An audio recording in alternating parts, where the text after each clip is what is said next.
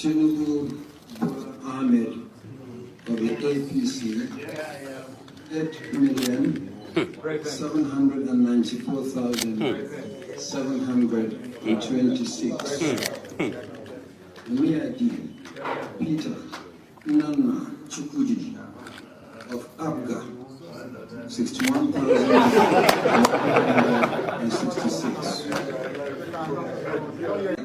Thank you. You have to be fast. Ahmed of the APC.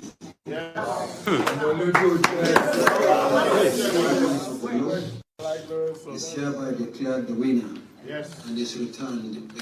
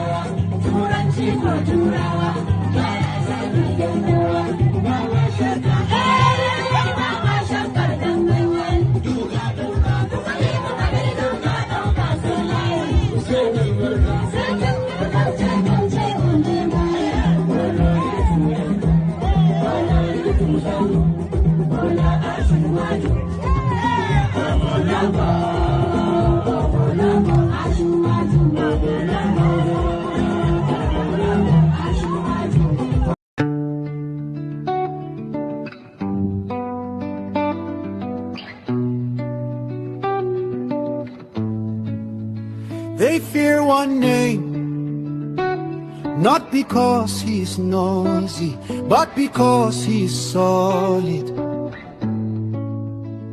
The only candidate they truly want out of this race is Atiku Abubakar, because they fear him. They think pressure will stop him from contesting. They are pushing a campaign that says he has been running and losing. He should not contest. 20 the man is early. But listen well, Nigeria.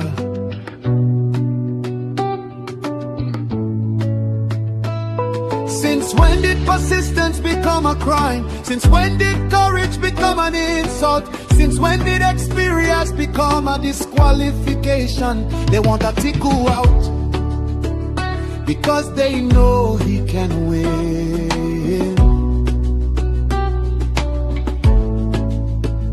Across the north, across the south, across the lines they cannot cross.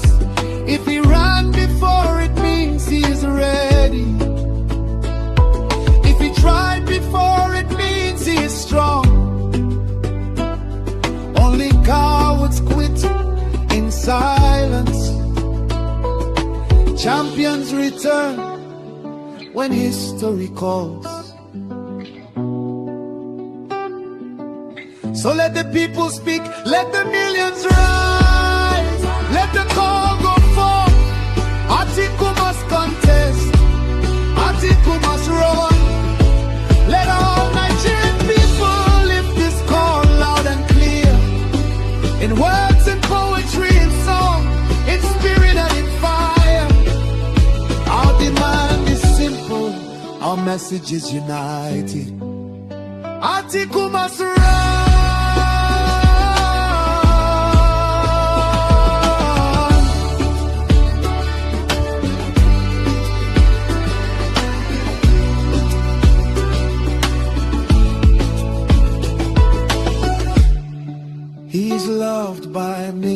cuts across southeast, southwest, south, and the north.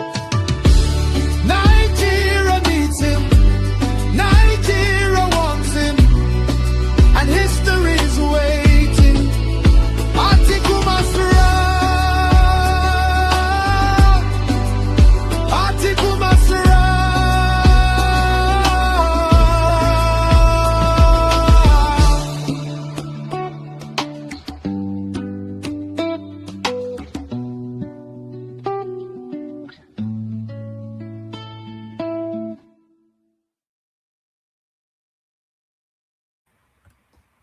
And there it is right there. If you ever come across article, why am I look, is it the lighting or, this thing is never just right. Let me see, what can I do to, hold on, I look quite weird in that. Do I naturally look weird anyway? Is that what you're saying? No, that's wrong. All right, I think we just have to go with that.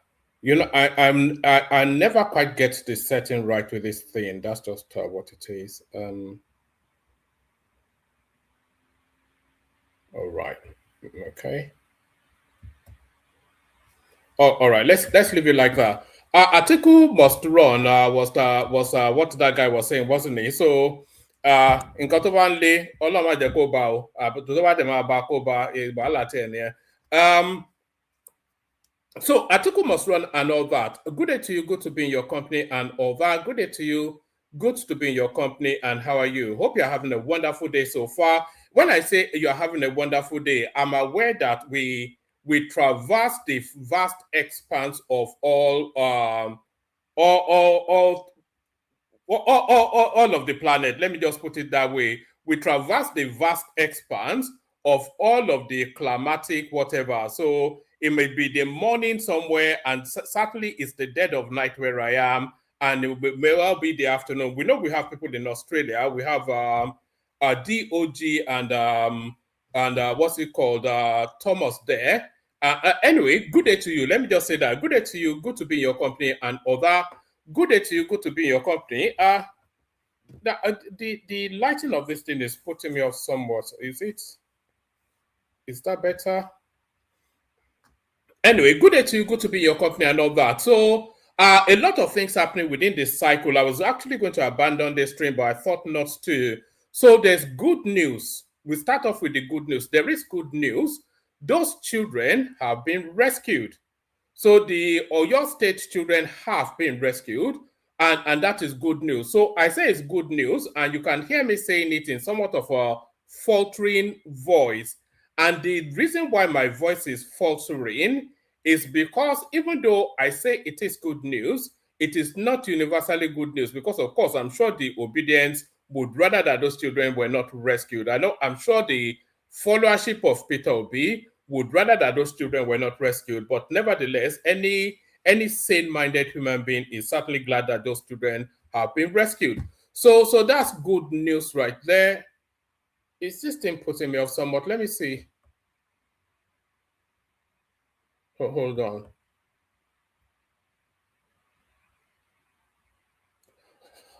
Oh, all right. So that's good news right there. Yeah, hello to you, Abimbola. Hello to you, Your Might, and everyone else. So that's good news right there. So those children have been rescued. So we have to start with that. So that's excellent news. And the fight against the insurgency, I think this is the first time that we're actually having that fight against the insurgency in Nigeria. So that's good news. So we start off with that. And then Kashim Shettima has been announced as the running mate of Tinubu. So again, they repeat that Muslim ticket. So what does that mean? So there was never any anticipation that Tinubu was ever going to jettison Kashim Shettima, but now it's been formalized. So we have that ticket now. Tinubu, of course, he ran and won the primaries by landslide. And then, of course, now choosing to carry on with Kashim Shettima as his running mate. So what does that mean? We'll be having a look at that. And then what else are we having a look at? We'll be having a look at the body of the thing will actually be around the Oyo State rescue. But then Peter Obi has come out to tell us that if Kenneth Okonkwo can prove that he's an unfit person, then he will pull out of the race. So we wait to see that. NNamdi Kanu's wife denies filing for divorce, blames mischief makers. So NNamdi Kanu's wife denies filing for divorce, but should she file for divorce is the question. So we'll be having a look at that. Nigeria has the highest number of private jets in Africa. So Nigeria, the poverty capital of the world, according to what the obedience tell us, also has the highest number of private jets. So what does that mean? Oyo Abduction, should we begin bombing their location? Presidency reacts to hostage killing. This is from Daniel Bwala. The special advisor on policy and communications to President Bola Tinubu, Daniel Bwala, has questioned whether the federal government is expected to bomb locations suspected of holding kidnapped pupils and teachers of the Oriire local government. So I think this is somewhat being rhetorical right there. So there's that. For all of that rescue, a lot of people still quibbling that those children were there for 56 days. So what exactly should the government have done? They should have. Do you remember when the obedience were coming on this platform that they should go full force against that the kidnappers and sacrifice the children to send a message? Do you remember? Was it even Joel of Nashville that came to say that? One of the obedience. So when I say the obedience are not pleased that those children are rescued, I'm saying it off the backdrop of what the obedience have said several days on this platform. Peter Obi will lose many of the places he won in 2023. This is Najar to Mohammed coming up with that headline. So what's led up to that, we'll find out. Knox as ADC hint at returning fuel subsidy if it wins. So we'll be having a look at that as well. So a whole raft of so many things to go through. So lean back, kick back, take it easy, relax into it. Do like this: throw your hands in the air in surrender and surrender yourself to however long the experience lasts. Just know that this is where you're going to be for the next however many hours that we're out here, depending, of course, if a panel turns up. That's no longer guaranteed. So we'll be going through all that. But before we get into anything, click on the like button if you haven't done that already. Subscribe to the platform if you haven't done that already. If you want to come and join me on the screen, there's a hyperlink in the comment section. You can come in via that. Share the links to the stream on your social media spaces. Say hello to me in the comment section and all that. So let's just get started. Let's get started, and then we see where we land. Let me bring this up. All right, let's get started. We start it off with this one. Knox as ADC hints at returning fuel subsidy if it wins. So this is Atiku Abubakar. How quite they are going to fund it, or they've not yet told us. The African Democratic Congress ADC has vowed to reinstate fuel subsidy for commercial transport operators, including Kekena, PEP, and Danfo drivers, should the party unseat the ruling All Progressive Congress APC in the 2027 general elections. At the same time, the party faulted the manner in which the ruling All Progressive Congress APC and President Bola Tinubu-led federal government announced the removal of the fuel subsidy. So the politics has moved a long way forward from that fuel subsidy narrative. So that's no longer where the conversation is now. The people are settled into this now new regime in terms of the fuel sector. So I don't think people are still talking about you can't carry that into the next election, because there's been 3 years of adaptation to this now new system, and the people are now seeing the economy and the country balancing again. So I don't think you saying you're going to revert the fuel subsidy is quite a strategy, because it then brings it's an irresponsible statement to make, and it shows a wanton lack of understanding of how the economics work. So when you reinstate the fuel subsidy, So when you reinstate the fuel subsidy, all this money is going to the states, it stops, and then you have to then find the funds to then fund that reinstated. So it doesn't make any sense. So why would you even say it? I don't think anybody, even the most pedestrianized Nigerian, has the anticipation that fuel subsidy or even the expectation that fuel subsidy will be reinstated. Only Showore will say something like that because, of course, he stands no chance of ever becoming anything in politics. Let's take it from the top again. Not as ADC hints at returning fuel subsidy if it wins.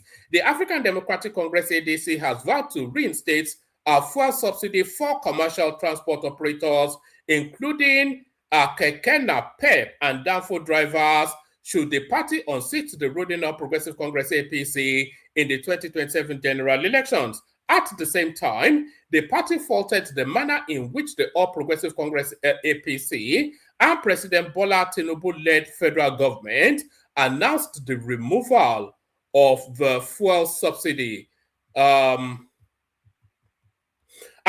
Abdullahi, the ADC National Publicity Secretary, made this known during an appearance on Channels Television's Politics Today program in Abuja on Thursday, July the 9th. Speaking under the segment titled Opposition Challenges Government Narrative, Abdullahi outlined the party's position on fuel pricing as part of its broader campaign against the Tinubu administration's economic policies. Abdullahi argued that a blanket removal of fuel subsidy as implemented by President Bola Tinubu in May 2023 placed a disproportionate burden on low-income Nigerians who depend on commercial transport for their livelihood. He suggested that a differentiated pricing model that will imagine the corruption that will embed immediately within that system. So they'll be selling fuel to Danfo drivers and Kekena Pep at 100 naira to the liter, and then they'll be selling it to the private person at 300 naira to the liter. So it wouldn't take 2 minutes for the corruption. The Kekena Pep and the Danfo, they will never carry one single passenger.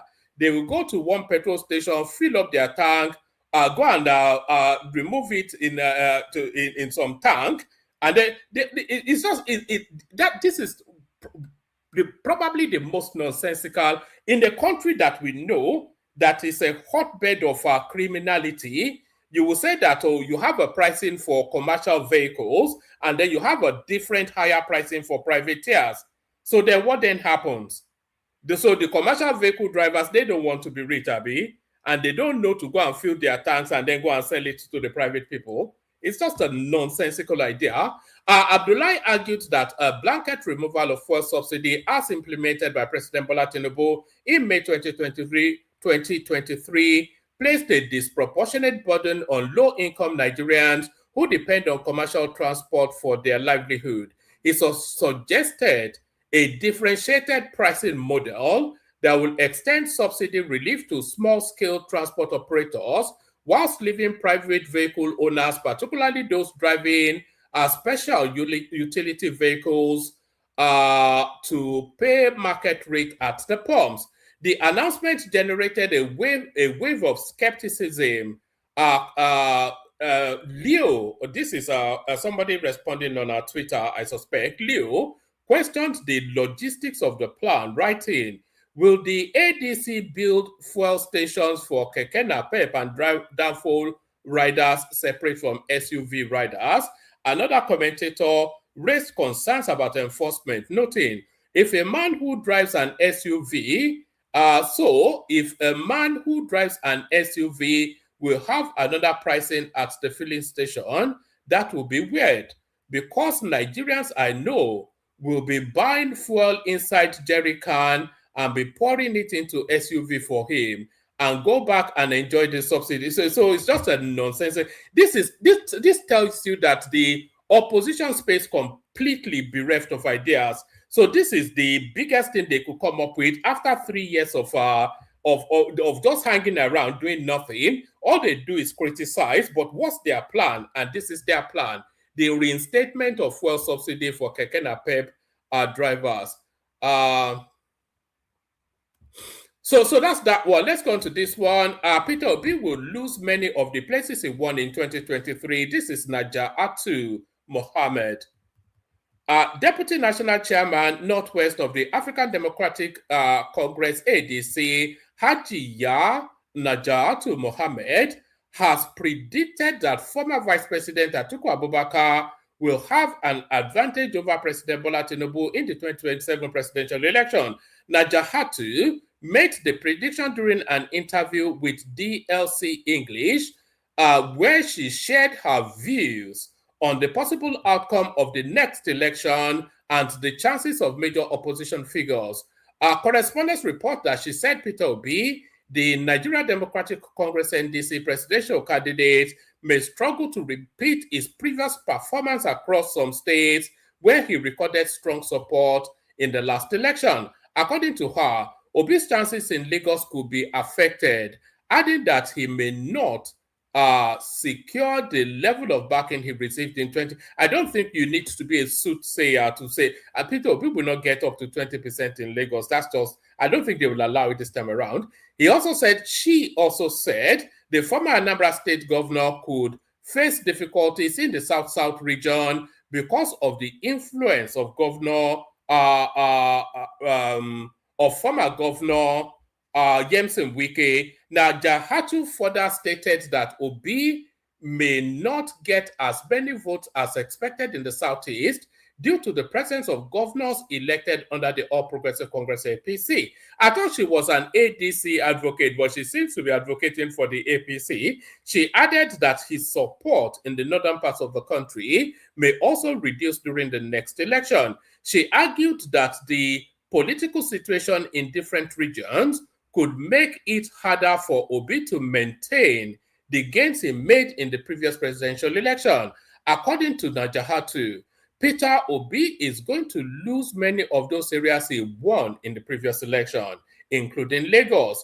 There are numerous locations where he cannot succeed because, for instance, in the South-South, Wike is there to limit his success. And in the Southeast, there are powerful APC governors who will restrain his vote. So I don't think there's too much to quibble about. Although that argument, as I said, is more for Tinubu than for Peter Obi. Than for Atiku, rather, because she's an advocate for Atiku. Let's go on to this. Oh no, before we go on to this, actually, before we go on to that, let's come to the headline piece. Actually, let's take the headline piece first from a video clip that I downloaded. So let me play you this video first, and then we'll get into it. Yes, let me play you this video first.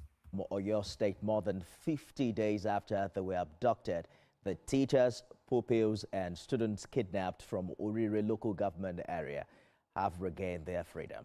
The announcement came from the special advisor to the president on information and strategy, Bayo Onanuga, who disclosed on X that the victims had been released. Emergent security details indicate the operation led to the arrest of 8 suspected kidnappers, now in the custody of the DSS, while several others were neutralized. Authorities also meant ransom was paid and no prisoner exchange took place, despite reports that the abductors had demanded the release of one of their kingpins who was currently facing prosecution for terrorism-related offenses. According to the presidency, that demand was rejected and there was no quid pro quo in securing the victims' freedom. Security agencies have to provide a full account of operation in due course.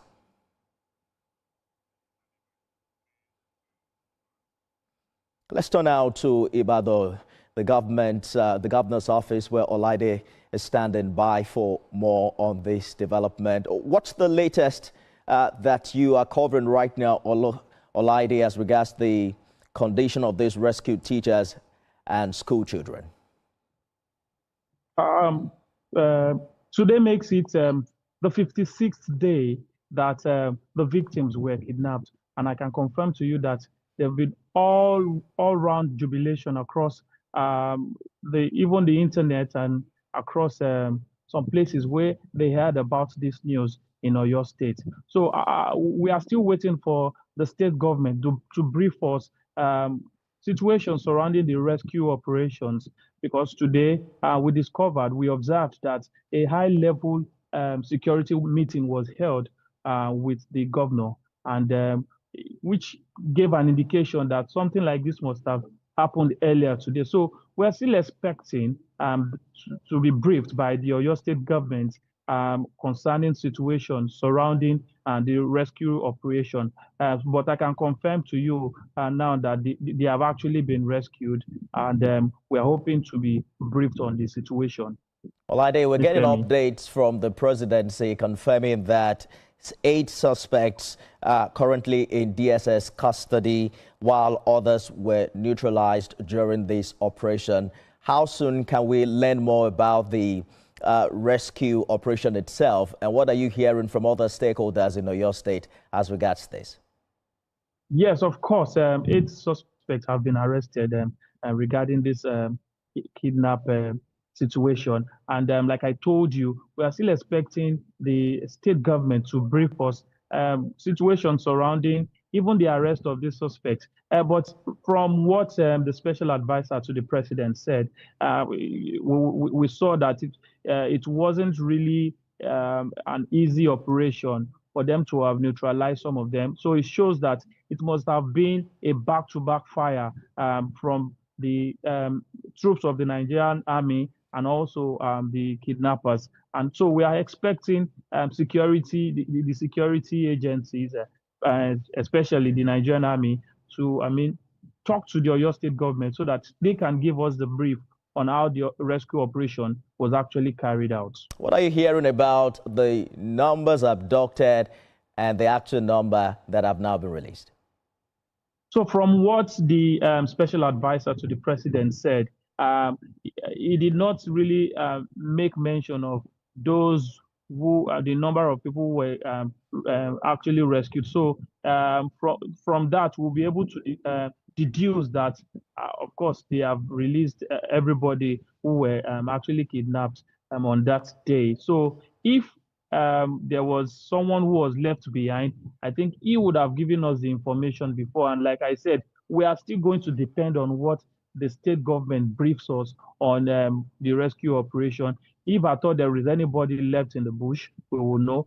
Or if at all there is any casualty from the victims, we will also know from whichever or whatever brief the Oyo State government gives to us. So our fingers are crossed. We are even waiting. We are waiting seriously for the governor to come and give us briefs on it. So from that, I'll be able to give actual information about the rescue operation.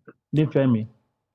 Thank you for the update to light the life for us in Ibadan. Government is insisting no ransom was paid despite the kidnaps. We'll be talking to Dr. Shaya Adetayo, a security expert, subsequently on TVC News at 7.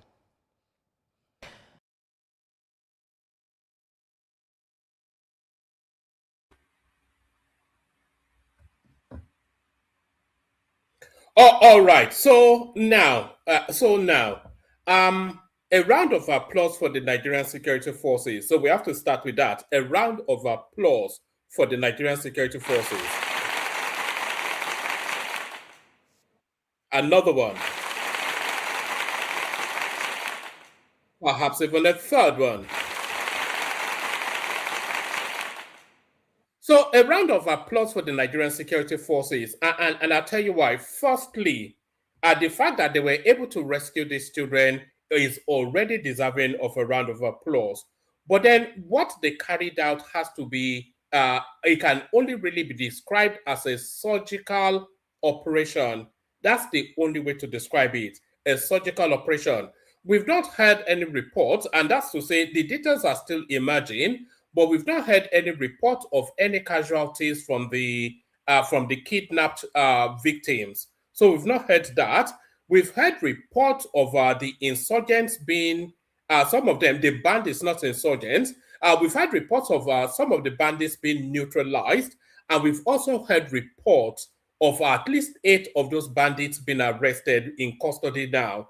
So now that is deserving of a round of applause. So these are heavily armed, ruthless people who are in custody of these children. We saw what they did to the head teacher when they took off his head. So these are murderous people who are brutish and ruthless to the extremes. So, and they were armed to the teeth. So for the security forces to be able to go in, and if they say that the security forces neutralized some of them and arrested 8 of them, that is to tell you then that there was no negotiated handing over of those children. They stormed that place and applied force. But they applied that force in such an intelligent and a systematic surgical manner that led to no casualties being suffered at all. I don't even think the American forces could do that, what the Nigerian forces did. I don't think the Americans can do what the Nigerian forces did. So a round of applause for the Nigerian forces. So a round of applause for the Nigerian forces and an tour to the obedient space, because I've been watching their movement on social media all day and they've just been crying at this rescue of these children. They seem somewhat upset that these children were rescued. So why exactly are these people so... I thought we were all wishing for the betterment of our country, and they seem more agitated that the children were held in custody for 56 days, which I can understand. I, as an Oyo man myself, I feel especially towards that space. So those children held it for 56 days before they were rescued. But I would rather that those children were not kidnapped at all. That is what I would rather. But if they were kidnapped, I would rather that they were held for those 56 days in order for the system to perfect itself to effect a surgical rescue that did not cost any of their lives, than for the system to charge in, like some of the obedience have come here to say, than for the system to charge in and blow everything up, including the victims. So that is what they were wishing for. That is what they were advocating for. So that tells you then that they're very dark, sinister people in that space anyway. But a round of applause for the Nigerian security forces. I think of all of the gallantry that we've ever seen from them, I think this is the best example yet that I've ever seen from the Nigerian security forces. So a round of applause for the Nigerian security forces. Oyo school abduction. How 46 victims spent 56 days in captivity before rescue. The Oyo school abduction ended after 56 days when security agencies rescued all kidnapped pupils and teachers from captivity. The Oyo school abduction became one of Nigeria's most disturbing kidnapping cases, triggering nationwide outrage, protest, and repeated rescue appeals. Armed attackers stormed 3 schools in Orire local government area on May the 15th, 2026, abducting 39 pupils, including a toddler and 7 teachers. The gunmen killed 1 teacher during the attack before later taking off the head of another victim, Mr. Michael Oyedokun, in a disturbing video. So that's to tell you the sort of just bloodthirsty sort of bandits that were in play. Kidnappers released emotional videos showing Principal Mrs. Rachel Folawe Alamu pleading with President Bola Tinubu and Governor Seyi Makinde for negotiations. She later clarified the abductors demanded the release of detained Ansaru and Boko Haram linked commanders, rejecting rumors about Sharia demands and a billion naira in ransom. President Tinubu condemned the attack and ordered intensive rescue operations whilst deploying senior security officials to coordinate emergency response efforts. Authorities also approved 1,000 forest guards for Oyo State as pressure mounted to secure the victims' freedom. Meanwhile, the Nigeria Union of Teachers declared and later suspended industrial action whilst protests spread across several communities demanding immediate intervention.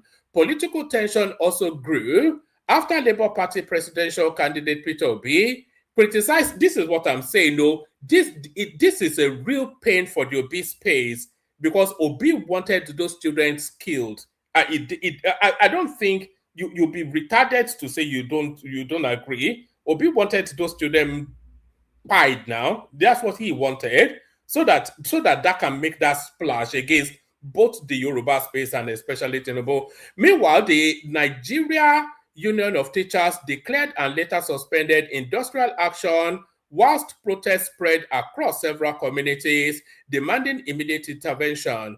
Political tension also grew after Labour Party leader, that's usually, people don't even know where he belongs anymore. They because tomorrow he'll be in another party. Political tension also grew after Labour Party leader Peter Obi criticized the federal government's handling of the prolonged kidnapping crisis. Security forces eventually surrounded the kidnappers' hideout inside Old Oyo National Park during the final phase of rescue operations.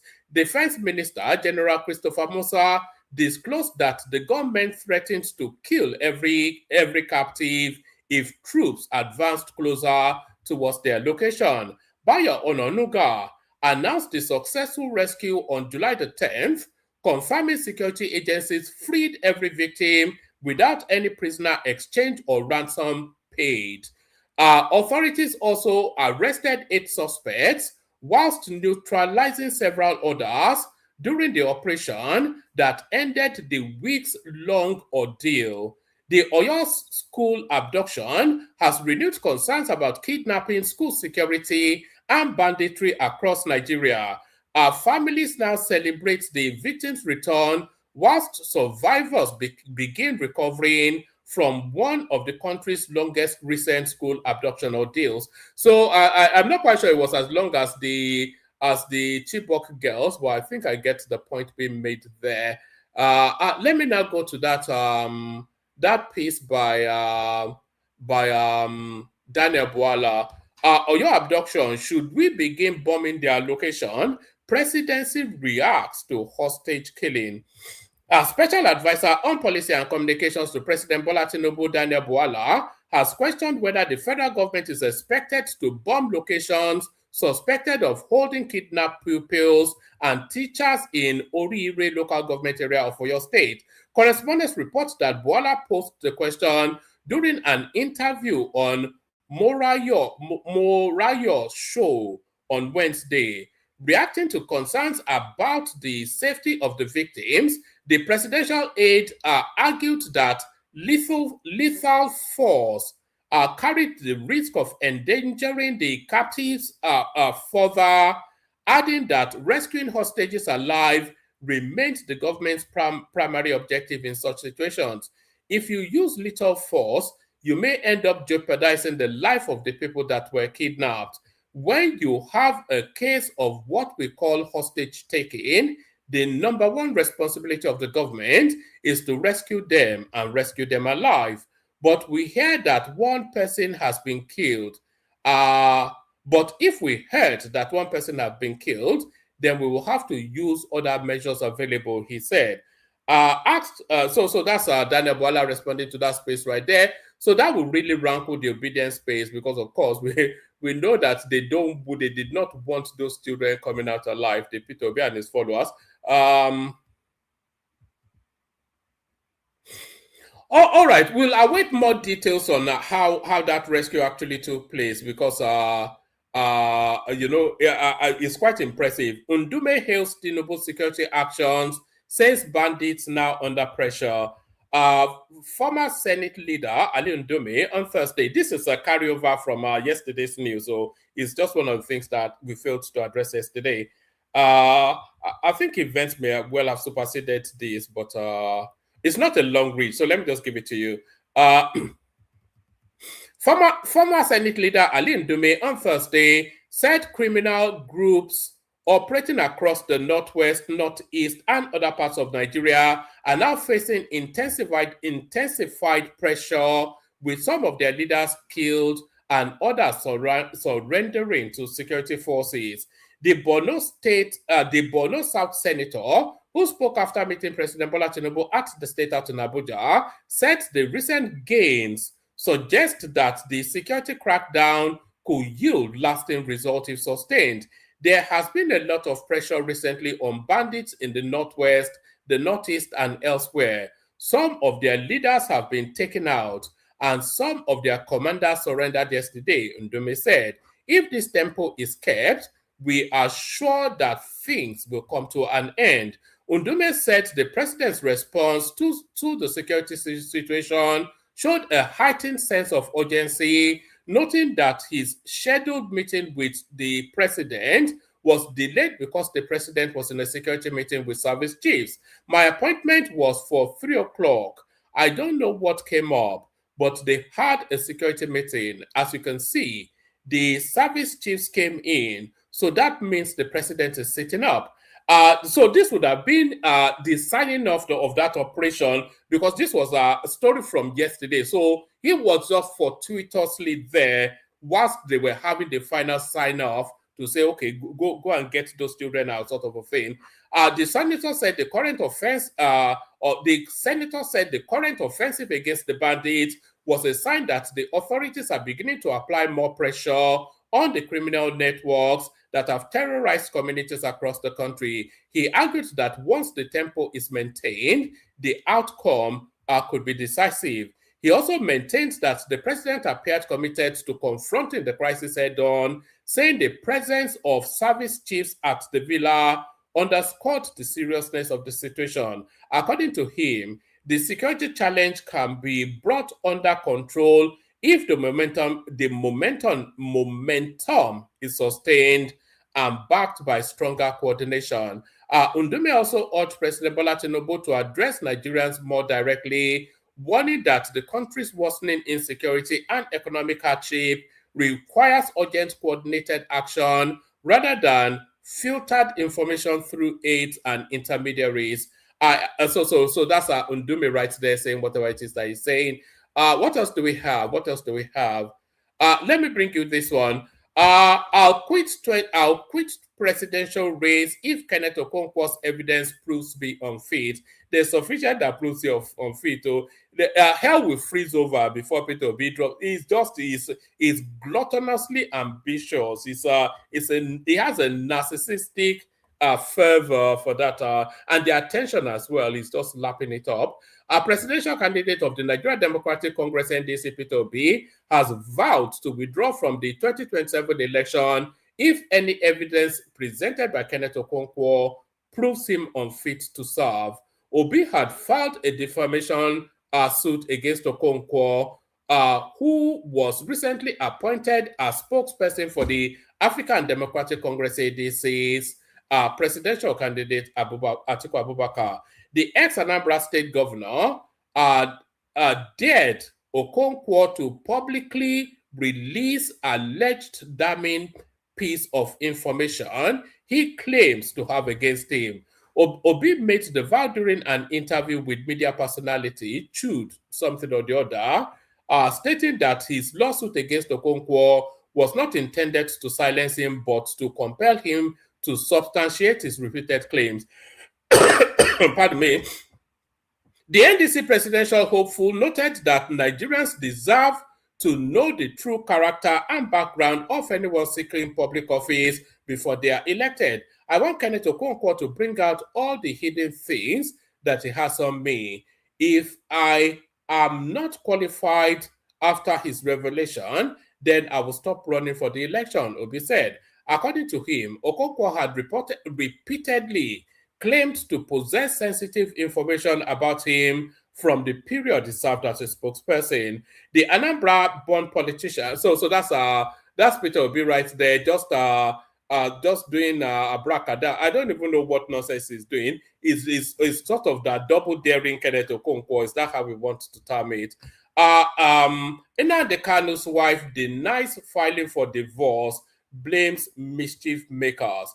The wife of the detained leader of the indigenous people of Biafra, NNamdi Kanu, Uchechi Kanu, has denied reports that she filed for divorce, describing the claim as false and unverified. I don't see why she should or would not file for divorce. You know, she's been out of a marriage for 10 years now. All NNamdi Kanu did was to fly around sleeping with Instagram babes. That was how they caught him in Kenya, by the way. They lured him with some Instagram baddie, and he thought he was going to get his leg over in Kenya before they picked him up and renditioned him to Nigeria. So I'm not quite sure that what is she divorcing from? She's not even in a marriage, never mind getting divorced from it. NNamdi Kanu's wife denies filing for divorce, blames mischief makers. The wife of NNamdi Kanu has denied reports that she filed for divorce, describing the claim as false and unverified. Mrs. Kanu, in a statement posted on her verified X handle on Friday, said her attention was drawn to the false report circulating online that she had initiated the divorce proceedings against her husband. For the avoidance of doubt, I have not filed for divorce. The publication is entirely false and should be treated as misinformation. She expressed concerns that people continue to fabricate stories about her family without verification, adding that such falsehood undermines responsible journalism. It's not journalism that is doing it, though. It's online trolls. But she has every reason to file for divorce. It's not. I don't think anybody would begrudge her if she did that. Mrs. Kanu urged the public to rely only on information from her directly or through her authorized representatives, and thanked those who reached out to confirm the story before sharing it. So that's that. I don't quite know. She should just divorce him anyway. What's the point in I mean, the guy is on a life sentence. It's not as though they will ever see each other in this world ever again. Anyway, what else have I got? Let me give you this one. Actually, I'll give you two more. Nigeria has highest number of private jets in Africa. So I'm not quite sure if that's a good or a bad thing. The Minister of Aviation and Aerospace Development, Festus Keyamo, has said that nearly 240 private jets are currently operating in Nigeria, making the country the largest business aviation market on the African continent. Correspondence reports that Keyamo disclosed this during a strategic engagement with officials of the Bombardier Incorporated in Montreal, Canada, where the federal government opened discussions on the establishment of a major aircraft maintenance and service center in Nigeria. So I think it's trying to lure in new business. That's what that is. Let me bring you the. Let me bring you the. Where is it? Let me bring you the. Hold on.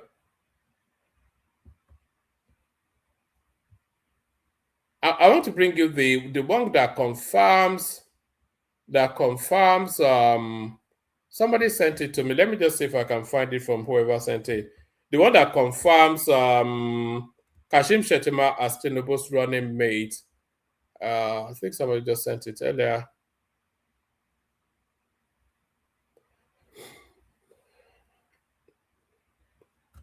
Do you remember that case when Peter Obi, anyway, I'll play you a clip to it in a moment.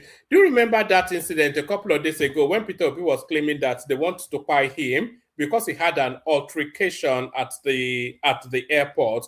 There's been developments there, but we'll get to that in a moment. Tinubu retains Shettima as running mate, so I approve of this. The All Progressive Congress the All Progressive Congress on Friday confirmed Vice President Kashim Shettima as President Bola Tinubu's running mate for the 2027 presidential election, ending months of speculation over his place in the party's ticket or on the party's ticket.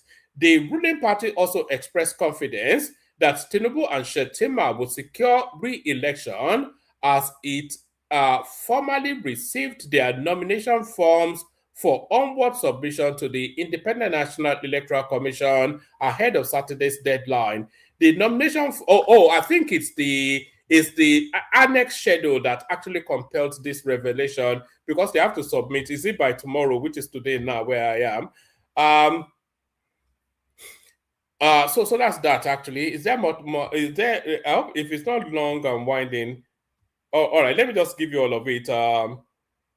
Once we get the news that Shettima is running alongside him, there's nothing else to add. The nomination forms of Tinubu and Shettima were presented to the APC National Chairman, Professor Yewada, in Abuja at the President's Special by the President's Special Advisor on Political Matters, Ibrahim Masari, during a ceremony attended by members of the Progressive Governors Forum, etc., etc. The submission comes ahead of INEC's 6 p.m. Saturday deadline for political parties to upload the nomination forms of their presidential and National Assembly candidates through its online nomination portal in line with the Electoral Act 2026. Pardon me. So that's that one. Let me play you this clip. Let me send the link again. Actually, if anybody wants to come in, come in. If you don't want to come in, then that's entirely up to you. I'll send the link. Anybody else to come in, come in.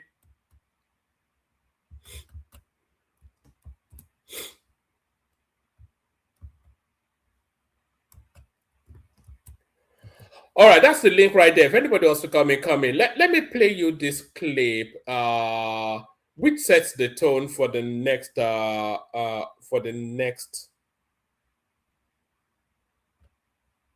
Hold on.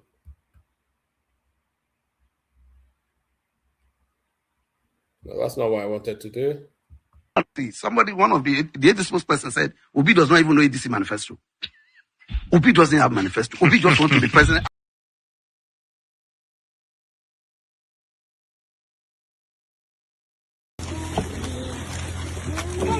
Hello, sir. Our father, we are grateful. The president, sir, we are grateful. We understand your commitment to our safety, and we appreciate all you did for us. We could see your hand. Thank you very much. And every security operative, they tried so much, and that is why we are still alive now. We are very grateful unto you. Thank you very much. Thank you, sir. Thank you, sir. God bless you, sir. God bless you, sir. We are so grateful. Thank you.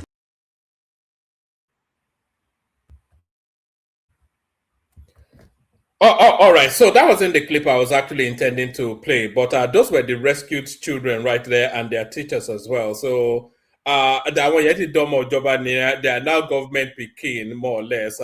So that's that. Let me play you this one, and then this sets the tone for the next readout. Let me play you this one. This is you see, this game that Peter Obi is playing is rankling somewhat even amongst his own followership. People are getting it's getting tedious, and people are getting a bit fed up with it. Watch this.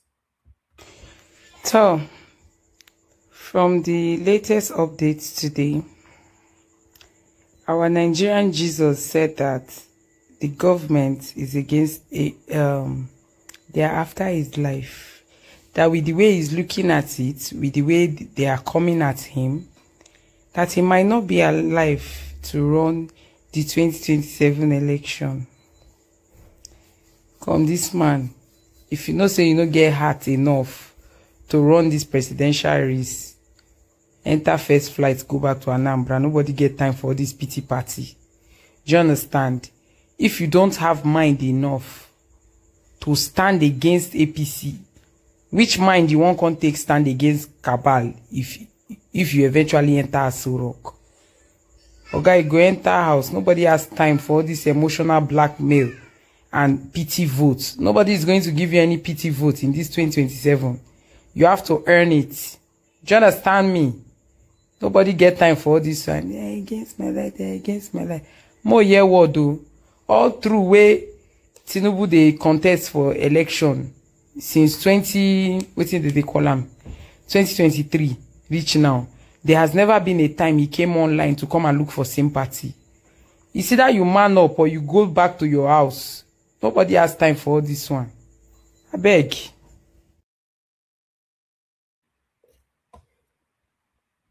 So that's the language of fed upness. They won't know it and they won't hear it until it's too late. There's been a pivoting, there's been a turning away from this hand-wringing campaign of calumny, this whatever it is, this sleight of hand, this badger or something that Obi has been doing. There's been a pivoting away from it, but it doesn't have the awareness to recognize it. People are not buying his bullshit anymore. That woman essentially just called him a bullshitter. No, people are not buying the bullshit anymore, but the penny has not dropped with him. But the penny will only drop after the next election when he will then do the cycle, when he will do the circle to tell us how he was rigged out again of an election that he lost handsomely. But to that space still, Peter Obi must apologize to, this is from Festus Kiyamo, his Twitter handle. Peter Obi must apologize to airport staff and pay the fine for wrong parking. It was actually, he was wrongly parked, and they berated and corrected him. That's what then led him to coming out telling us that they're after his life. Peter Obi must apologize to airport staff and pay the fine for wrong parking.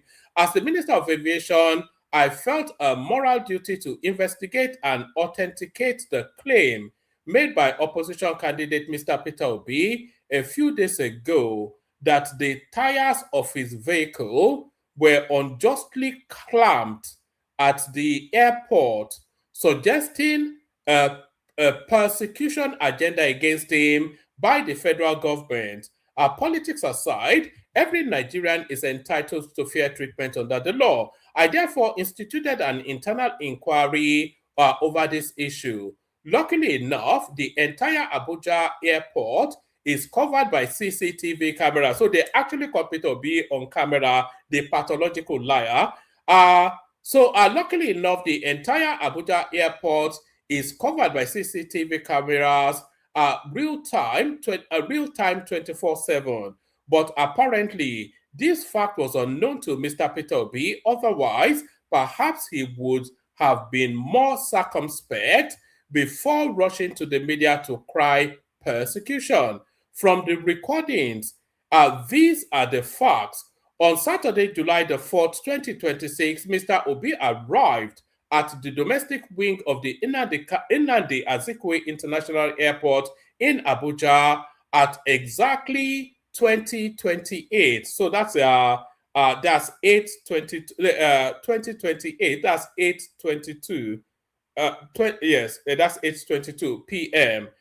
Driven by a policeman, he alighted with two other occupants and went into the terminal building.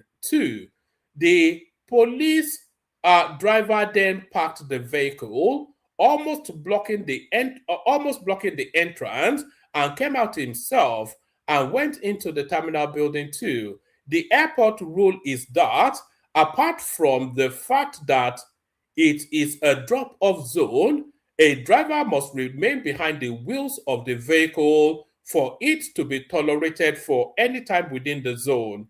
As still, the vehicle tires were not clamped. Pardon me. Still, the vehicle tires were not clamped.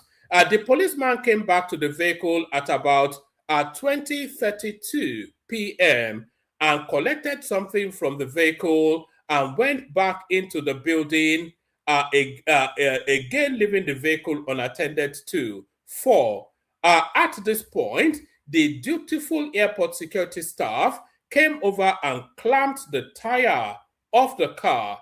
In doing this, contrary to the claims by Peter Obi, nobody was inside the car and nobody knew whether it was his car, not that it would matter anyway. Number 5, when the policeman returned again and discovered the tires were clamped, he was directed to an office, and upon getting there, he called Mr. Peter Obi on his phone and gave the phone to the manager. Mr. Obi then introduced himself and spoke with the manager, peddled his influence, and requested for the release of the vehicle. His vehicle was then released without him paying the necessary fine. Number 6, it is important to note that the time the vehicle was parked unattended, or unattended to, in that prohibited zone was about 30 minutes, which constituted a security risk at any airport by global best practices. What has emerged from this is a clear case of an opposition candidate trying to whip up unnecessary sentiments for a wrong he committed with his driver. The excuse which Mr. Peter Obi gave, that there were other offenders too on that day, which is completely false, cannot be an excuse for an individual aspiring to be president of Nigeria. He must live above board. That should be live by example, they should say. This is a matter that was not even mentioned at all by the airport authorities and had been put to rest. But ever determined to milk any situation to score cheap political points, Mr. Obi decided to go on air to render a false narrative. Therefore, he must also face the consequences of his action. I have attached the CCTV footage to this statement for the public to clearly see what transpired. Okay, that's good. For the public to actually see what transpired. In the circumstances, consistent with the principle of equity before the law, as Minister of Aviation, I make the following demands on Mr. Peter Obi. Number 1, that he tenders an unreserved public apology to those hardworking, ordinary Nigerian workers at the airport, just doing their jobs dutifully, and whom he sought to blackmail as his persecutors. That Mr. Obi voluntarily goes back to the airport and pay the appropriate fine of 25,000 naira for wrongfully parking at the airport, for which he used influence peddling to bully his way out on that day. He cannot be bigger than the law. If these demands are not met within 1 week, I will be giving the necessary directives to the Federal Airport Authority, FAAN, to take the next steps against him. So this is Peter Obi caught yet again in another lie.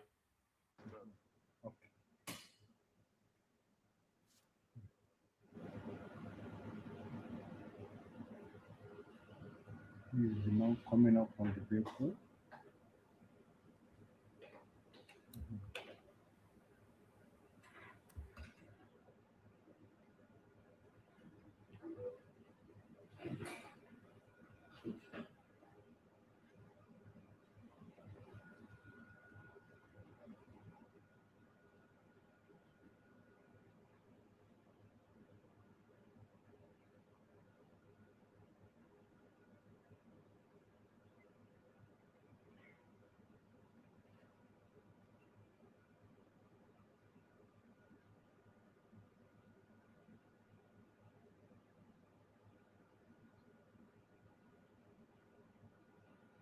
The principal went out from the vehicle and went into the terminal, and the driver is now reparking the vehicle.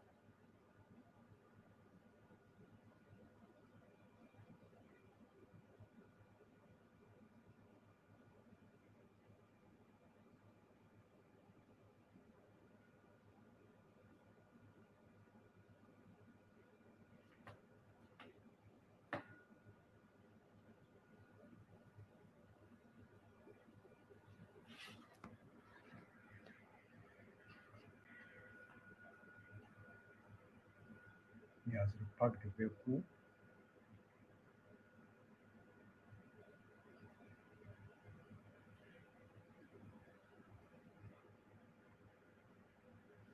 And the batch fast rule is when Once a driver uh, go out of the car and left the car, they will lock it immediately. Once a driver is not inside the vehicle, it will be locked. So the driver is now coming out, a policeman.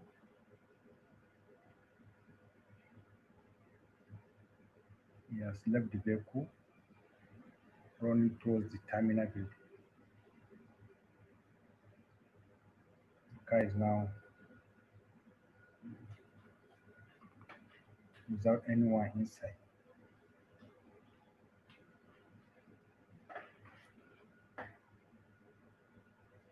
Inside the back, past staff.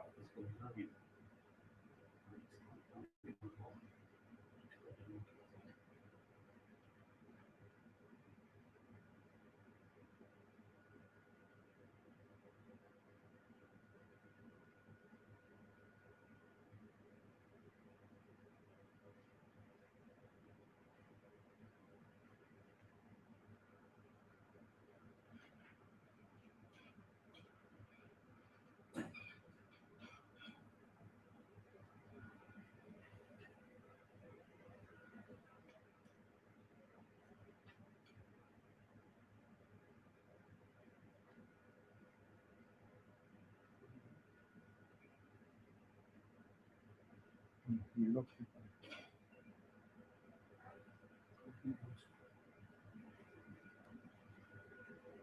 Okay.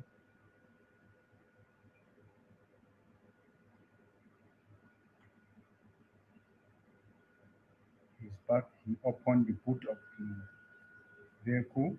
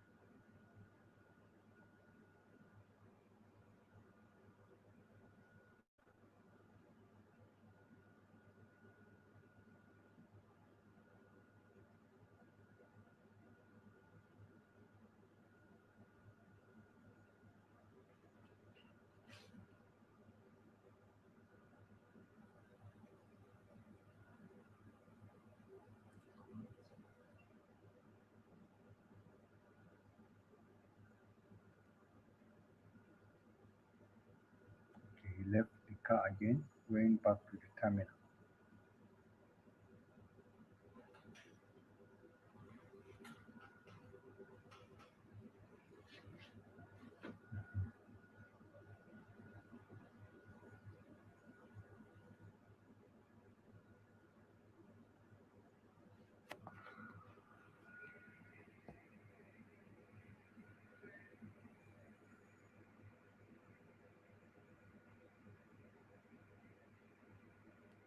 His bash past staff,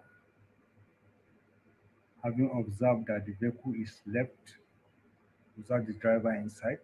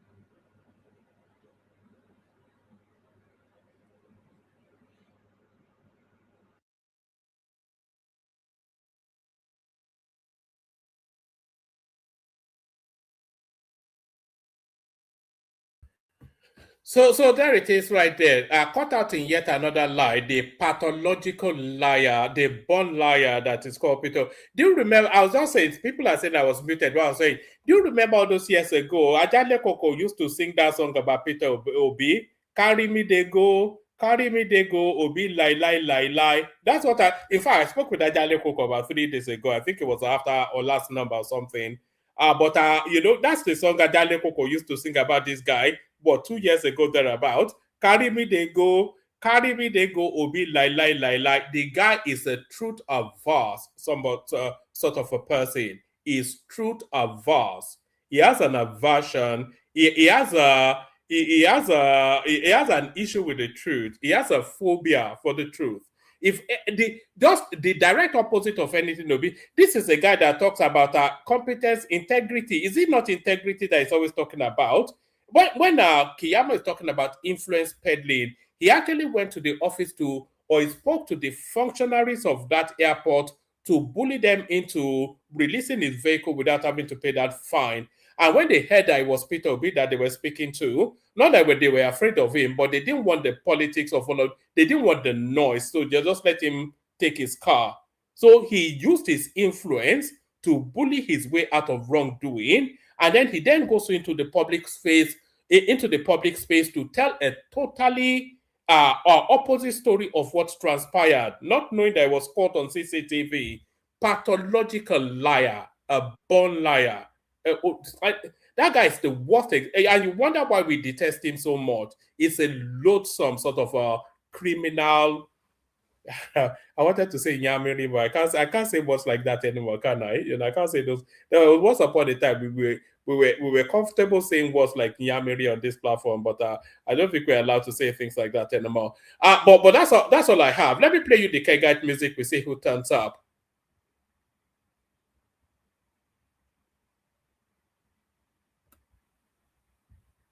Water, only water, only water, where they see ma. Water,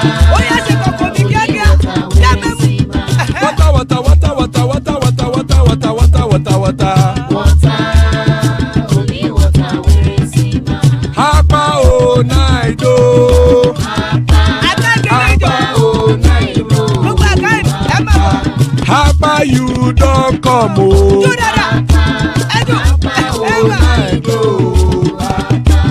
Hapa o naido.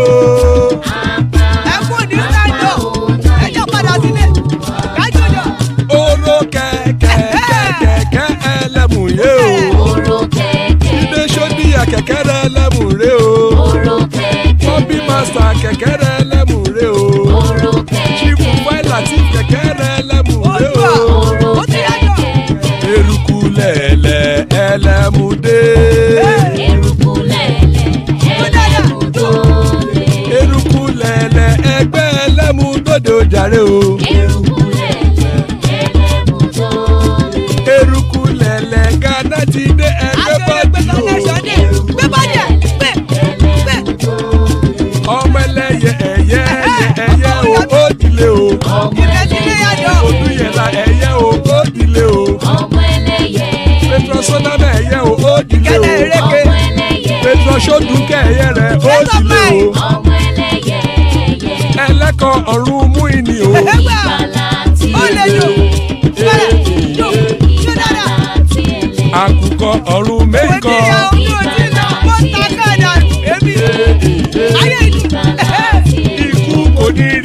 gbèsè o.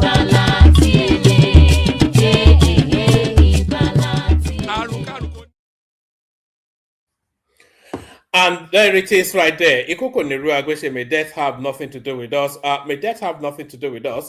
Joining us, Baba, always a delight when Baba is here. Our Bishop is in the house. Your favorite and my favorite too. That's Patoski right there, the elegant man. He's still riding the IBB name. And Prince Daddy, once upon a time, he went on an excursion as Prompt Daddy back to his original name. Still plenty of spaces. Anybody that wants to hop on, hop on. Thank you for joining us, gentlemen. Really good to have you here. Let's start it off. We'll do about 5-7 minutes just for people to quickly rattle through what we have available. But then as the space continues to populate, then we start to juggle the timing a little bit more. We start it off, kick it off with Patoski. So Pato, Baoni, how far? Congratulations, so those children are out. Mama. Yes. Today is the day that, like I said, I am so happy about it, you know. Yes. Yeah. Today is the day of glad tidings, and I'm just so that's the reason I came on, because it's been a very terrible experience, I bet you. And then I saw that some people are not happy at all, because the people that I used to see posting and talking, everybody's just quiet. So I go to their page and just put the news there, put the news there. You know, it's like they don't just want these girls to be rescued. I'm really, really surprised. I'm really, really surprised. In short, some people were saying, "Oh, are you sure they did pay ransom?" Whereas we lost some men.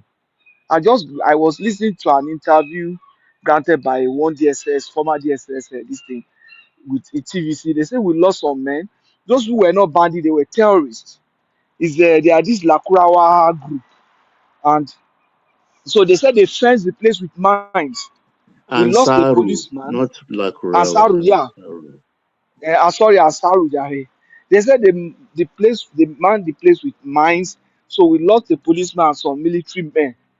But thank God that nothing happened to any of those children. It was impressive.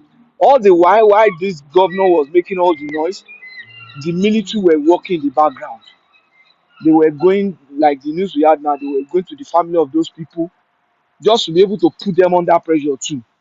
And it was just very impressive. I really thank God, and I really thank Nigerians for being, at least for those who are patient among them and who believe in this government. I thank them for being patient. And we have seen that it's not like before that you will kidnap people and you expect it to be like another Chibok. No. And it's a message that, look here, no more ransom. Nobody's going to pay anything. If we can stick it out with children, underage children, then if they're adults, we stick it out. Whatever it is the price. If that's the price we have to pay to save the country, then let it be. I'm so happy. I'm so excited. And I want to hear what Obi will say. Talking about, oh, this person has not caused. I mean, that's the thing. I mean, it's just, I want to hear him. Thank you, woman.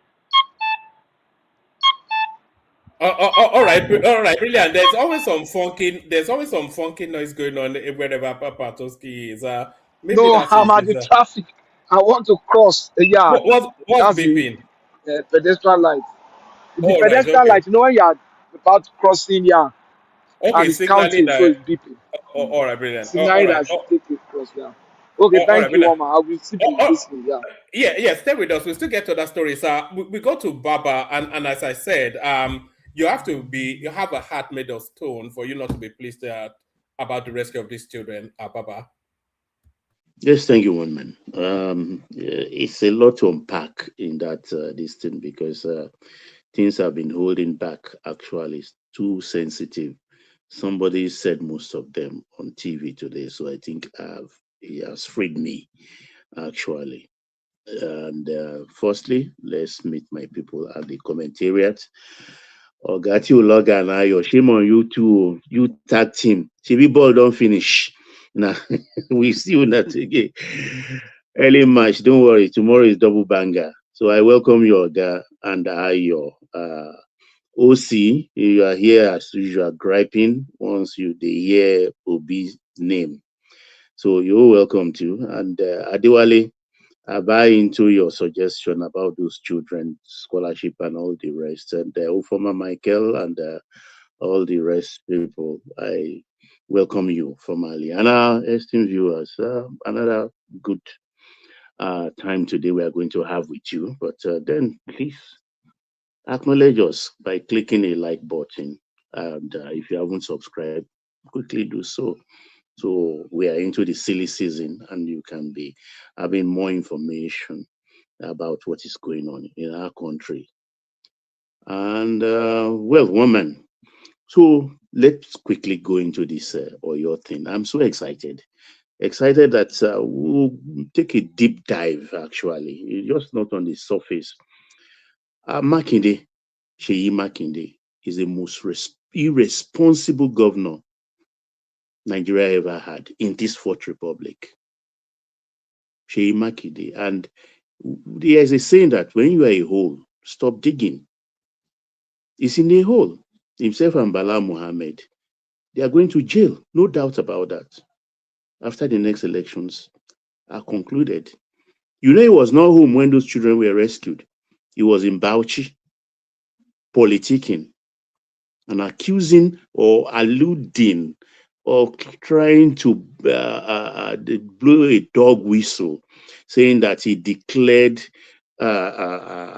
for presidency, and less than 10 hours later, those children were kidnapped and things like that.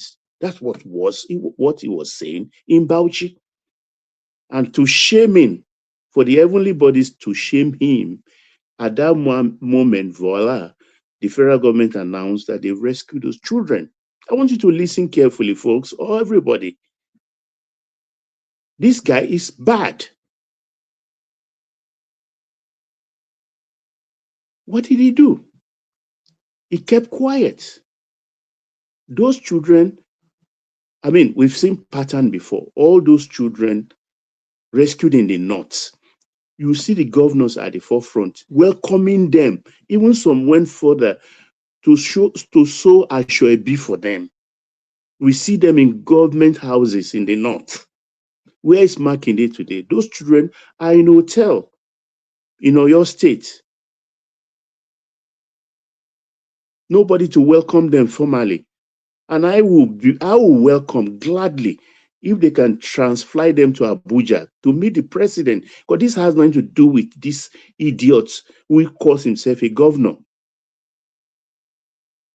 He didn't do anything. Nothing.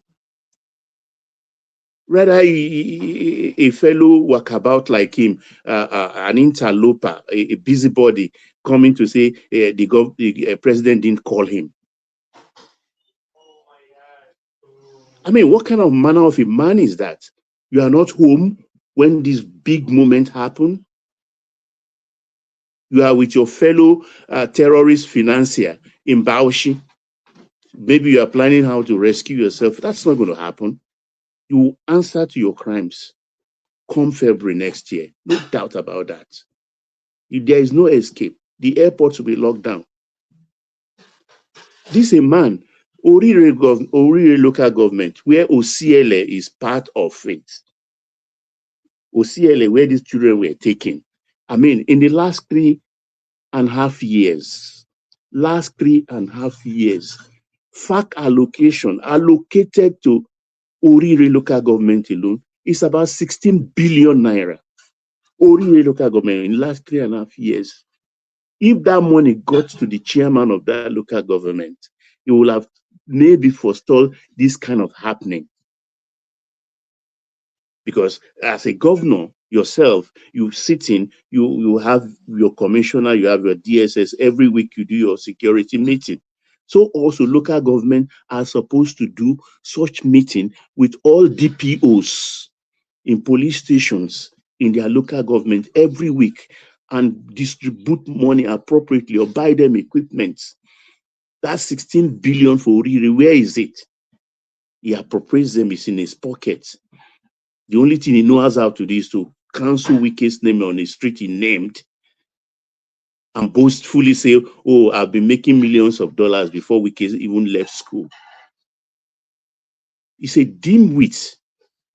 People say he has done a lot for Oyo State. I don't see it. This Amin has rubbished everything, whatever he has done. Whatever he has done. And they should check his lineage. They have to check his. I don't think he belongs to that state. But he has no milk of love for that state. How can these children be home?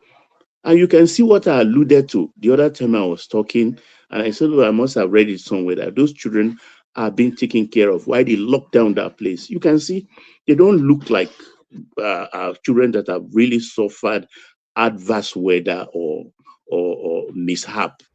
I noticed that as well, Baba. They didn't look roughed up like they've been weathered by the circumstances. Yeah, and they didn't look traumatized as well. Although, yeah, people that day when I said, oh, they are don't be surprised that they are being fed by federal government. People I know will and say, what is Baba saying? I know what I was talking about. They locked them down and they didn't pay anything. The two terrorists they wanted are those Ansaru guys that are charged to court, those top-notch in Niger State, which they charged to court. Those are the ones they wanted. This event, things at times happen, we don't really take note. Because one of them, yesterday, opted to change his plea from not guilty to guilty. But with this event happening 24 hours later, I realized maybe he was frustrated because the federal government refused to release them. The federal government refused to release them and deal with it. They locked down the place. And I know our big brother somewhere where we are, they have their hands in it. Because they were even using surveillance equipment in the sky with body, it kind of reads the heat of human body from a distance. So they've always known where they are. And they've taken care of the children. You can see that was why they were excited. Are you suggesting American hands in this rescue? Because of course, no doubt about that. Of course, we can't. Nobody's going to say anything, but they have it because that thing in the sky alone, we don't have that technology. We can buy, we have the money, but we don't have it. They are not technologies they just give to anybody. Even though it's not about affordability. So they've always known where those children are, and they refuse to pay because how long? If you remember, in the early 60s, there was a man, the first billionaire, named Paul Getty, Standard Oil. I mean, he had so many grandchildren, and they kidnapped one of the grandchildren, and they said he should pay. I can't remember the sum they say he should pay. And he said, I'm not going to pay. I have so many grandchildren. If you take this one and I pay, you will take another one and I'll pay. The people now cut the ear of the child and posted it to him. Still, he refused to pay. So they killed the child, but nobody touched his grandchildren anymore. So at times you have to play hardball with these people. Even though we're all saying we should pay ransom, we should pay ransom. We've paid ransom over the years. Trillions we've paid to these people. And rather, they are using this money to buy weapons, to buy sophisticated communication equipment. To buy sophisticated equipment. OC, that Paul Getty is not a movie, or they may do it a movie, but that was true story. Paul Getty was a living man. He was the first billionaire. I think something oil, Standard Oil in Texas. Go read it in history.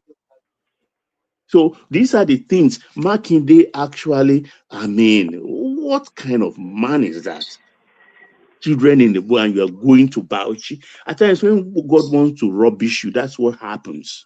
We're going there and trying to rubbish federal government, telling people that they are irresponsible, that they are responsible for kidnapping those girls, because that's what you alluded to.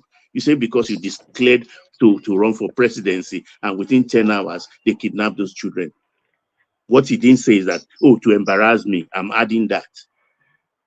And within 1 hour was when federal government actually announced that they've rescued those girls.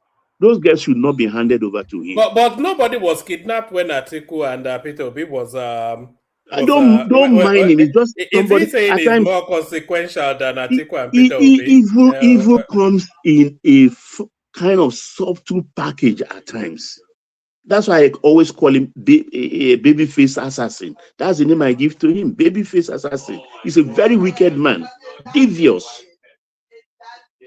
We see even the North, which they play to the gallery, they give those children ashrabi. We see how they rescue them. You are not even there. It's only spokesman will be hearing of. The only time channel got through to you was on phone, and you reluctantly thank the president and thank the security people. That's how you are. Do you also remember the controversy that Peter Obi was saying that the president did not call him, that Makinde said he's just a ridiculous guy, isn't he? Children are in the bush. You are saying the president that's why I'm saying this emphatically, so that people can take note of the kind of rubbish people that found their way into power in this country, and they will have followers who believe in them, whereas they don't have any character, they don't have any capacity or capability. So let me leave that and I support what Adewale said in the comment section. Federal government should give those children scholarship, life scholarship, to wherever they want to go. The first thing they should give them is therapy. But I think Prince wanted to engage you. Prince, did you want to say something to Baba? No, I think I mistakenly pressed the speaker. All right. Okay. Yes. The first thing they need, because they can carry this thing for life, or if they they will carry it for life. No, they can carry if it. They don't manage their psychology. Even for an adult, I mean, that is a terrible thing not to talk about children. It will live with them. So they should give them scholarship for life and compensate all the teachers, and the dead one, the one beheaded. Special effort must be put in making sure all the children of that man too have scholarship for life. That school will be renamed after him, I'm sure. I agree totally. So let me quickly go to the ADC. Yeah, 3 more minutes, Baba. We'll still look around to you, but just to get everybody. Yeah. Okay, just let me talk on this ADC thing. Yeah. I mean, they are unraveling. But sorry, Baba. Yes, one man. It looks like it was not just one school. No, it's 3 schools. It's a cluster. 3 schools at the same time. Yeah. It's crazy. Yeah. So this ADC thing. Sorry, Baba, before you go to that ADC thing, we are now in that wider space that what are we going to, because we have all this remote, not remote, but they are somewhat remote in the interlands. They're just sleepy backwater places, village settlements, etc. That we've never really had any proper security structures for them, because we've never really needed. The worst that happens is somebody steals a yam from the farm, you know. But now we are in a new dynamic now. So this now opens that space that what exactly are the measures to be put in place for this sort of spaces, these ungoverned areas, as they call them in Nigeria? They're not necessarily ungoverned area. I just told you now that if the local government, their money gets to them, I know in the next 4 years after the election, there will be legislation that FAC will always now directly hand over local government funds to them directly. The government, if they like where the state they belong, let them give them their 3% contribution or not. But let them have their Orire local government, where that ACLA is. I'm telling you, one man. In fact, record 16 billion, 3 years, 6 months. Imagine what does that local government Orire there, you see, does it look like a place that 1 million has been to? This is the wickedness of most of these governors. They don't give them their money. And governance start from the local government. Imagine even if half of that money gets to Orire, they will take care of all the DPOs there. They will build more police stations. They will take care of their security because they have money. So I look forward to the next 4 years or after this one, so that we can get that really straight.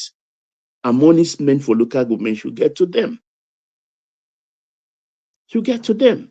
Because that's why in Lagos, for instance, look at the schools local government is building. Look at Shumulu, look at Ajeromi, look at health centers they are building all over the place. Some states can't even compete with them. These are evil. These governors, most of them are evil. And that's why we come to this ADC. They are so brainless. This thing they say, oh, commercial vehicle will be buying fuel differently, and this thing. That policy was 37 years ago. I'm saying this for our young people who are under 40. 37 years ago, Babangida introduced this in 1989. Can I come in? Can I come in? In 1989, January, Babangida introduced this same dual petrol pricing. And when the scandal started, when the fraud started, 12 months later, December 89, Babangida stopped it. Babangida stopped it December 89. Now, I say, why you say I should come out here? Can you keep quiet, please? Is it your turn? Didn't you make you are talking long time. You are talking long time. Is it only you here? I came early. Is it only you? Patrick, he said he doesn't want to take the interjection. We are doing it turn by turn. We'll get to you quick enough. Baba, back to you. So this is the book now. They've now opened 37 years later. And hair-brained thing they want to do and so of all Nigeria's problem, they want to do dual commercial. I mean, even a kindergarten, if you lay that to that child and say, look at this policy, he would just laugh to your face that this cannot work. It didn't work in 1989, it cannot work in 2007. So these are the people who want to take over the reins of power. They are brainless. They don't have anything to offer this country. Or they've seen that somebody has come up with policy that has put a lot of money in the federal purse and they want to take their own. That's all they want to do. I yield, woman. All right, brilliant, excellent. Have a little interjection, Patrick, and then we go on to Bishop. You are only having an interjection, so you don't have the floor. But what did you want to first say? of all, I thank all Nigerians, Nigeria who come out and speak out against our children in the forest. Today, they have freedom. Also, I thank God for P2B because minus P2B voiced out and calling president out. And when they went on Oyo State and meet the governor of Oyo State, I don't think president can wake up. I thank God, I thank P2B for that, It's showed that only he is only opposition in this country, I thank God for him. Let him continue his good job in this country, because today many people are celebrating our children out already. It's not easy. Almost 2 months in the forest. That thing can never happen anywhere in the world. Only in Nigeria you will see that kind of things. The same bush, the same Oyo State, these people are living in the bush. Not only, I wonder how this thing can happen. In Oyo State, people stay in the bush. You wonder how people can be kidnapped. Yes, kidnapped in the same state, the same bush. It's an unknown phenomenon. It's never happened anywhere in the world before. Be bossed out. Many people say, hey, it concern you. But today, these people that are celebrating now for God, So I thank you for that, Let him continue voice out, What are you talking? Okay, thank you. That's just nonsense. Peter, anyway, Bishop, floor is yours. Bishop. Hello, good evening, everyone. So did you hear what that guy just said? We need some comedy. We need some comedy at times. Only me that for one Visual comedy. my problem. My problem. I need our My problem with that is Baba just Salah. reducing the quality of our discourse. When we say serious things, somebody is coming. I mean, just like Baba said, I'm not going to add too much to what Baba said. I understand very well, and justifiably so, his anger towards the misbehavior and this irresponsible display of Sheyi Makinde, sadly so. So I agree with everything Baba said. It's so disappointing and so shameful. And I was also privy to some of the operations. The gentleman, the comedian, that just jester, no, not even a comedian, I just said something now. If you know the best hands that were assembled, how many months, how many weeks, some of our soldiers, this operation did not start today. This operation started about 37, 38 days ago. After they have cordoning up, people have been in the bush. They have been every day. Blow step by step. SBS was involved. That is Special Boat Service. NIA, counterterrorism unit from the office of the. So it is just because Peter Obi says something, ran his mouth 2 days ago.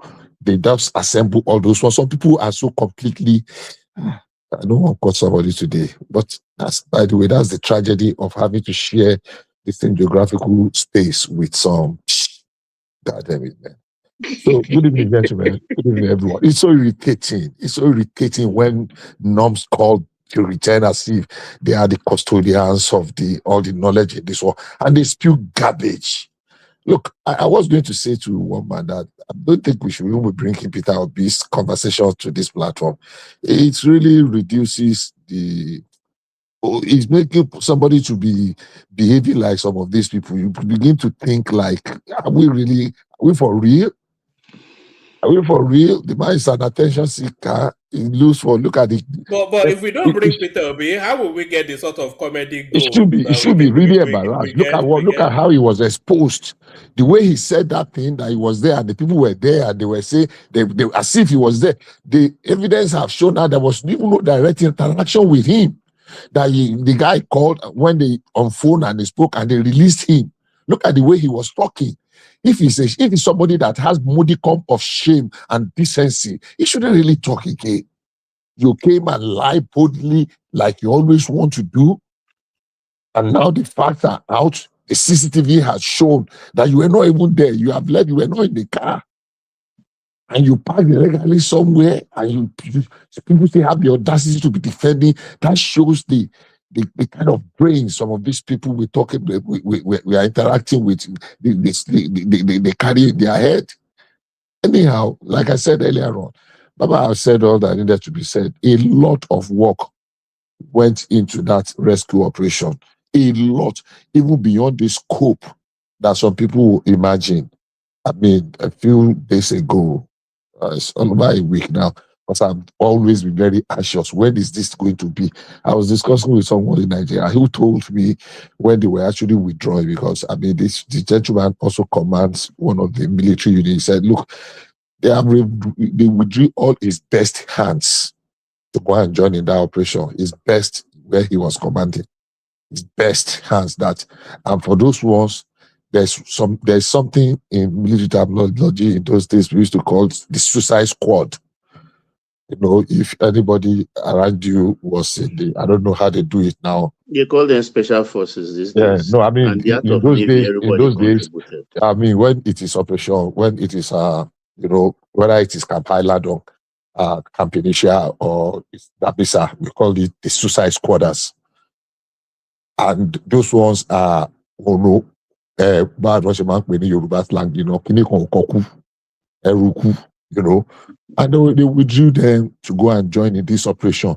And some inconsequential buffon will come and say, because Peter Obi and us 3 days ago or 4 days ago, that was when the operation now started. Men have been in the bush for 37, 38 days. Some of them have not had a decent meal. They've not had a decent shower. And somebody is coming and people are so, oh my goodness, I don't want to go there again. So that settles that. We're happy they are out. the tactics they use, if it can be sustained. And I love something. A clear message was sent, and that is Exactly. why I am happy. Southwest is not going to be ikoko nigba ẹ̀yìn, kó gba omi, kó tún wá gba ṣọṣọ. We have sent a clear message that, look, Southwest is going to be the burial ground, the graveyard of terrorists if they want to extend their tentacles. The one they did in Kwara, and they think they did, and they went away with it in that Kayama side. Okay. But this time around, we're able to lock them down and we're able to send them to their makers. I'm just disappointed. Those 8 people that they took, I don't know why they wanted to take 8 of them. Why not Kuku send all of them to their makers? Interrogate them. No, they don't need it to interrogate. They need just like I agree with Bishop. Maybe they should have pied them. they are taking them to Wawa. There's a special station there in Wawa. They just need like 2 or 3 if they want to interrogate them. And they really, if I tell you that there are number of people that they arrested in connection with this, their relations, their families, they are more than 100. Is that Wawa they should even be calling Abattoir? Across the country. So I listened to, thank God for that. Wow, this Abdullah and this fuel thing. That's what I want to say. I listened to Abdullah and I was a little bit disappointed. Maybe not anymore. Because it's become his pattern now. He's become his talking trait to just. No, it's not about Abdullah. It's ADC. You should be talking about. Well, at ADC, no, it's his people now. The ADC is people that, when she was talking to him, was it yesterday or 2 days ago? He was mentioning, that look, at these people, why are they special? How are you saying that, what's his name? David Mark is special. El-Rufai, not El-Rufai now. Amici, that was a minister for 8 years. The other man that was always announcing, what's the name of Alagaga Yebe, that was always announcing a public holiday. That was the only thing we remember him for. Aregbesola. There were jail breaks under his tenure. Passport became a very essential commodity. He was bereft of any idea, just behave like a thug everywhere. And that you are now coming back, that you have all the templates to rescue Nigeria. You have a magic wand. And Nadia Abdullah will be talking. And the shameful thing is that some of these people talk as if all of us are dullards, as if we don't have a head. Like our head is stuck in their anuses. I'm sorry for that word. No, they are taking the advantage of the Gen Zs because they know they don't go into history. People that are bereft, people that are just 7 years ago program that didn't work. How can you be? How can you be? I keep asking people, of all the policies that is being implemented by this government, as painful as they are, which among them are you going to be reversing? Which one among them are you going to be changing? It is just the boldness, the audacity, the courage that Tinubu has brought in. Look at all of a sudden, everybody have been talking about police reform, state police. Immediately they say, okay, let's go ahead. Look at the way they are capitulating. So it is not about the policy now. It is about the man that is implementing it. How vain, how completely incongruously insane can people be? All of a sudden, I was listening to some of them that I expect they have some modicum of sense. I was aghast. What the hell? How can everybody be turning? They are not looking for the fault. They are not looking for excuses. The only thing is that they just want to demonize the man that is executing it because it is the man they have loved so much to hate. Haba, when are we going to grow? Anyhow, my time is limited. Finally, I think you have time. Patowski is not settled yet, so you have enough time. Okay, so basically, what is the way forward? Next step now. Look, the Oyo saga is behind us. Yeah, I know there's going to be politics tomorrow, and the politics is going to stem out of the kind of efforts and the kind of resources that was committed to rescuing the. No, they're even asking for evidence. They want to see the terrorists parading. What they will ask, let them parade them, or they are dead body. Let them show us. They will not parade them. Don't mind them. They will always find something. Like it's one of their happiest day in their lives. is today. Baba, you have not even, let me say, the one that is going to bring controversy tomorrow. Those children in Borno, what's the name of that place? Those school children that were abducted the same day. The same day. They will now accuse the president that why are you putting all that effort and concentration in rescuing the Oyo children and you are not doing the Oyo people, the Southwesterners, they made a lot of noise. Yeah, but that's what I'm. Well, that's they made it a world issue. They will now say, "Why are you Bishop, they're already saying it. Oh, really? But the Borno they're already saying it. Yeah. They're used to it now. They're used to it now in Borno. Is it a new thing? So they are already saying, because I know that is the sentiment and the narrative. They are already saying it. They are already saying it. That's it. Can you imagine? But they've done that. That will be it's not number 10 of it. It's not number 50th. They've been doing it, so they accepted it. So live with it. So the Southwesterners who don't want it, they fought it. Makinde was in Bauchi State talking politics. Can you imagine? Bauchi State, and he had the audacity, the temerity. Our Abadamafi home. We show him.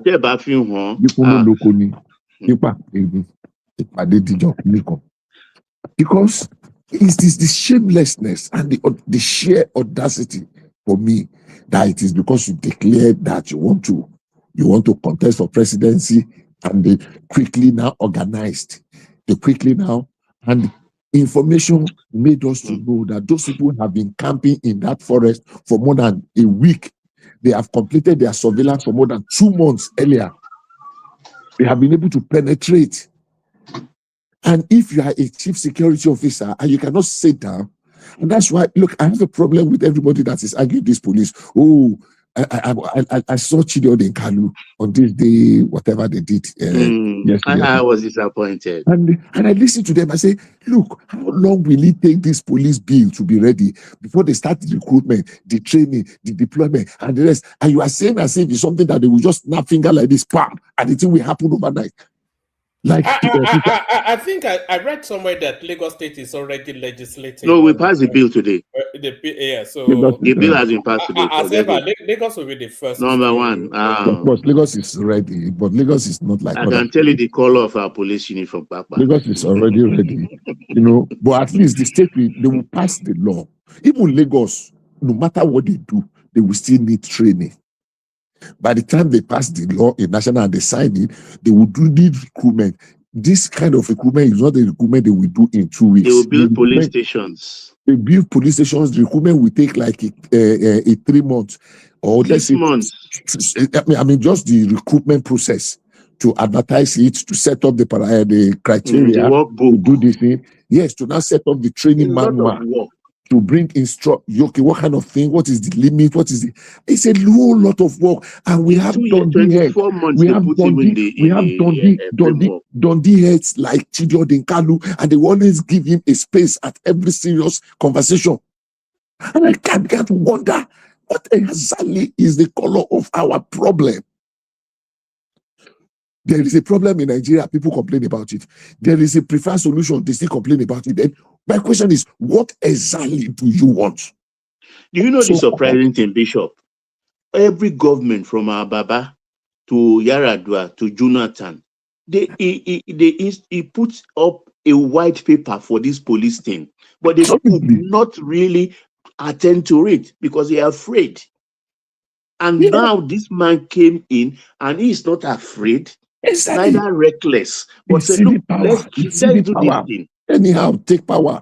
Go and build your own prison. Go and get your own police. Go and get your own whatever. And people are still complaining. I've now realized, when I first did, there was one course I did that we're doing in my, where did I do it? There's this thing they talk about early learners and laggards.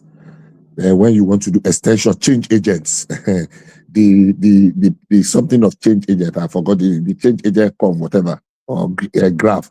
There are some people, they are laggards. There are some people, they are not even laggards. They don't have anywhere to go. They don't have any ambition. All they just want to do is to drag other people that want to go down. They are not aspiring to better. their lives. I read a snap today. Just one moment, one man, are you there? Ola, where are they all? Maybe they muted. One man, Ola. This access report or access report you highlighted, you do know what he's saying there? Yoruba bastards. That's what he's saying, and you highlighted it. I'm there. Why you allowing that the access bastard report? Sorry about that, Bishop. What is access bastard?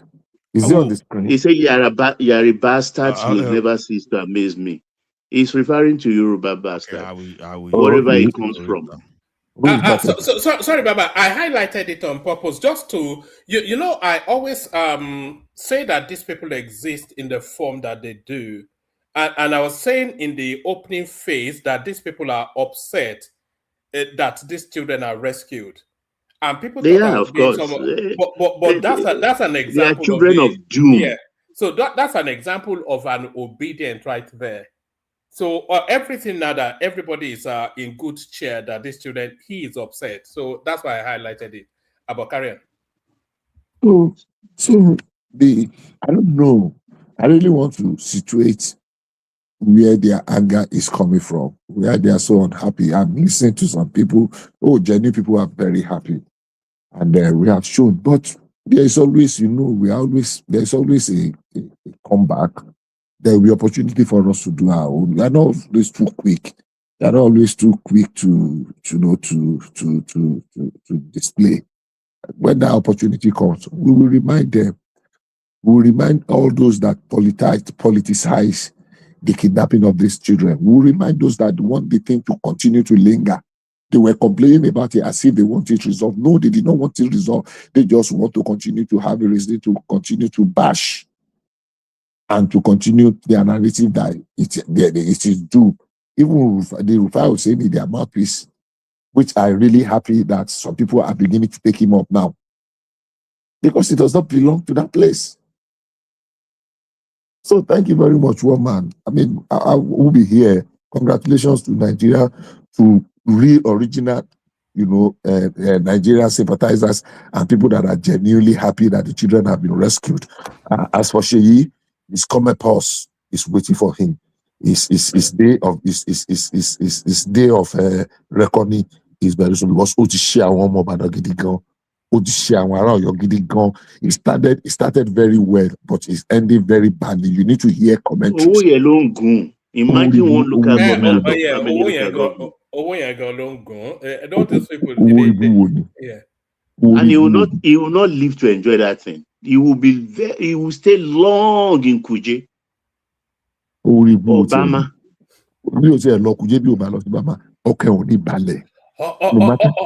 No matter the kind of money you have, if your mind is not at rest, then you are finished. Thank you, one man. All right, that's the excellent, Bishop. We were going to go to Patrick Uche, but he has dropped temporarily. But Zita joins us. So Zita, the conversation wraps around the rescue of these children now. The ones that were being in the forest for 56 days. A surgical operation by the Nigerian security forces. Several of the bandits were pied. 8 of them arrested. As far as we're aware, none of the victims were killed. Let me put it that way. So we didn't lose any of the victims, but we certainly got rid of quite a few of the bandits and arrested quite a few of them. So the Nigerian system does work, and this is an example of it. Hey, one man, I thought they said they beheaded one teacher. No, that was at the beginning now. That was at the point of kidnap. Wow. That was day one to drive fear into everyone. So you are saying they caught those people? Some of them. Have you not been following the news? It's the number one thing now, trending in the news. Say when I enter US, everything changes. Are they very busy? If not the other lonely place, I browse around and listen to all manner of things. No, I wasn't. I wasn't even reading Nigerian news. Self. No. They've rescued those children. They rescued them today. What we're getting is that all of them were rescued unharmed. But several of the bandits, insurgents, terrorists, however you're terming them, that kidnapped them, several of them were killed. 8 of them were arrested, and those children have been rescued along with their teachers. So I hope everybody they is will behead them.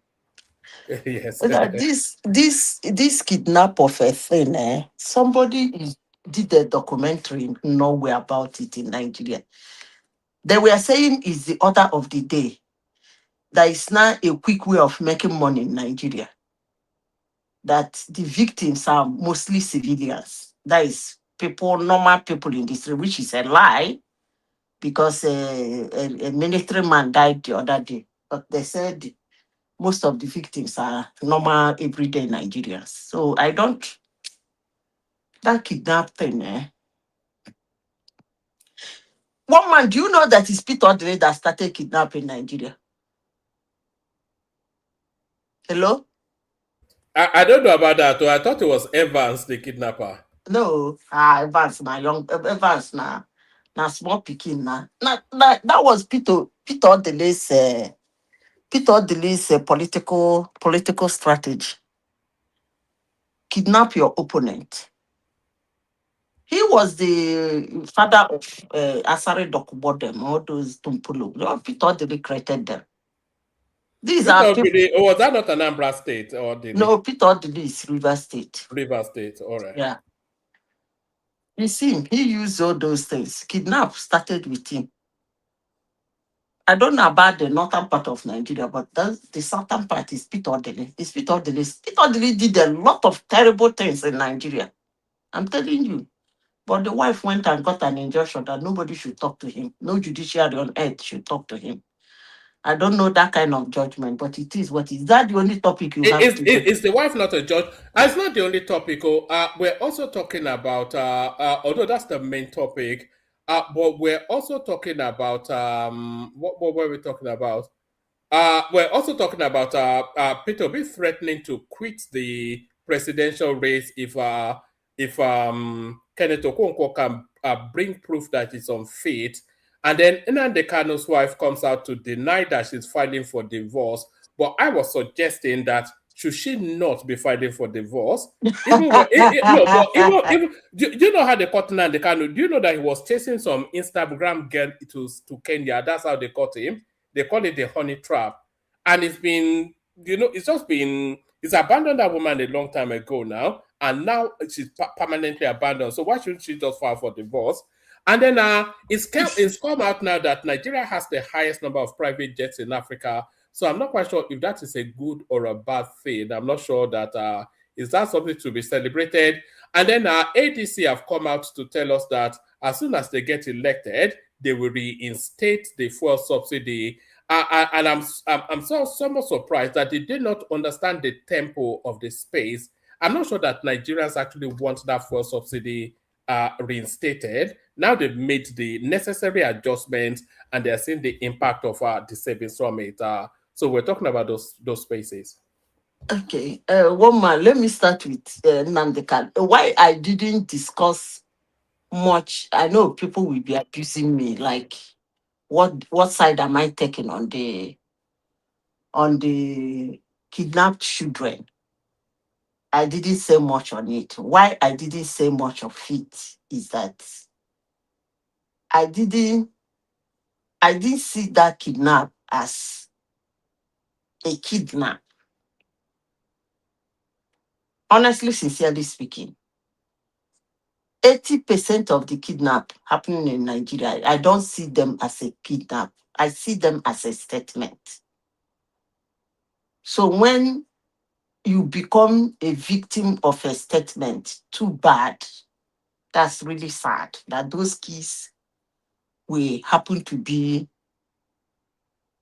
a victim of such shenanigan going on in Nigeria. It's not actually that there are normal human beings like who are into kidnap in Nigeria and the government and the big wigs are not aware of it. There is nothing like that. They are aware of it. They know those boys. Honestly, sincerely speaking, I will stand anywhere in the world and say it. They know them, they know where they are, they know who they are. But the only good thing I understand as at last week was, I think the chief army officer was saying that you catch those militia, no need catch them, kill them. That was the defense minister, Musa. Yeah, no need of, they cross your path, wire them. They That was don't it. wait for others. Don't wait for others. And I don't even know that they don't used to wire them before. That's why I said it is a statement.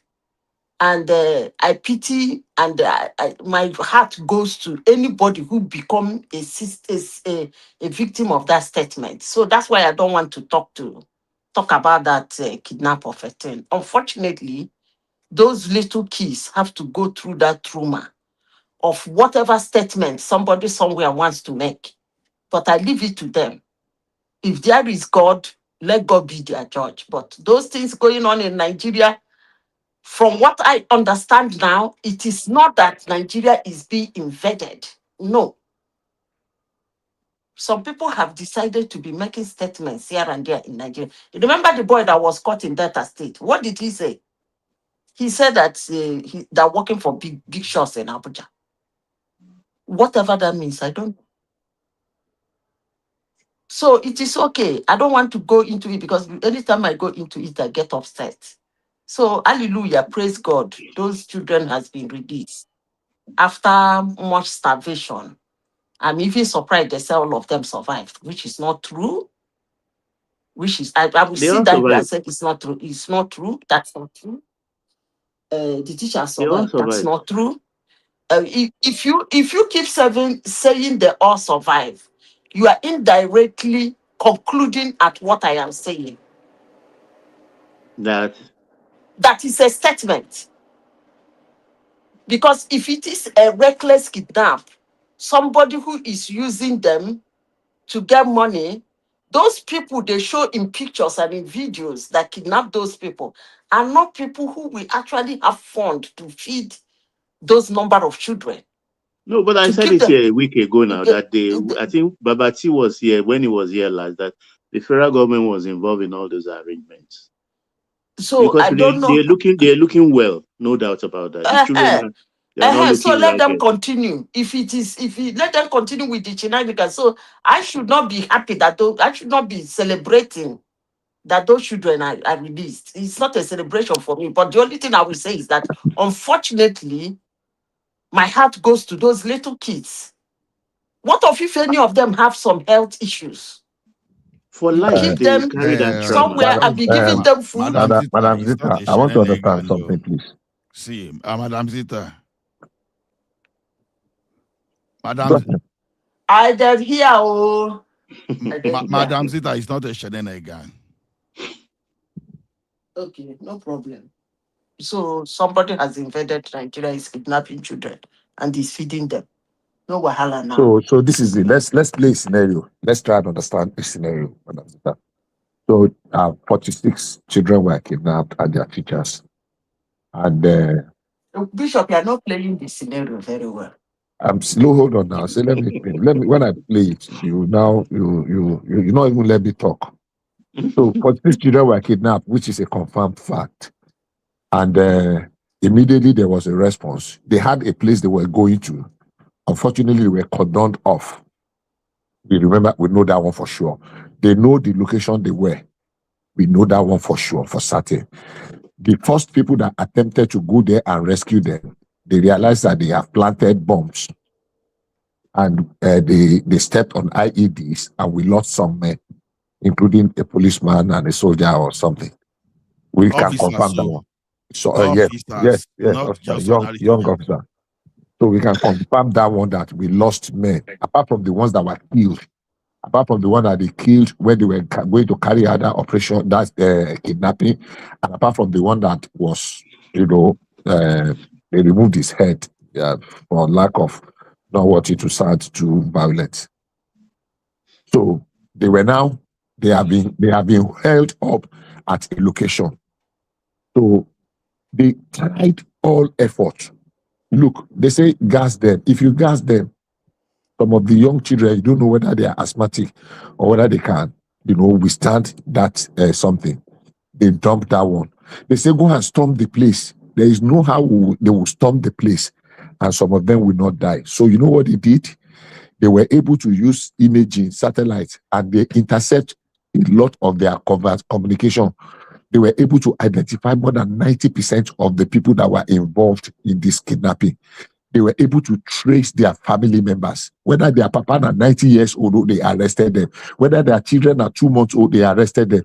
They arrested all the people across about 13 states. Different one, they arrested all of them and brought them together. They showed them in a video and they sent it to those people. If anything, as much as insect bite any of those children in your care, will kill your own people too. This one is an eye for an eye. Now, in the process of that negotiation going front and back, even if America have a situation like that, they will give their victims, the hostages, they will give them water, food, and medication. So if Nigeria government, where the going front and back was going on, is giving those children food, because if they say let us starve the people, we are starving the children too. The children will die.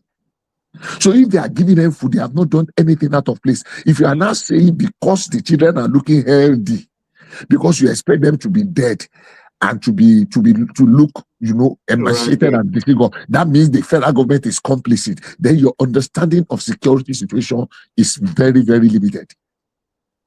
Yes, they arrested they almost allow 100 supplies. I don't talk intentionally allow finish. supplies Make I talk my own. to get to those areas. Why they So are no, don't just ridicule the Okay, labor, you the don't finish. effort. Let me I never talk my finished. own. I never Let me finished. talk my own. Let me land now. Okay. Let me land now. You don't just dismiss the effort, especially when you don't have enough information. Don't be speculative to say, no, nobody will go and arrange something that we lost a young officer. They just buried the young man today.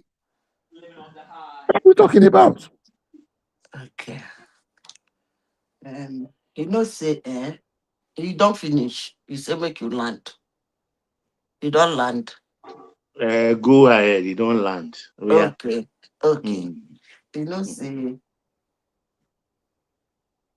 sometimes people used to ask me, one man used to ask me, do you get your information where other people don't get? Why are you talking like this? And my answer is always yes. If you there for this platform this morning, for where you did in the morning, for where you did in the night, and you did your primary school in the north, raise your hand. I want to see your hand up. Or secondary school in the north. Even if you are in the comment section, raise your hand. Because I want to say I have never been to the north. I've only ever been to Abuja for like about 3 weeks. That's all. Okay. I've never even been to the east. I've only been to Ibadan. That's all. Okay. I will say what I want to say, and I will use Chibok girls as an example. In the north, running and getting attacked in school is a common thing. Go and ask anybody who schooled in the north. It's a very common thing in primary school.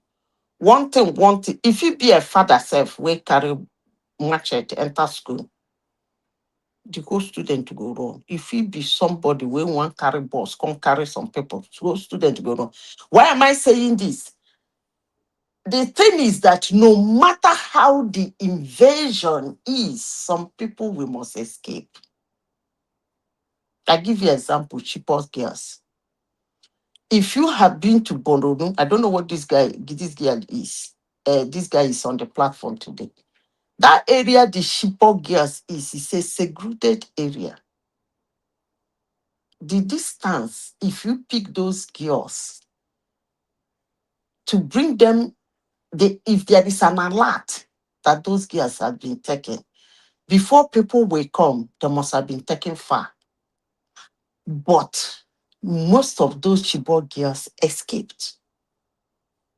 even with the heavy ammunition and the heavy guys that were mad, some we definitely expect. Now let's take it back to the Oyo State. Why did I call it a shenanigan? When you do that kind of massive kidnap, the first thing that for people who are abusing me that I don't know security, I don't know anything. I agree with you. I don't know anything. But the important thing is that I will make my own submission. And I'm doing it. For you to do that massive number of kidnap, somebody like me, the first thing that will come into my mind is the logistics of taking those people out of that place. And that logistics is not a joke. And it's in that logistics, if it is not a shenanigan, that logistics must fail. Number one, you cannot kidnap the whole school. That must be American level of military. Even at that, somebody might sneak out. Somebody feed they bush, they pull when una come. As the noise, they going to go from there, take off. So what am I saying in essence? There is no way you can kidnap the whole school. Sorry, Zita. Let me drop you guys. Carry on. The super tata was Ola. So thank you everyone. See you tomorrow. Carry on, Zita. So that's why I call it a shenanigan. It's a shenanigan. When you come to me and tell me that some reckless armed people went to a school and kidnapped 45 children, including their teachers, the first thing that will come into my mind, what kind of logistics did they use to even move an inch outside of that village? No, hey, no, whoa, no, no, go, no villagers, where drums, everybody, basket, because if it is not a shenanigan, that village will be in chaos that day. Madam Sister, were you So aware? who told you that the village was not in chaos that day? Hold on, The Bishop. village was in chaos after they have taken the children. Bishop, Not when they were taking the children. Now, Madam Zita, were you aware of the events at that point? What actually happened when they kidnapped not all the You know children what were will go happen? kidnapped. I go call Some my were not. cousin where they on your state. They go give una. They go I give only una ask you a some. simple They question. will give una a bit of the video. Let us tell you what happened. Not all see the that children were place. kidnapped. Though. Some were escaped. You see for those your area, information. they were Not all the schools. Some escaped. ungoverned. That is Some what were I'm not there. saying now. They can Not never all the kidnap all the teachers. students. They can't. So it's not. So that That's means it's why not I a call it a shenanigan. shenanigan. The logistics of It's kidnapping not a 45 shenanigan. children out of the whole school and escape with them is a shenanigan. They didn't That's what I'm kidnap all saying. the students. They kidnapped That's what across I'm 10 saying. I schools. said they kidnap how many? Is it not 45? They kidnapped across 3 schools, including the beheaded teacher. 47. That is what I am saying now. I said you people The are word you omitting use. what Look, you please. Can you get what I'm talking about? You people I'm are getting omitting what I'm that. saying. I said the No, is logistics. that operative I word you repeat put in? myself again. The logistics of moving those people from Madam, that point to another point. we are going to decide. I'm going to disagree If it with is you. not, if that logistic is not thwarted, it is a shenanigan.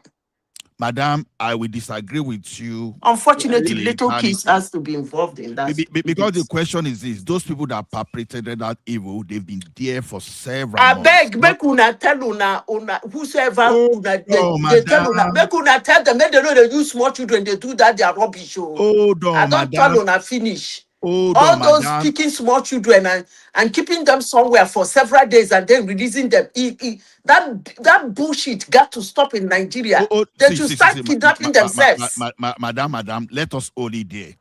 Because the question is this: I repeat it again, I happen to have an idea and I know one of those people involved in that rescue operation. So when we say things like this, we have to be very sensitive to the plight of some people. I repeat it again, I say is I happen to know one of the lieutenant colonel involved in that rescue operation. So don't let us speculate, especially when we are not so sure, because it may be too insensitive. And let us be very careful about what we say for those people that pay the supreme price for this thing. So, see, people that carried out this heinous crime, you understand? If you remember, once one rep from that region raised this thing as far back as 2022, they've been in that place for a very, very long time before they actually struck. So it's not as if they just appear from nowhere one day and did and carried out that operation. And we are still saying the same thing in a different way. Hold on, madam. And I And still some of stand my those things, ground. we don't Make understand. una beg them, they should not stop involving children. Madam, nobody play politics with the life. I didn't say politics. Ola, I didn't say politics, please. let Zita made a submission, and so it can. She has her own opinion. So it's her opinion. Don't try and convince her now.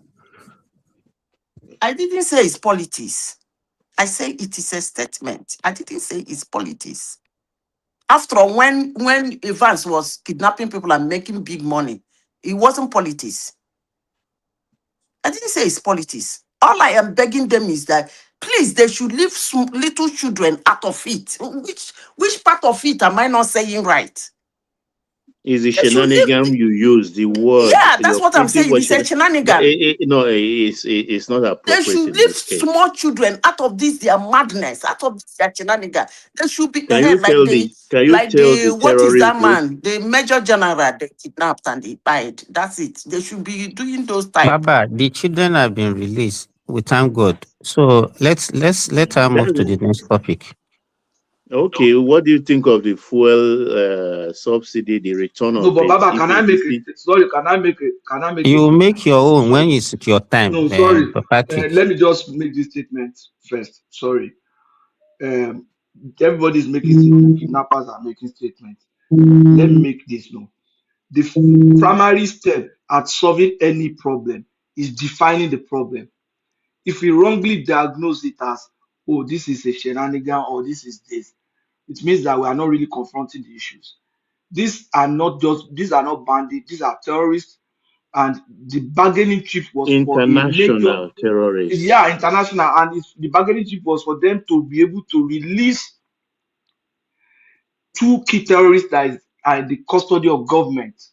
So the audience should process that information along with what anybody have just said. I'm not saying anything that is against anybody, but just know that, and that officers were lost, policeman was lost. They were using mines, bombs, and everything. The terrorists were using that, so it was sophisticated. And thank you. I still repeat myself again. Next time when they're doing that thing, they should. Okay, Zita, talk about ADC. ADC is campaigning that they will remove fuel subsidy. They can start from university student. They should leave kids out of it. What's the next topic? The next topic, ADC removing fuel subsidy. You see, that's fuel subsidy. And creating commercial price and their private price. Are you aware that happened 37 years ago? Do you know, No, I'm asking you, are you aware that happened 37 years ago? I wouldn't know. I wouldn't know. Okay. What I'm saying is, do you know what they call market talk? Market. Yeah, have you ever met a salesman before trying to sell a product to you? If they see as a man, they do pam pam pam pam pam pam pam. He will tell you everything. I know one when you know, like Trader Joe.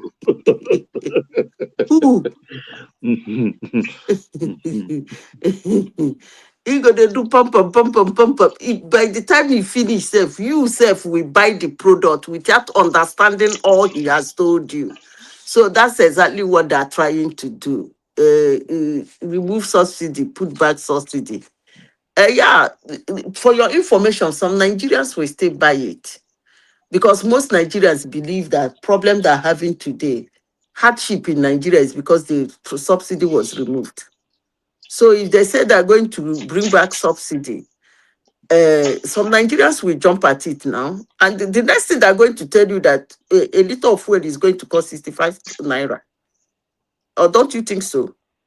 Oh, of course they will say it, because if they can go back to that 89 playbook by IBB, fuel was sold them by, I think Passenger left with when they did that 65 program, now, 65 naira per. commercial vehicles will buy at 40 kobo per liter, and then private vehicles were buying at 60 kobo per liter. Then see how far we've come. Nigerians will buy it. They call it market talk. There is nothing wrong in it. It's called market talk. So they're doing their market talk. Next topic. This man's wife. One man said, who is making that noise?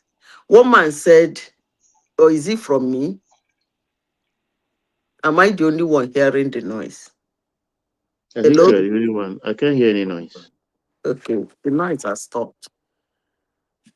One man said, don't you think NNamdi's wife should divorce him? No, he shouldn't divorce him. Why would he divorce him? He's using the man as security in Igbo land. As long as he keeps answering NNamdi's wife, nobody will harm him. So that's exactly what she's doing. Actually, the man is in prison. He's not marrying her. I don't even think whether the man has actually married that lady because of how reckless that Nnamdi has been.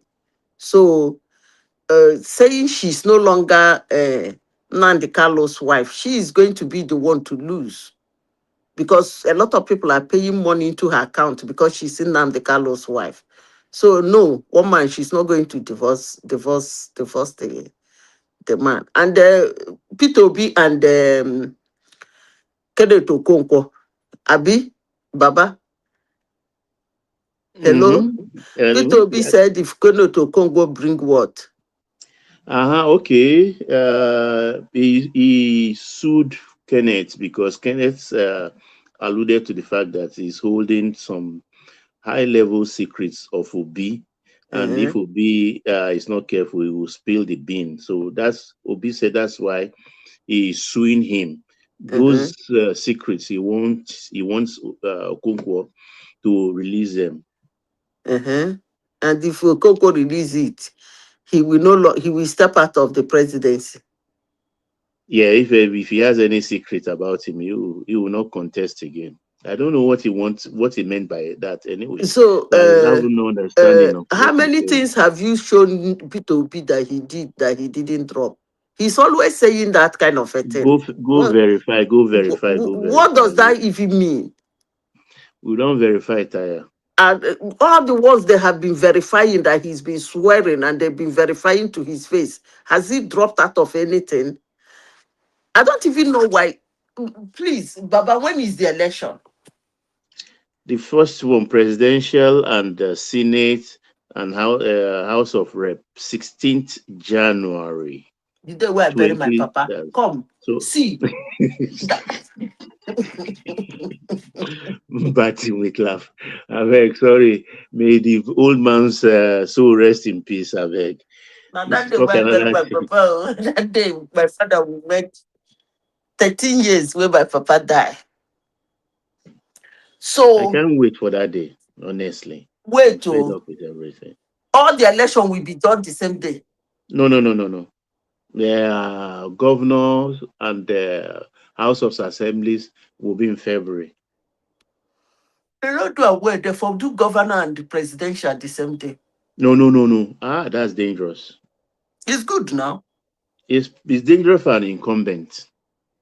Why? Because the governors are supposed to be the gatekeeper to protect the sitting president. If it's an election that have incumbency, it's very dangerous, because You the have power of not explained to me why no, that's it's what I'm saying. An dangerous. election with an incumbent president running, then the governors are the people that will have his back in their states and make sure that he won. And if he won, it's assured that 2 weeks down the line, he will also protect them. It's quid pro quo, according to Donald. No. I Quid don't pro see it quo. that way. I see it as using one stone to kill two birds. It's to everybody for it to his own. Then every governor will be struggling to make sure he wins. No. The That day president where they cannot vote have for that kind of governor, reach. eh? Yeah, Like now, this guy has how many state governors? That he has day, 32. that day, all of those states, their governors were shut it down for him. Because What as about you the the press, governors? that is the governorship election and the presidential the same day. As you the press for the governor, you the press for the president. That's So it risky. They will are be, different papers. yes, that's what I'm saying. As you enter that day inside that place, APC, bam, you drop your paper, waka come out. So this one is not that a governor will watch you fail and then go and win. No. If I were a president, more especially a sitting one, all my governorship, I will make sure that the presidential election and the gubernatorial election are done the same day.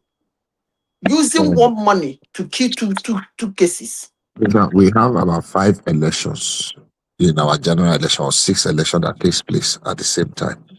The state governor, the state assembly, the House of Rep, the Senate, and the presidency.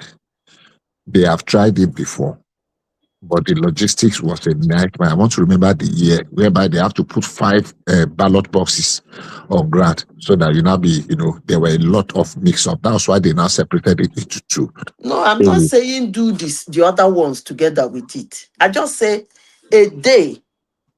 one day go be president and Bishop, the that was in the governor. Second Republic, not Second this Republic. Republic. I know Only that's what I said now. president and governor. The next week, go do any other one. But the first election is going to be the president and the governor, which means a lot.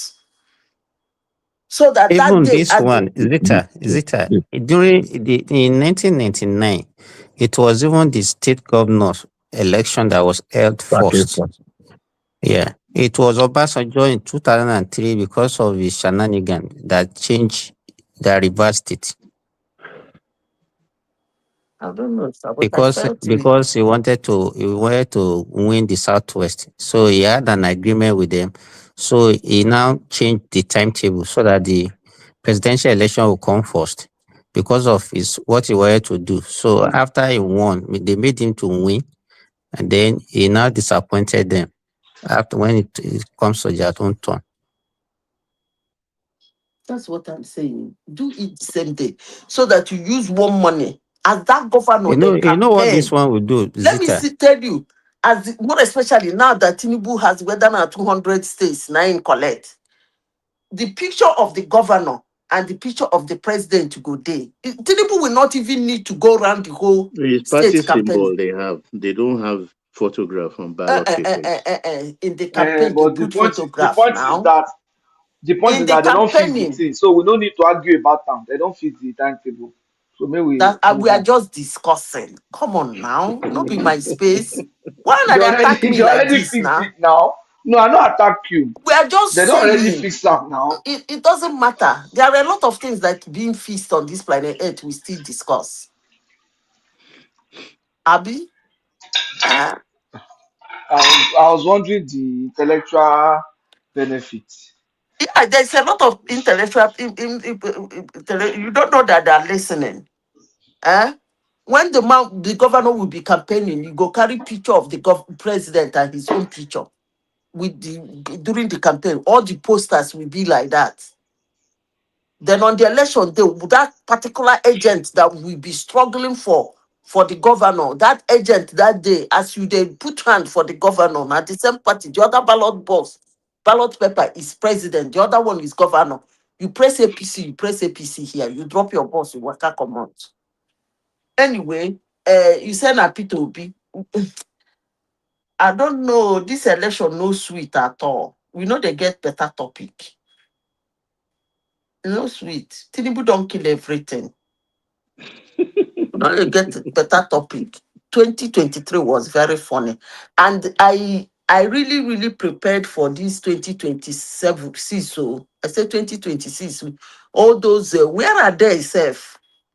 Jewel of Nashville, Tomboy, Ekene, D, uh, what's the other one? Man of Prestige. Where them now? All of them will come here. They do nyama nyama nyama nyama nyama nyama. Tinubu just killed everything. Just everybody come enter house. Now wow, no topic. The only topic we na get so be said they slap him. He no go contest again. Which kind of topic with that now? I beg next person. I'll get anything to talk. Okay, it's IBB's So turn. you are not saying anything Atoshi. about your brother, your brother's wife. Who? Your brother's wife, your Nnamdi Kanu's wife. I said she cannot She divorce already said Nnamdi Kanu. something now. She cannot divorce Nnamdi Kanu. Answering Nnamdi Kanu's wife is a security for her. It's still a money-making venture. She be wagging her tail around town, calling herself Nnamdi Kanu's wife. And thereby, iPod no go attack her father's house. iPod no go attack her friends. They no go burn down her father's house. They no go kill people who know her. Some of them will, in pity and stupidity, will still be putting money into her account. So why would anybody tell her, somebody who is enjoying that kind of a thing, to get out of it? And she's not, there is a no, what do they call it in law? Stopping her from having a boyfriend one corner. She and the guy go, they chop the money. After all, Nnamdi Kanu is in prison. So why would she ask for divorce? It's not But necessary. if Don't she you asks think for so? divorce, don't you think it's also a security threat? Can be a security threat to her also. To who? To her. If she decides to divorce, the boys can be threatening her now. That is what I'm saying now. She's using Nnamdi Kanu as a shield. She cannot ask for divorce. It's a protection for her. And it's a So business for apart her from too. being a protection, don't you think that probably she's in some kind of a bondage? How old is she? Come on now. She doesn't need all this zuma you are saying. All she need now in her life is money, security, and fun. So why would somebody So throw you think away that that she kind has of a this? thing? You think so? What if she says she should be doing what you ask her to do? Don't you think that that might also put her in danger if How? How would you put her in danger? the boys if she has a So if boyfriend she get somewhere. one boyfriend for Canada, where should they go see as part of the client and the part of people supporting Nnamdi Kanu, how you go take no? Or even if you don't, all she needs to do is to deny it. Come on now. The woman is having You are fun. teaching her not to be faithful. Okay, now, which one be faith? Was there faith before? There was no faith now. So why you can't decide it? The marriage, looking at it and the way reckless Nnamdi Kanu was misbehaving, abusing people, sleeping with anybody. In the first catch where they catch her for Lagos, not inside hotel with babe. So where you come bring faith, enter that kind of marriage now. Now what for you? We have the faith there inside that marriage. You know, even stuff for faith, you come put full put inside. I beg. Muna leave the woman, make she enjoy her life. Next person, I beg. I don't talk finish. Hola, are you there? Okay, I think the Amen. next. Okay, I think maybe Simp, it's you are the Oma next Tatavi. person. Let's Oma Tata, I know saying good day happy now. Oh yeah. Go Oh, there yeah, happy like you are the now. next In person. Mufiliu is Mufiliu man.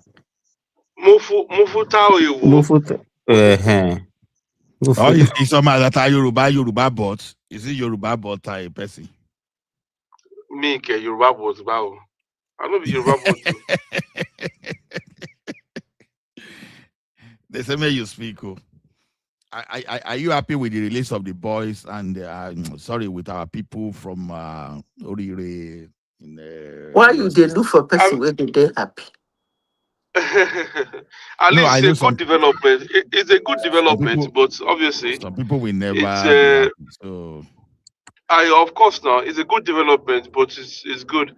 But I don't like the fact that what's it called? Sheyi Makinde came out and mentioned it doesn't. It's these boys they don't sabi play politics sometimes. Sometimes they even we say they try find make Nigeria they sympathize with them. Why would you come out and say he didn't have any problem for 7 years? The time where you can't announce say he won't be president, they kidnap children. So who can't kidnap the children? She not Tinubu can't kidnap the children. You understand? So that kind of statement is just he shouldn't be saying things like that. It just shows No, that he's he not said confident. that he made his declaration 4 p.m. and then 9 a.m. the following day they kidnapped the children. So Yeah, but less than within 12 hours or so.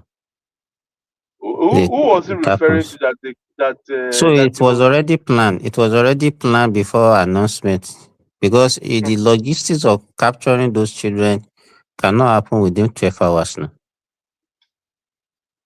Sometimes when they talk, they think they maybe because they know that anything they say, some gullible Nigerians will believe them. That's why they make such ridiculous statements.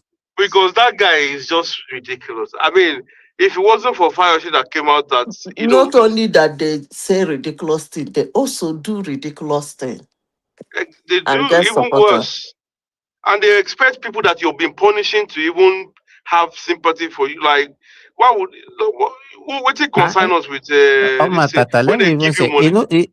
Zita, that your brother also put mouth now, Obi. He said that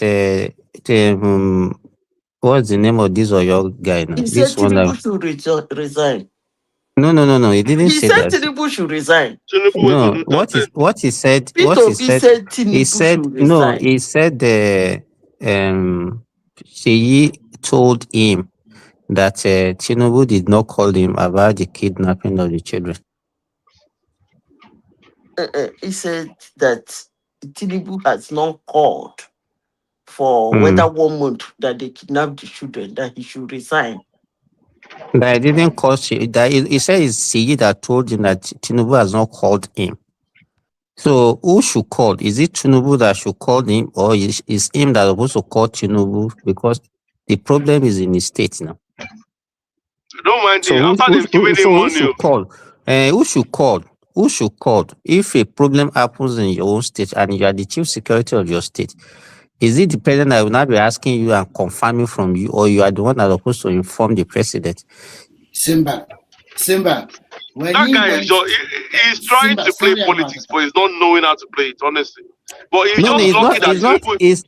it's not Seyi problem now. It's that dumb-headed Obi that is the problem.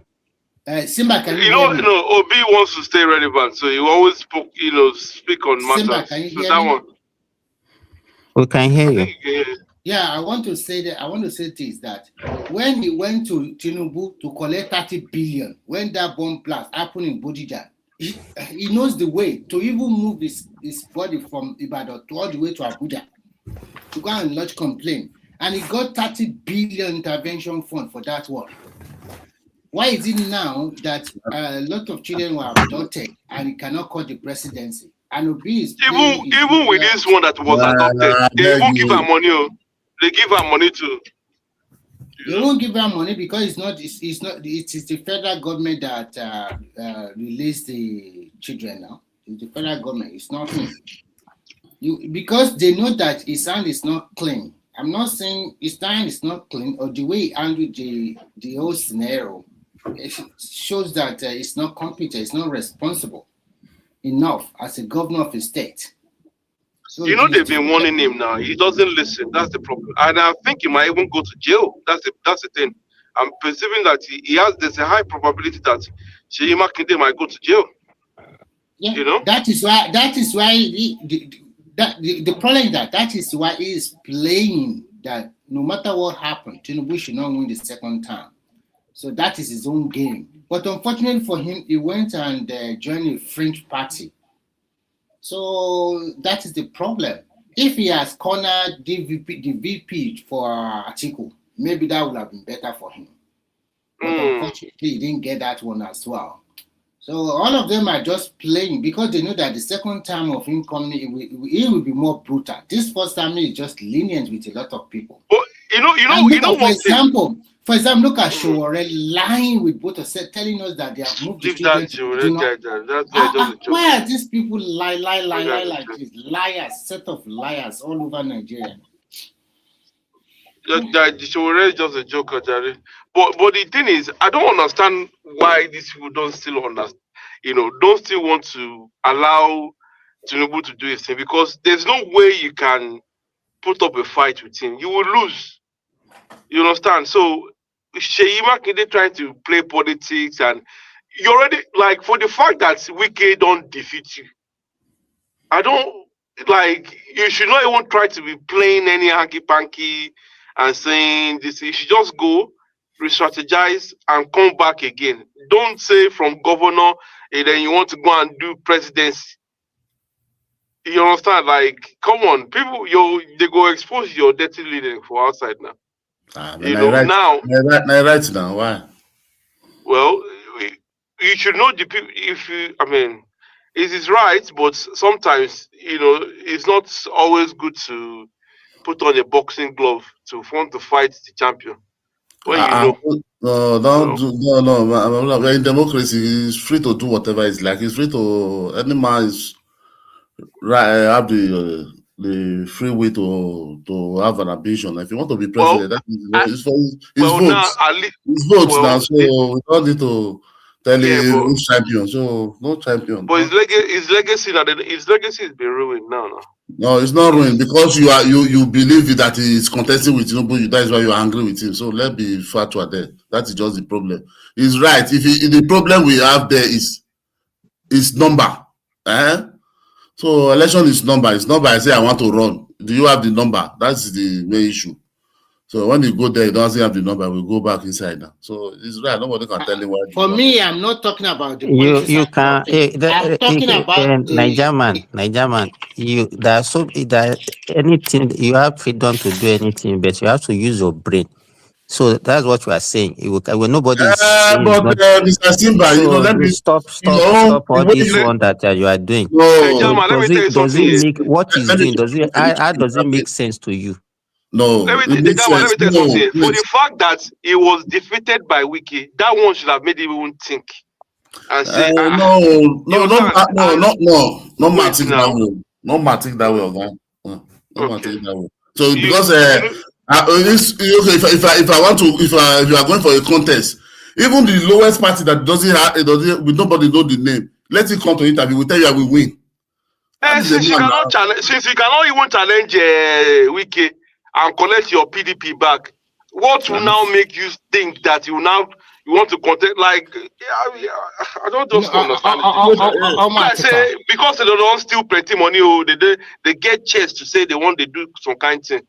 Because none of they talk that kind of thing. Yeah, I don't know. Politicians just forget about Nigeria. Just playing the devil advocate for you. Just continue what you are saying. I am just looking at this. Let me contribute. Let me contribute a little. It's not your turn yet. Wait, it's the one. Did I once here before Remy? He says it's not my turn because I don't. It's not Remy that is talking. It's Omar Tata that is here. So keep quiet. No, he's so eager to. Who are you to tell me to keep quiet? Let us speak. So don't. It's not even after. No,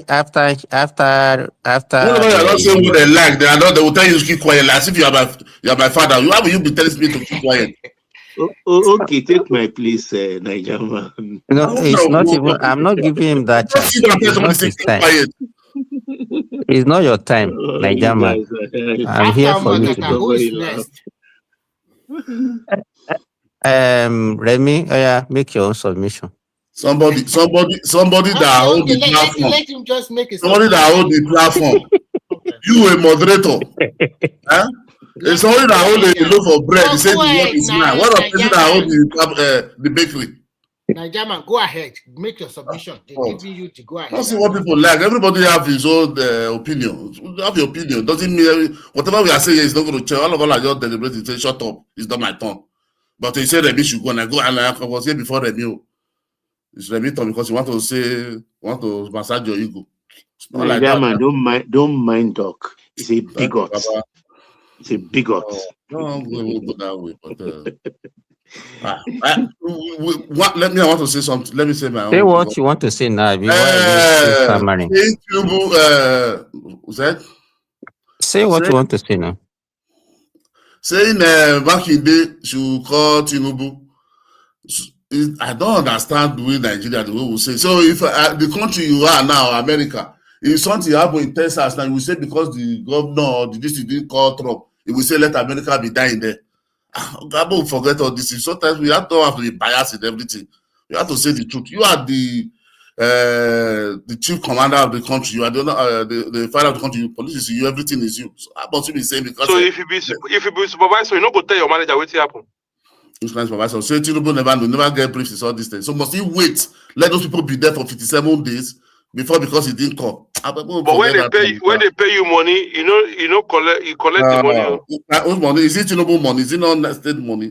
So I don't even. You can see what I've been telling you now. So it's Tinubu that's supposed to call Sheyi and be asking what happened in the state.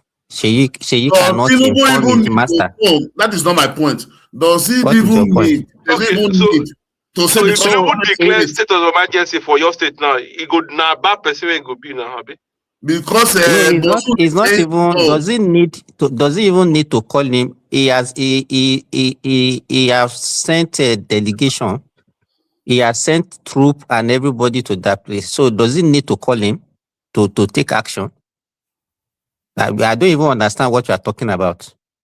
So what would be the relevance of calling? You are saying that Sheyi should call. What would be the relevance of calling? What's the meaning of that? Sheyi should call Tinubu. You people just take Tinubu as if he's one god of one place.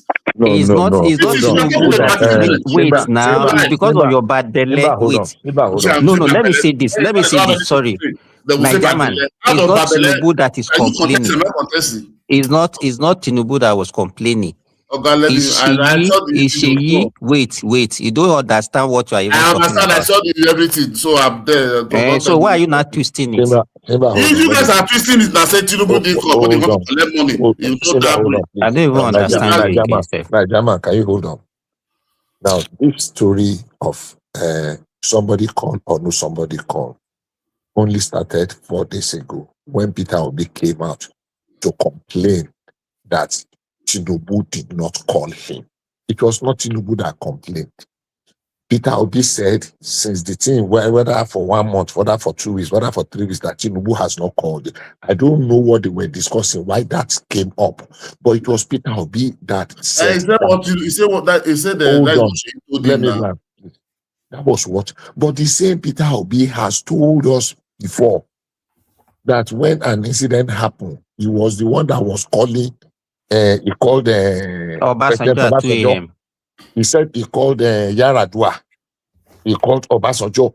But why, if you had given in instances that things happen and you have to call the commander-in-chief to give him feedback, why is it now that you are complaining that Sheyi, because I'm not saying that Sheyi complained, because I did not hear Sheyi say so, that Sheyi told you that the president has not even called you. Now, you are fighting now as if it is Tinubu that is complaining. Nobody on Tinubu's side have complained that whether Sheyi called or he did not call.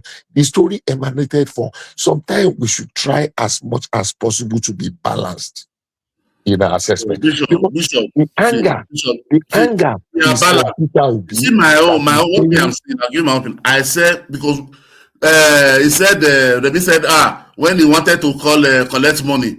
He called because it is Peter Obi. Even Sheyi interview yesterday, he was thanking the president. He never say president calling them, nothing like call. That is Peter Obi interview. That is politics. They can play it anyway. But for we now, the citizen, be saying that he didn't, we should be supporting it, and he didn't call. No, we are talking about human life here. In fairness, the operation had about 200 federal operatives. It was led by a GOC, a two-star general, major general, GOC of Second Mechanized Division. It has almost all the arm of the security agencies. Wider operation. All the service chiefs, they met yesterday in Aso Rock for the final briefing on how to carry out the final whatever. If Sheyi was serious, since after that incident, how many times have Sheyi gone there? Sheyi was in Bauchi doing politics when the rescue operation was going on. When your house is on fire, you don't go about chasing a squirrel or a mouse or whatever. I'm not saying the president is the commander-in-chief, so I believe it is his responsibility. But Sheyi is the governor of the state. He should be at the forefront. The commander-in-chief summoned over almost 200 security personnel in every area, and they were working day and night. They were in that bush for over 37 or 38 days. So why is Sheyi now become something that is not all the kidnapping that be going in Nigeria? The one they released the last 360. What they tell me one go It's a fruitless exercise having that discussion. Continue what you want to say in Tanjama. Who governor have been in front forefront? We are talking about human life. We don't need to wait say because this one didn't come in, this one didn't come in. That's not an excuse. That's not an excuse. Save the children first, save the family first. If you have the power, so all this you must come in. If we are here now, we are here in abroad. Is anything happening in the state? The prime minister or the president will be asking, the state this thing didn't call me first, or this thing. We don't hear all this one. Once the action, it's the action. Take action and save the life first. That is all we're concerned about.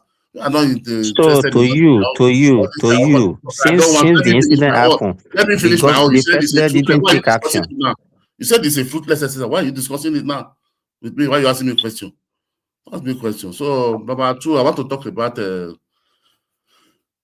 Peter Obi. He said the interview with Chuk. He said he may not be alive in 2027.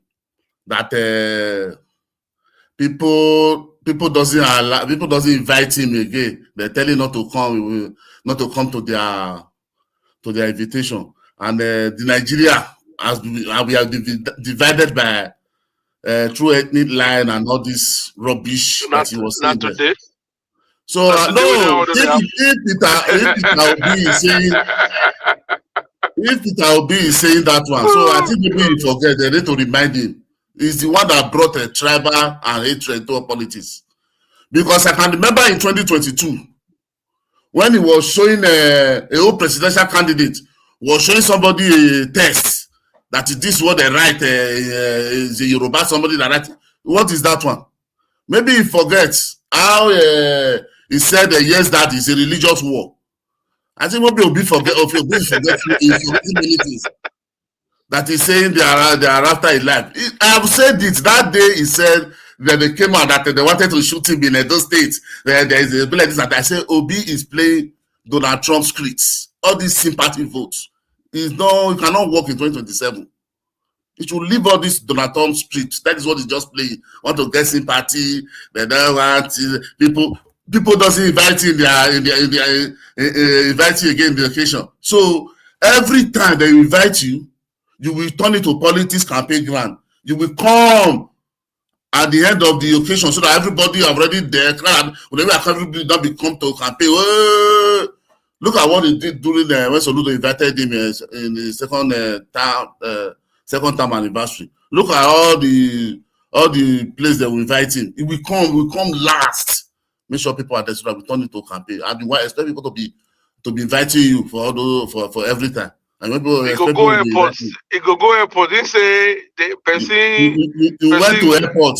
This thing, even when Kayabo come, when they started all this car parking, this thing, officials of government was denied all this thing that we started. I think we saw it then. I think it was last 2 years ago now. Who didn't pay? I don't know. You went to airport.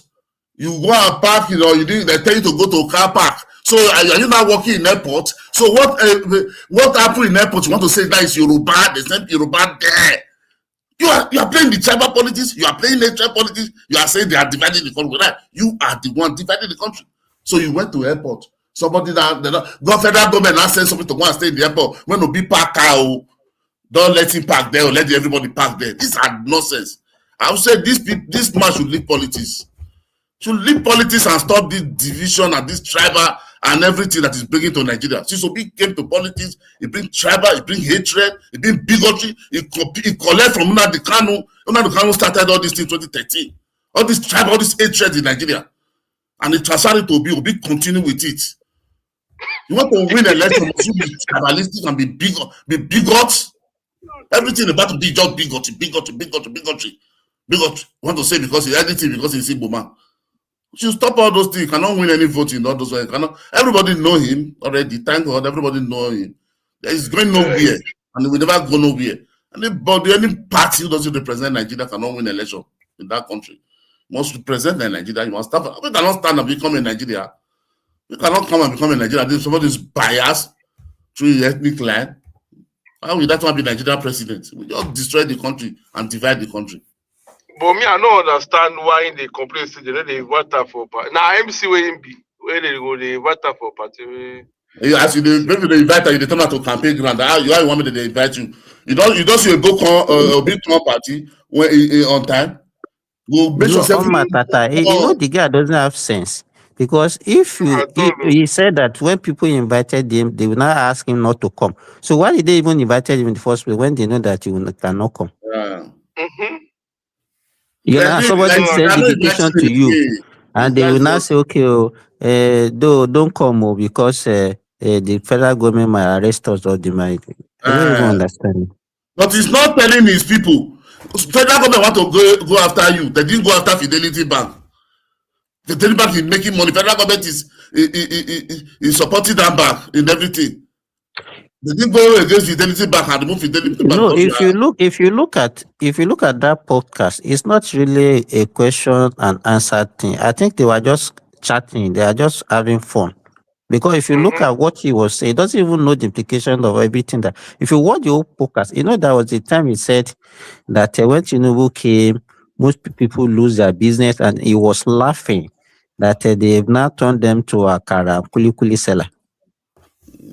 If you want to become a president of the country and people are losing their business, and you cannot know that Obi is a real bigot. Just since after 2023 election, Obi have went to all north, all the whole part of the whole south. Southeast, you have never come to southwest in any state. And the thing is, Obi is disappointed because of last election when you go meet Bishop Oyelekwo now. They narrate, give that one, say this, that, and the other, make people vote. Those kind of things. You don't know, say, but Obi be like hype up. Or Obi like hype up. I can believe it. Even Simon Epa said it in Dr. Damage this thing. He said Obi is a member of hype up, which is true. 2019, NNamdi said, they said there will not be election in Igbo land.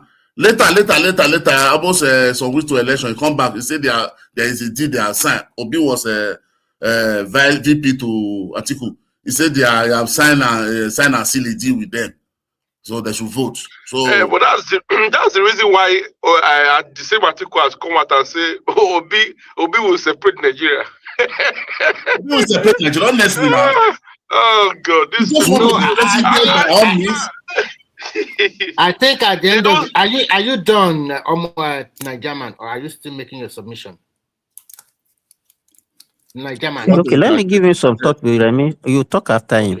Okay. Do you need to talk about the ADC that said they are going to resume subsidy again if they win the election? What is your take about that? ADC. Maybe they have their own plan now. So maybe when they come back, everybody will tell you Nigeria what they want to hear now. What do you expect them to say?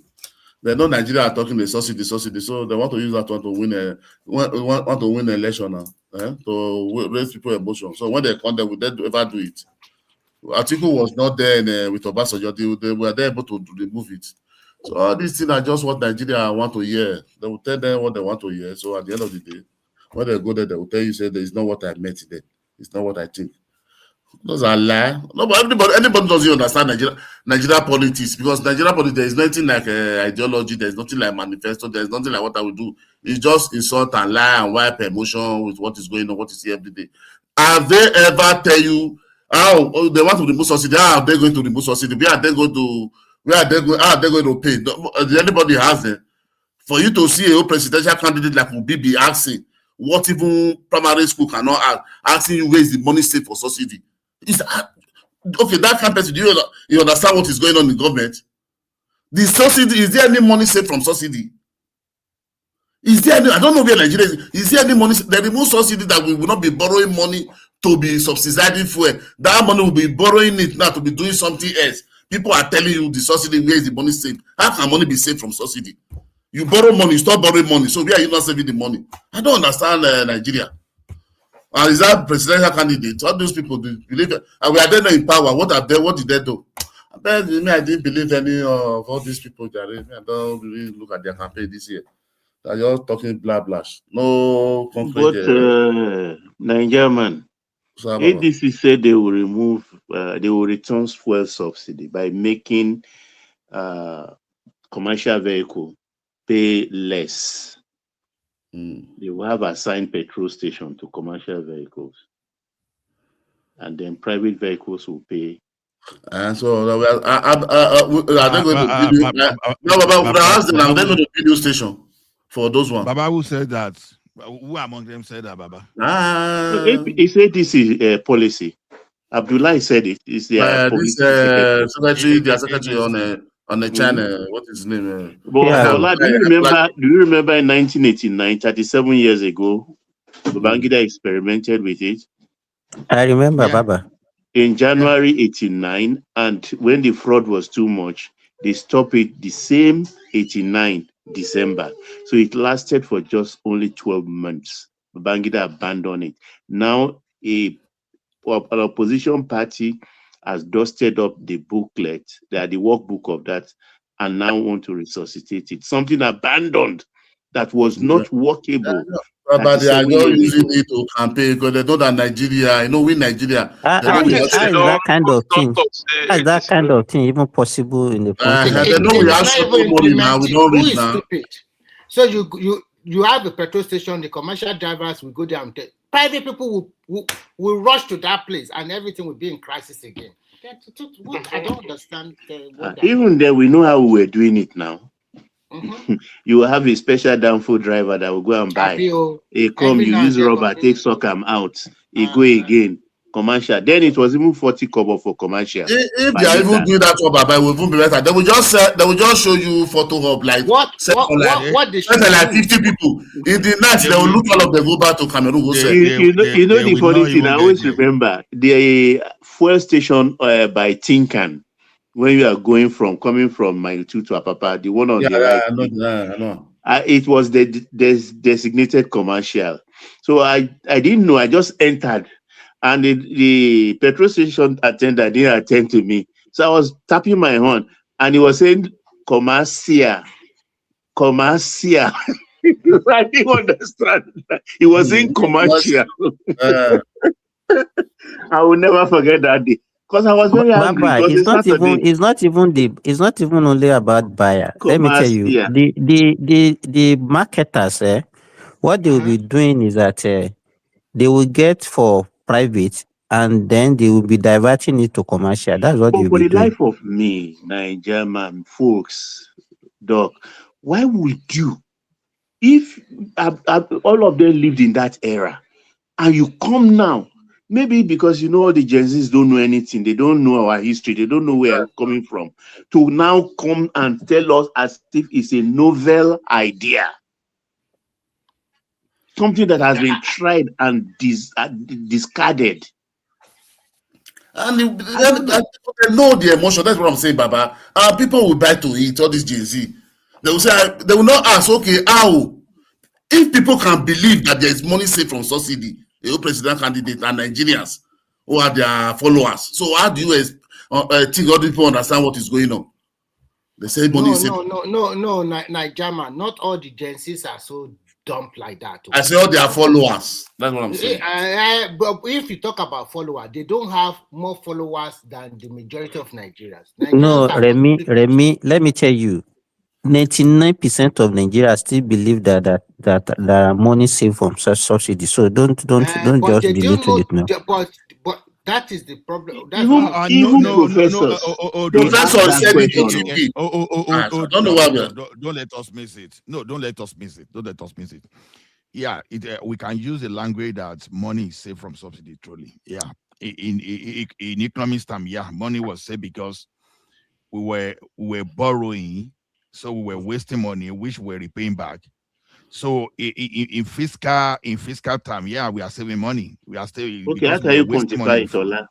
To now No, say we've there is saved 15 another thing. billion so far, and this is how we disburse it. How is that quantifiable? There is Now, not even a structure or organized way. You cannot even know We what are they not are. paying, it's not part of the budget, nothing. It's just something we acquired debt on and we've discarded it. So there is nothing to, I don't understand. There's just nothing about it. We put it behind us. Ola, don't You take us swept your into a compound clean. complex economy. What you are saying. It's not a complex because see, if you don't let people understand that you are saving them, you understand, they won't know the value. Then you have So to explain. You have to explain vividly to the. No, but we have to make it a clear time. We are not saving money. People should understand. We are collecting. The government. When you say we are saving money, you still confuse people to believe that there is money in one place. Hold on now, hold on. Okay, look at how you say. And you continue. Ola, let me say this. Right. The government generates more revenue, as we can see from our balance of payment, that we can now export more than import. Before we import more, we also now borrow money to now subsidize the lifestyle Nigeria are living. And focus on subsidy. You don't go another place again. I know go another person now. No, let's talk about the same thing. You don't want to tell us where the money. Let me finish now. Let me finish. We subsidize the lifestyle. We don't have money. We go and borrow money from Mr. A so that Nigerian can enjoy that lifestyle. And it gets to a stage, the people who are borrowing money from, they say, no, we are no more borrowing you money. We started selling our oil forward 2 years ahead so that we can still continue to live that kind of lifestyle. Unfortunately for us too, that oil that petrol they are bringing to us in Nigeria, sometimes it's not enough, sometimes it's not good enough. So a lot of no transparency. So at the end of the day, some few people are making money out of us, and they are getting more richer. Are we saving money from subsidy? We are not saving money. You are just doing something. No. What? This is relax. Don't. I allow you to talk for a long time. I did not interject you when you are doing this. The reason why we say we are saving money is because the borrowed money we use to pay for this subsidy, it has stopped. So we cannot, even if we borrow more money, we cannot use it for other things. But I am trying to tell you that the government, since they stopped the subsidy, they were able to generate more revenue. And the more revenue, Remy, don't complicate issue now. The more money that they are generating is not due to subsidy. God bless you, my brother. So why you are talking of targets about the topic of discussion? Confuse people again. We want to let people know that there is no more. Wait, no, Mr. RBC. We have to let people understand, because we see the narrative of Professor, as Baba said, which is true. I've seen many. That there is people believe that as they stop subsidy, what they understand, that there is money being saved in one account. Yeah, there is money being saved. Yeah. Oh, hold on. Hold it. Now, it is a concept. Now, you sell crude oil, right? You sell crude oil. Now, let's assume you sell crude oil for $30 million and the revenue is coming in. Then you are supposed to use that revenue for either social program or use it for infrastructure or healthcare or whatever.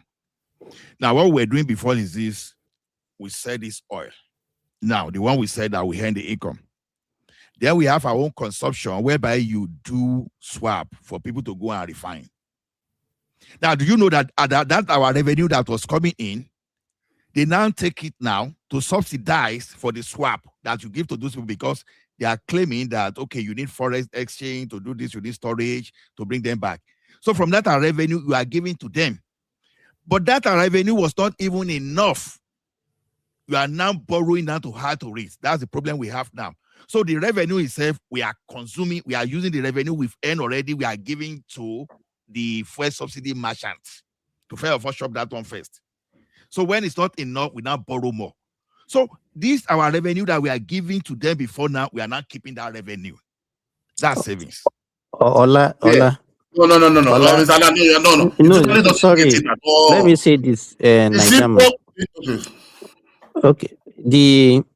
That revenue, I think maybe that's what you think. You know, you heard about the forward sales now. And that force is in years old, and we have not even finished paying that debt. You understand? You borrow money, you use that same oil that you think is part of our revenue. They've already used that money to borrow that oil to borrow money, and we are still paying that debt up till now. So how is it now part of the revenue that we are generating, Ola? The simple maybe you can put it this way, Ola will understand. We have an income. Is our money coming in? So that money, rather than use it for the people, we are using it to pay debt. Let me just put that stuff in. Say exactly as debt. We are using it to pay debt. So we had no money because there is debt on ground. Now, yes, up till now we are still paying that now debt. Now we don't have that kind of debt. So we are chopping our income. So it's as simple as that. So that's savings. So there's nothing. No. It's our income we are chopping. No, Baba. In reality, that's savings. That's savings. No, because it's not savings. No, because Mr. Ala, you are not getting it. You are just getting it from your one. I understand your own point. No, see, people believe that this is how you mention savings. See, when you are talking, I understand. I get your point. Honestly, then if you understand, let us go the way it is. See, because that is not my own point. That is not what people understand. Point is this: people believe there is money because what is subsidy? Government will pay the difference. Fuel supposed to, for example, be 1,400. Government say no, this one will be too much for our people. Make it 400. I will pay the difference. They borrow money instead of that money to go to capital project like road, school. We use that money to subsidize to pay the marketer, the importers. Take to cushion that the difference. You understand? Now, federal government is not borrowing money. We are borrowing money to pay the subsidy. Let's put it like that. Now, they are not borrowing to pay that subsidy again. They are using it for something else. But people believe that there is one account that subsidy have his own money, that the money is going there till tomorrow, that money is too much. They call trillions. So I think you are the one confusing Nigeria. So that the earlier Nigerians understand the better. Hold on now. Do you want to get this logic, or you just want to argue just to satisfy yourself? So two things. If you want to argue to satisfy yourself, then there's no point of putting it right. Okay? Now, the problem is this. Let's say you are a household. Your entire income in that household is 1 million. Then, but you have this penchant for unnecessary things. So you forget your basic needs, like say maybe you need to health care, you need to eat, you need to do some things. But there's that unnecessary thing that you need to get. Then all your income, you now put it on that thing, and you now borrow more to get those things.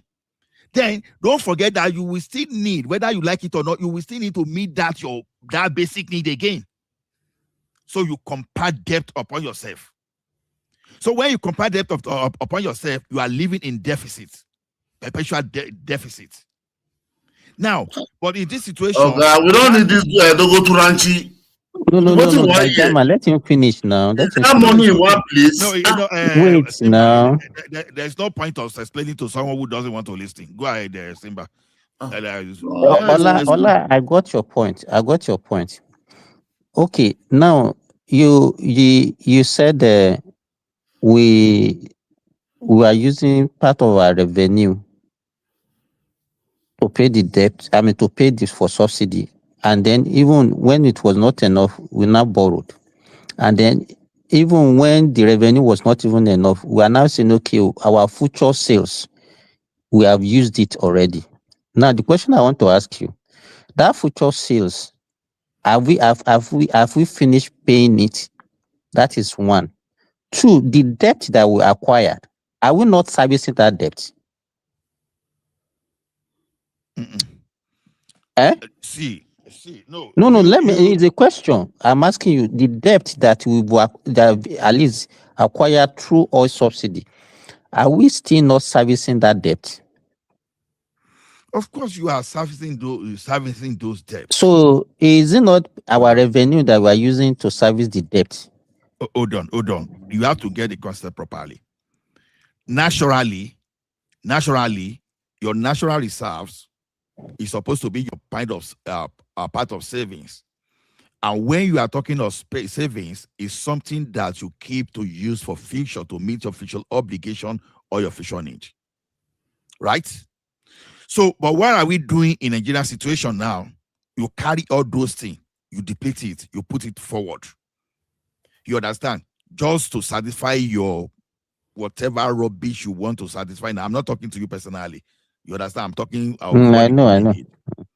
It's supposed to be your savings for the future. It's just like you are supposed, you just go and empty your bank account today and you use it to do rubbish for the future. That is exactly what Nigeria did. Our reserves that you sell off front to is savings on its own. It's savings on its own. Now, when you want to meet that in the future, what are you going to do? The forward sales, sorry, Ola, I want to understand. How is that forward sales a savings? That's our forward savings. That's our forward sales supposed to be our savings that we now spend. But it's not a savings now because we've already committed it to a debt. You don't have money. That's why you have to sell up front now. Okay, no problem. That's okay. You don't have enough. That's why make it to sell up front. What is supposed to sell 20 years? I'm not a good teacher. Maybe when you see a good teacher, he's going to teach you. That's fine. Let's move on.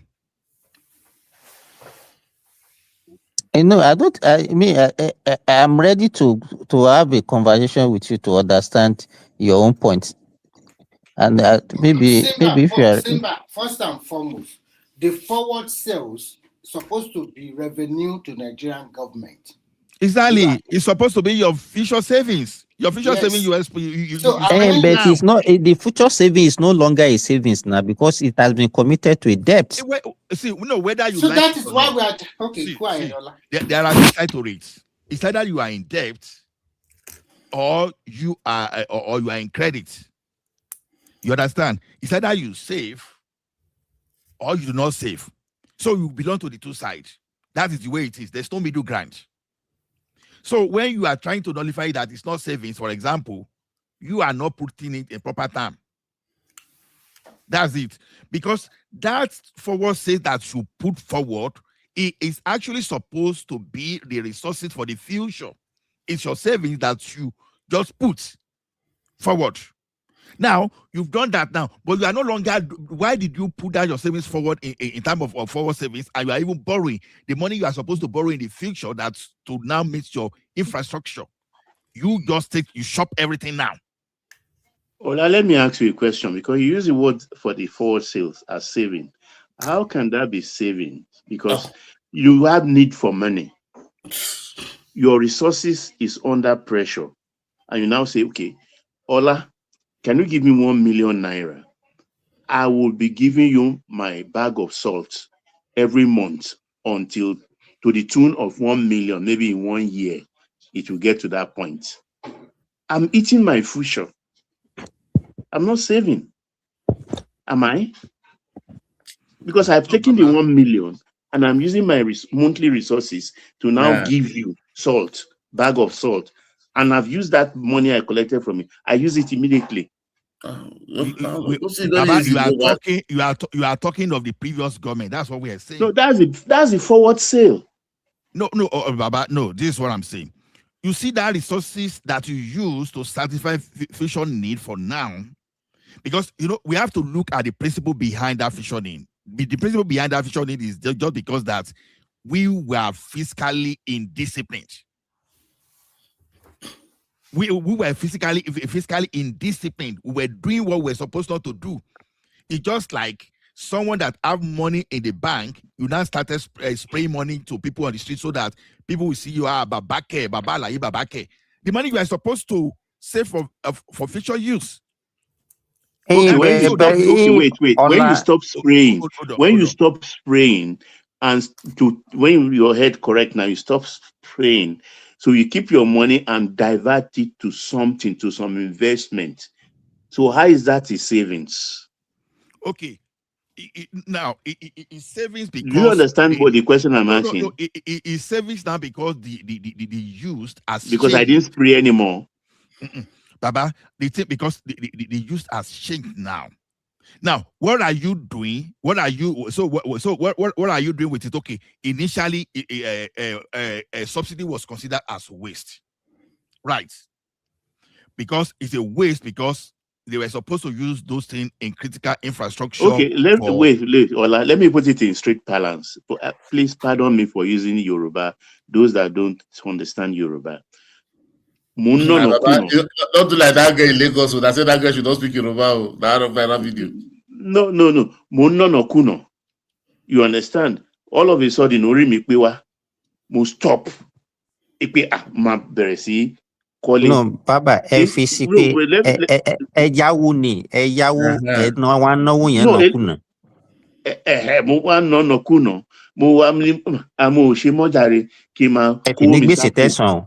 So báwo nìyẹn ṣe wá jẹ́ savings fún mi? Owó mi ni. Mo no kuno mo kó sápò. Gbogbo gbèsè tó kó sápò bàbá. I don't know how to put it because maybe I'm not an accountant. Let me use this, Baba. Let me use this. You borrow money and you are spending it lavishly. You have not paid that money back. You now said, okay, I'm no longer spending lavishly and I'm not so that I will not be borrowing to spend lavishly. So how is that one now a saving? Because you are borrowing, it's not your money. You are borrowing money to do that. In fact, you have even some of your property, you've already even committed some of this your property, what you're supposed to be using to generate money. Say, okay, in the next 5 years, so you've like collecting advance rent from your tenant. Exactly. Take this property, advance rent for this. Advance rent for your tenants. Now, so you take a decision now that okay, I'm not going to do that, but that debt is still there for you to be paid, and the money that's supposed to be coming is not coming because some of these things that you're supposed to set to even generate money, you are using it to pay debt. No money is so I don't know where the saving is coming from. Maybe because Ola is a business major. Maybe that's how they put it in the account portfolio where that belongs. Because they say, okay, since you are not, that's a savings for you. Nice. Empty portfolio, empty portfolio. It might be a savings in the future, Baba. It might be a savings in the future, but now, is it a saving now? No, because you are still paying the debt, and even the what you're supposed to be using to generate money, you already committed it to debt. True. Look, what we are discussing is a very touchy issue. If we are honest with ourselves, we should all commend this president. Not because I'm a Baptist. You understand? Because the thing they put, the mess we're in, that was terrible. Terrible. Till today, we are still, even Amechi, that is now talking rubbish. All the monies he borrowed from China to do that fake railway to Maradi in Niger, that they didn't do. They've stolen even all those rail lines now because they didn't complete it. Tinubu is paying. I don't understand why Nigerians are thinking this man should just disappear and leave us alone. I don't understand. That is where my passion comes in. Because too much debt. It has put us, it incapacitated us to reduce our income per capita to just 1,000 and some fraction. We are using 50% of our revenue to service debt. Let me explain where the confusion is coming from. You see, I think I understand the confusion. You are explaining savings just like an accountant will explain savings. You know, the way accountants explain saving is this. You earn 1,000 in a month, you spend 800, you keep 200 in the bank. That's accounting for you. An economist sees savings differently. You understand? Now, in our situation, the resources, you understand? The resources we are supposed to use for different things, we are consuming it just because of subsidy. We are no longer using that thing for subsidy. That is where the concept of saving comes from. That is why accounting savings is not the same thing as economic savings. That's why when you see an economist, I understand your own concept, but so it's not the my way concept. Nigerians are the way you are looking at is even from the way Nigerians are looking at I understand your concept. At least we can say, okay, we are safe, but Nigerians are looking at it in a way an accounting savings. That is what they are looking at, not economic Accounting savings. savings is what Nigeria is looking at. Exactly. So, and we have to deal with, because we are dealing with a macro. Macro is what we are dealing with now. You see, when you want to explain, They are looking at it as if, the way they are looking at it as if immediately the subsidy, there was the money that was already earmarked for that subsidy that's supposed to be diverted. That's supposed to be diverted to other things. even if you earmark money for that, where is that money still coming from too? You understand? That So money is not coming from the I space. think we have reached a conclusion. So your own economy saving, I understand it, but the Nigerian own is what the accounting saving. That is what Nigerians are looking at, as if every month or every day that there are certain amount of money that we are setting aside because we stop subsidy that's supposed to be earmarked for other things. No. Even professors.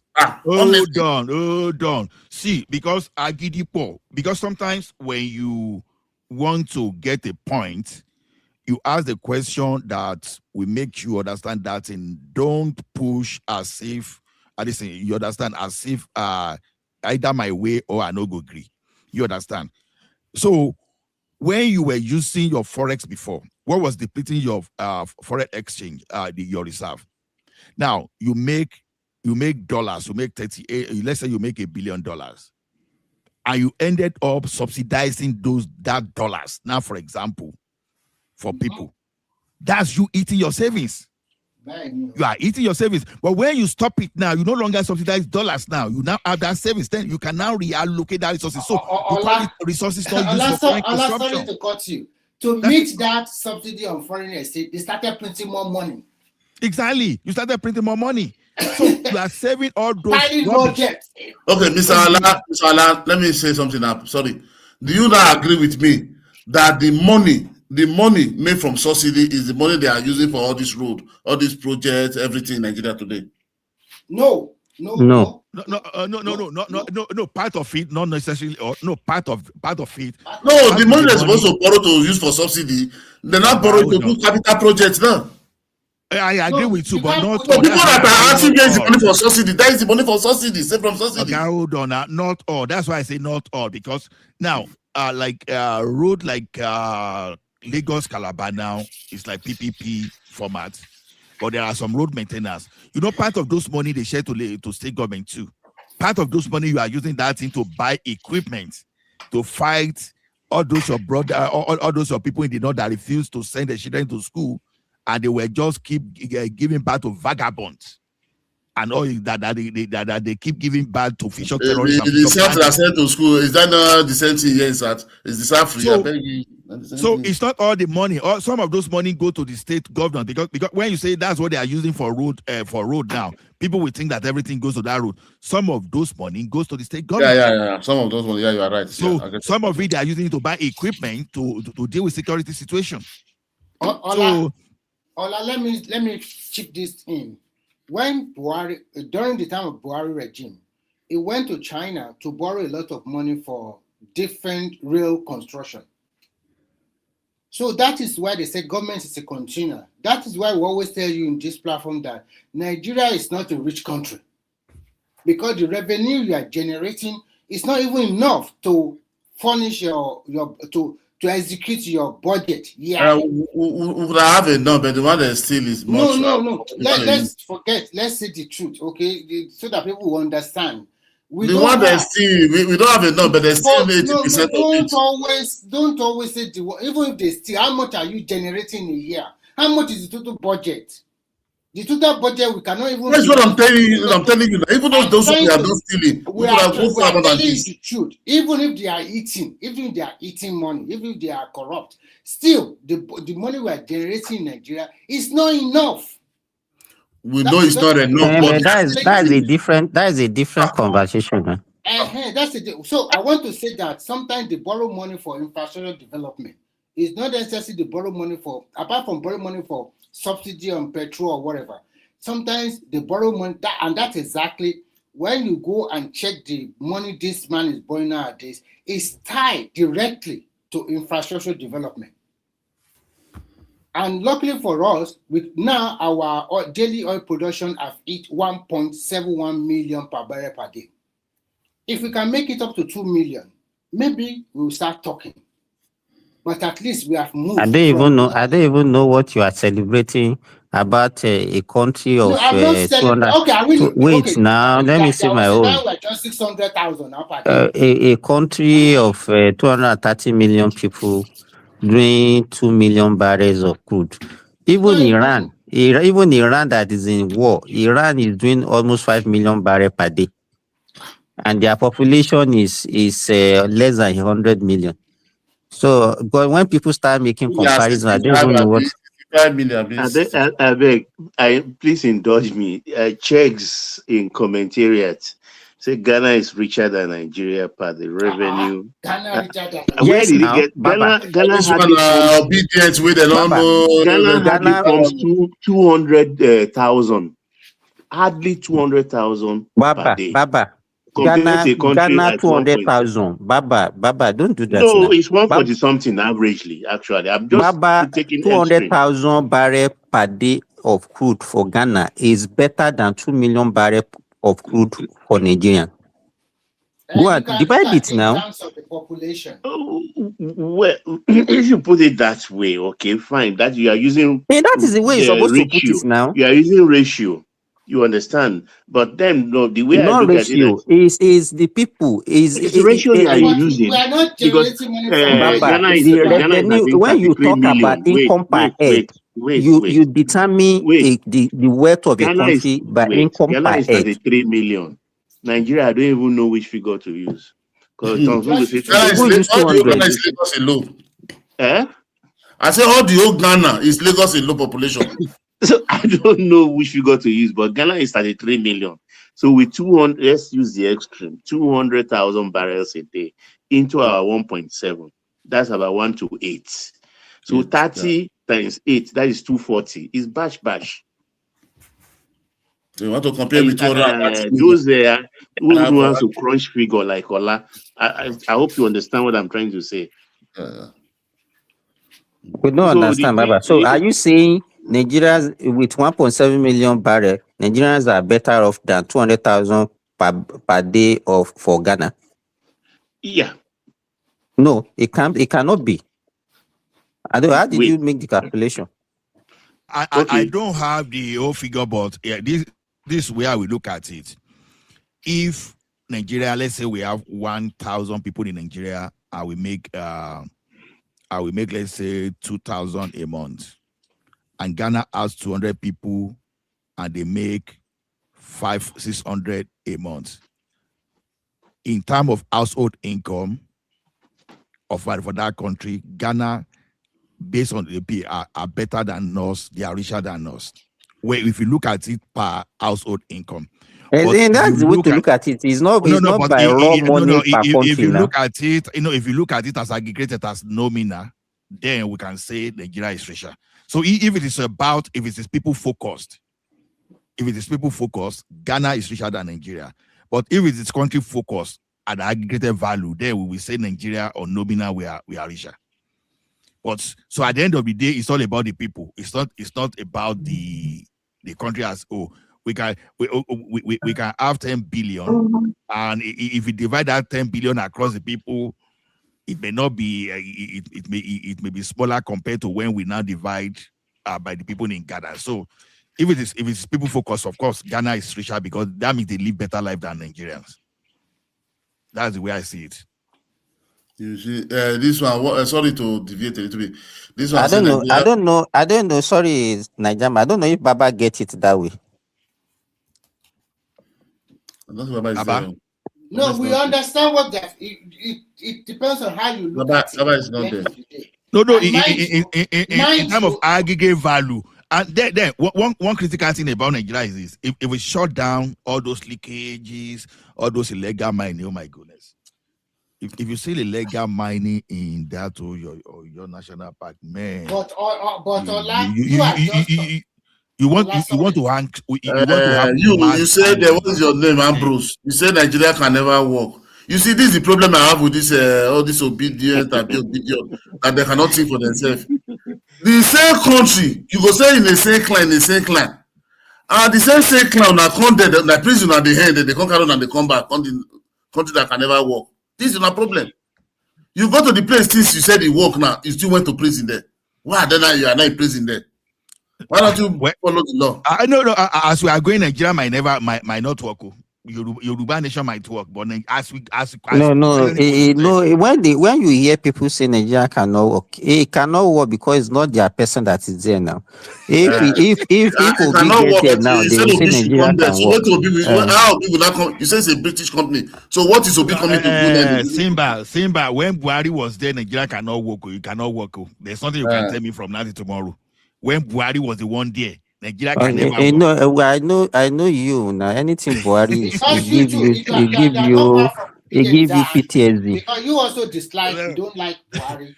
So you can also say so anything when you hear Ola hear Buhari, Ola will get PTSD no matter what you say against Buhari, fine. Buhari on insecurity income does not perform very well. But in terms of some infrastructure in Nigeria, it did wonderfully well as well. We can talk about second Niger bridge. Buhari they call big guns. He did well. Buhari is the most Niger man, where can I mobilize thunder now? Because I need to mobilize thunder for what that they hear. Because I don't want anybody to go. Am I lying? No, you can dispute me. Lagos to Ibadan. Standard gauge rail. Who built it? Is it not Buhari regime? Let me stop that now. Stop all those things. They can't be using that one. Buhari is a disaster. Forget about it.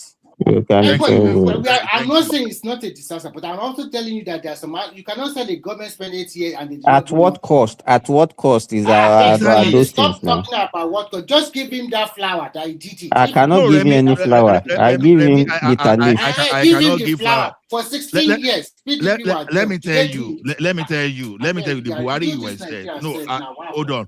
Okay, a person like me now found myself in a country like Canada today just because I was a middle income person. You understand? When you are talking of middle income earners, you understand?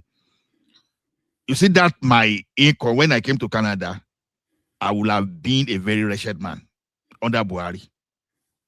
A very poor, in fact, as poor as we like the rat you put in a vacuum that you don't have anywhere to go.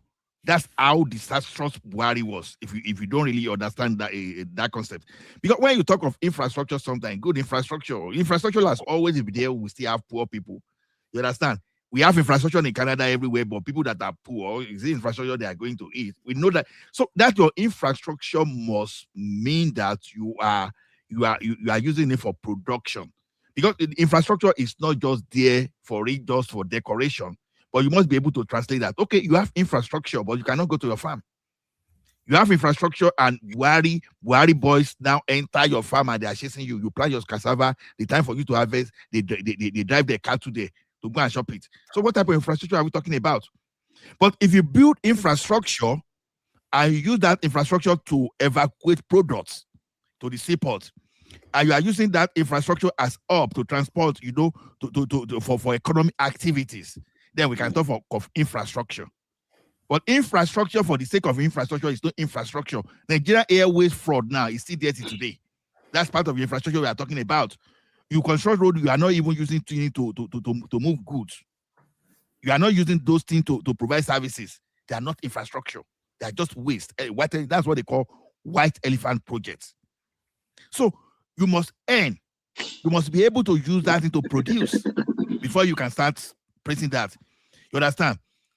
Now, look at Lekki Deep Sea now. That's an example of infrastructure. That's an example because it's busy.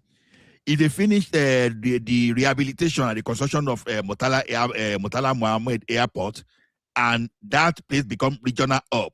But Lekki Deep Sea is not a state project now. It's federal government. Infrastructure. But Kano, Maradi, or whatever they call it, and all those institutions they go and put in Casina. If nobody is using all those things, you understand, they are just decorations. And at what cost? So I don't get it. Mitchell was playing politics. He thought you want to be a president. Which airport is He was trying to pacify the Northerners now. You want to put school of what is that name of waiting in Casina? University of Transport. Now, that's what they call end value when you run a project. You know, that Lekki Deep Sea. Do you know that that Lekki has taken over 40% of Nigeria import and export? 40% now. So he has dwarfed all the Tinker Island, the Apapa, the Wharf, and all those things now. They are doing less work than Lekki. Exactly. That's what they call infrastructure. You see Lagos, blue line, and red line. That Lekki Deep Sea Port is not state project, it's federal government. We are not talking about whether state or we are talking about the impact of the project. Is where nobody is ascribing it to anybody. It is not even federal project in the time you put it. It was Lagos State that forced that project. Then they brought investors. So you didn't know that thing have been there for.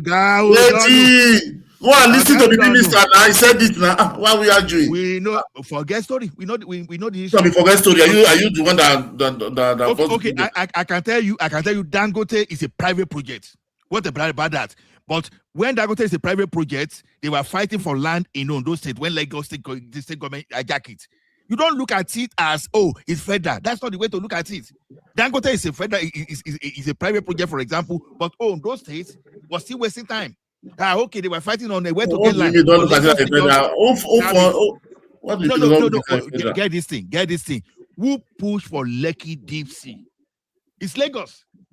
And they even brought investors along the line. So that's why you have different people there. So it is federal because federal control, because of this bureaucracy around the exclusivity. You understand? It's just like when they started pushing, when they started hijacking federal government road and they will construct and they will ask federal government to. They said that thing have been there for past 11 years. Nobody aside to it. I bet you say he's the one that take it first.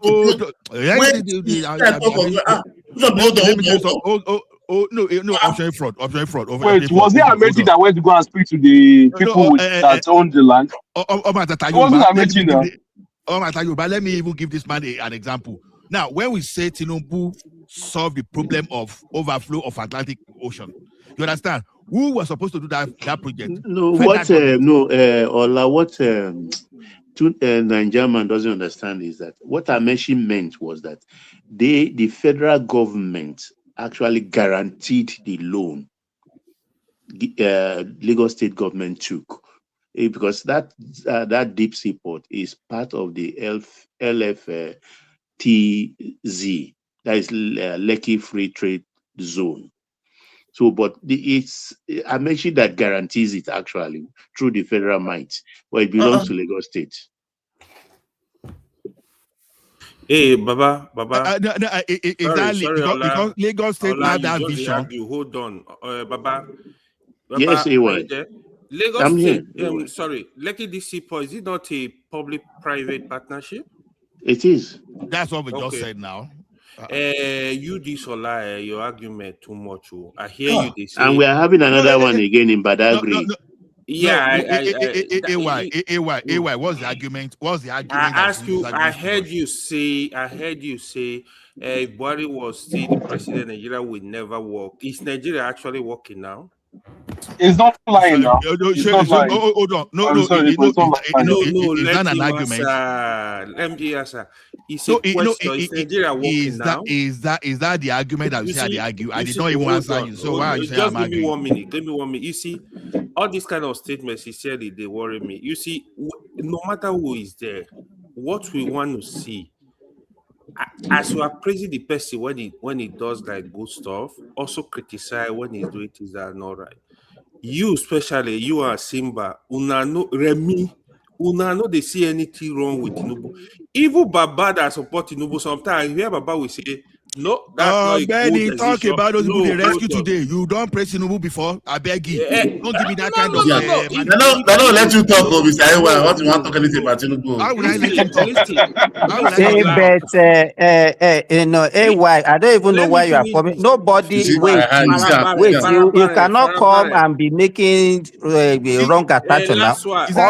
Ola said Buhari, he did not even say it as a serious, he was just catching joke. But he asked you a question now. Why he didn't answer? He will tell you Tinubu time is working. That is what Mr. Ewa want to bring out. You see, sincerely, I don't really care who anybody support. I've said it many times. People are free to support who they People like you are pretenders now, so we know now. No, I'm not. No. Mr. Ewa, they'll come for you. Hold on. Sincerely, my whole project is Nigeria project. Whoever is doing by the people, I'm a fan. I'm a big fan. So now you sabi. Nigeria is divided into ethnic lines. Listen. You see, if you listen to other people, right? Also listen to people that are different from you. Like, what are they saying? People that not where you want to manipulate me. There's a difference between you want to give opinion about you or you want to manipulate. That's what he does every time. Listen. Because you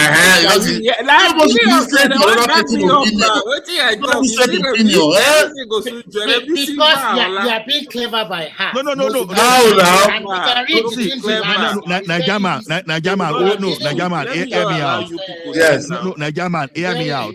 Yeah. There's a difference between when you are manipulating and when you are trying to educate us on something. Now we were talking of Lagos Port now. You understand? We were talking of viability. Who owns that project? You understand? I was saying Lagos State government promoted that project and the first hand of the federal government to support that project.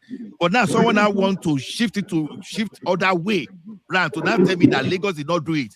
That was why I was making an example of Dangote, that we could easily say, okay, it should be Dangote is private. Because a Dangote refinery could have been in those states. Why was Dangote refinery not in those states? You are not asking. You cannot ask that question now. Why? It's a private business now. You can't tell it to get to situate the business now. That was why I asked Baba that question. I wanted to be very sure. What I know is public-private partnership. For me, that's the even best way for government to get involved in businesses. So, because that is what I believe. Because you got to get private companies to get involved, provide the environment for investment, let public, like that, Lucky DC port now. I think the part of the agreement was anyway, let me give you the structure, the ownership. Okay. China Engineering Company 52%, Lagos State 20%, Nigerian Ports Authority 5%.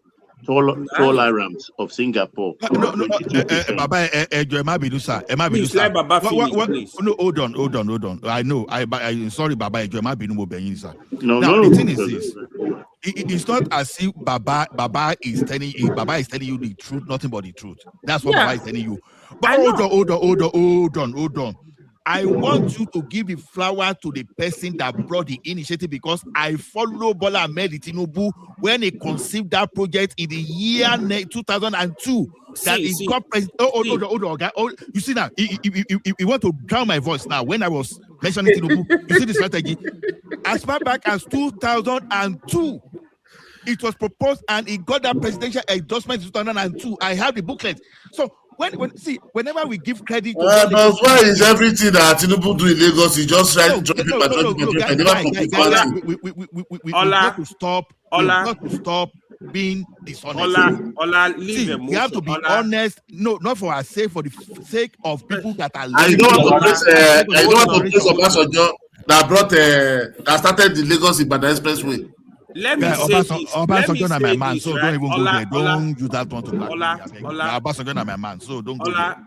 Even that go to refinery that Lagos State don't hold anything, any percentage. You have to give credit to Lagos State and the federal government as well. That is how it doesn't matter. The difference between these two is this: federal government was blank. They didn't know what to do. Someone sat down, did an impact assessment. Now look at the economic viability. He was even saying that time that Lagos should have special allocation, a special status, that nobody was listening. This guy came up with different blueprints that they are executing today. But someone just want to come and say, Tinubu, he's a useless man, he's not doing anything. Why were you not going back to his own design and policy document that time? That is how to credit someone. This guy from nowhere, he thought about Lekki this deep sea port. Give that credit to him. And to start saying that federal government project. Let's stop all this kind of. He said he talked about it also. So did he execute it? Me, I don't know where you belong to. I don't know where you belong to. You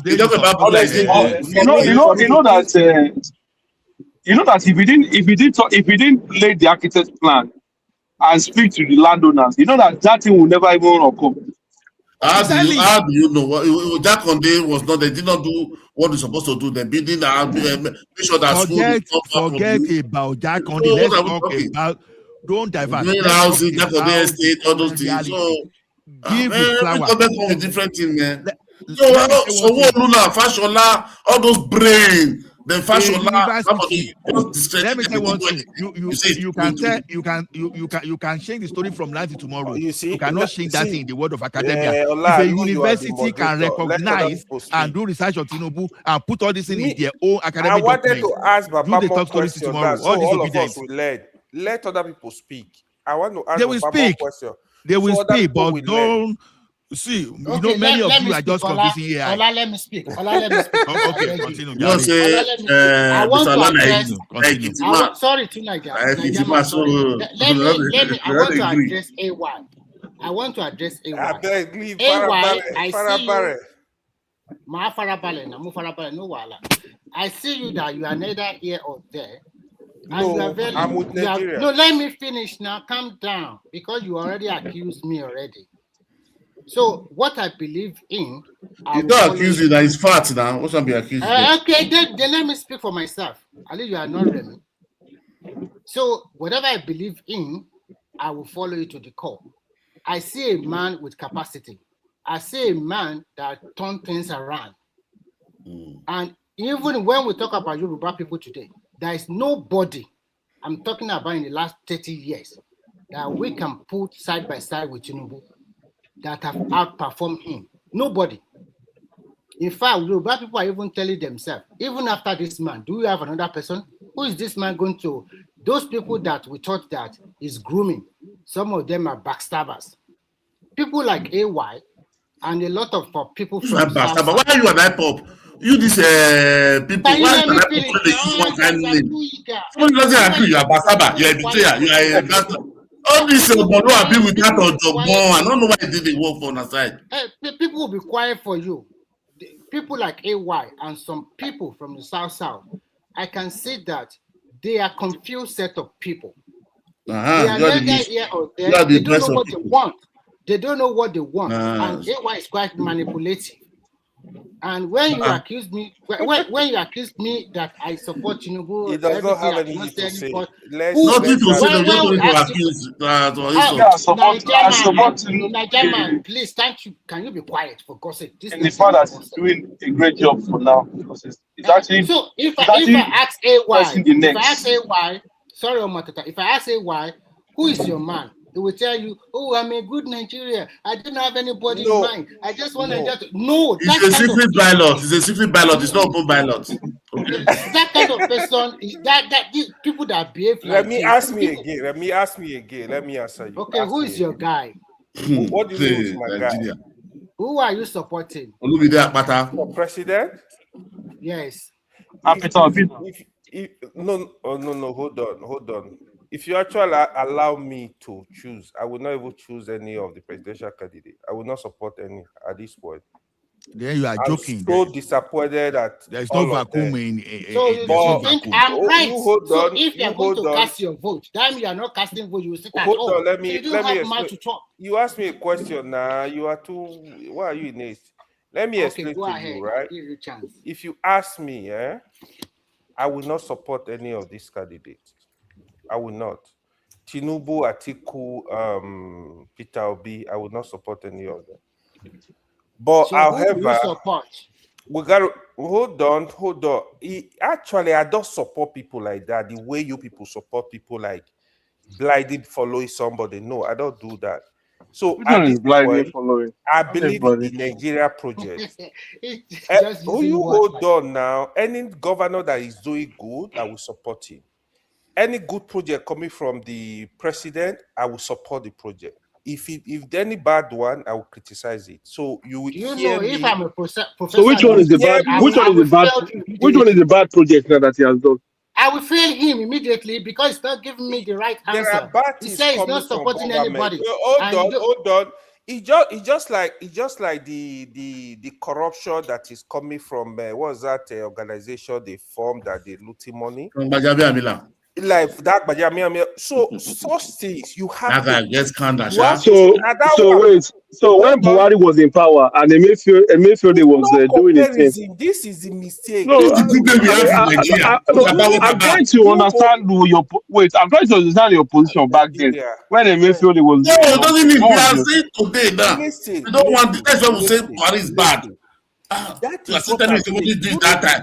You So see, when Nigeria during won't be like that. Obasanjo, the one you want to criticize, the one you want to This story is praise just them. too long, During unnecessary. Who's Buhari, your guy? You don't have a guy. You I are just don't have a manipulating. candidate. I You don't are have. How many always times like we that. answer At you? this That's one point, thing I don't like. I don't like people that are not straightforward. You are no, I dancing don't with like the have a question. candidate. You are not. You are dancing with the So if question. you don't have the candidate, you Just can't get really speak yourself so much together on and let's See, you dance on the Why not? Is it not in Nigeria?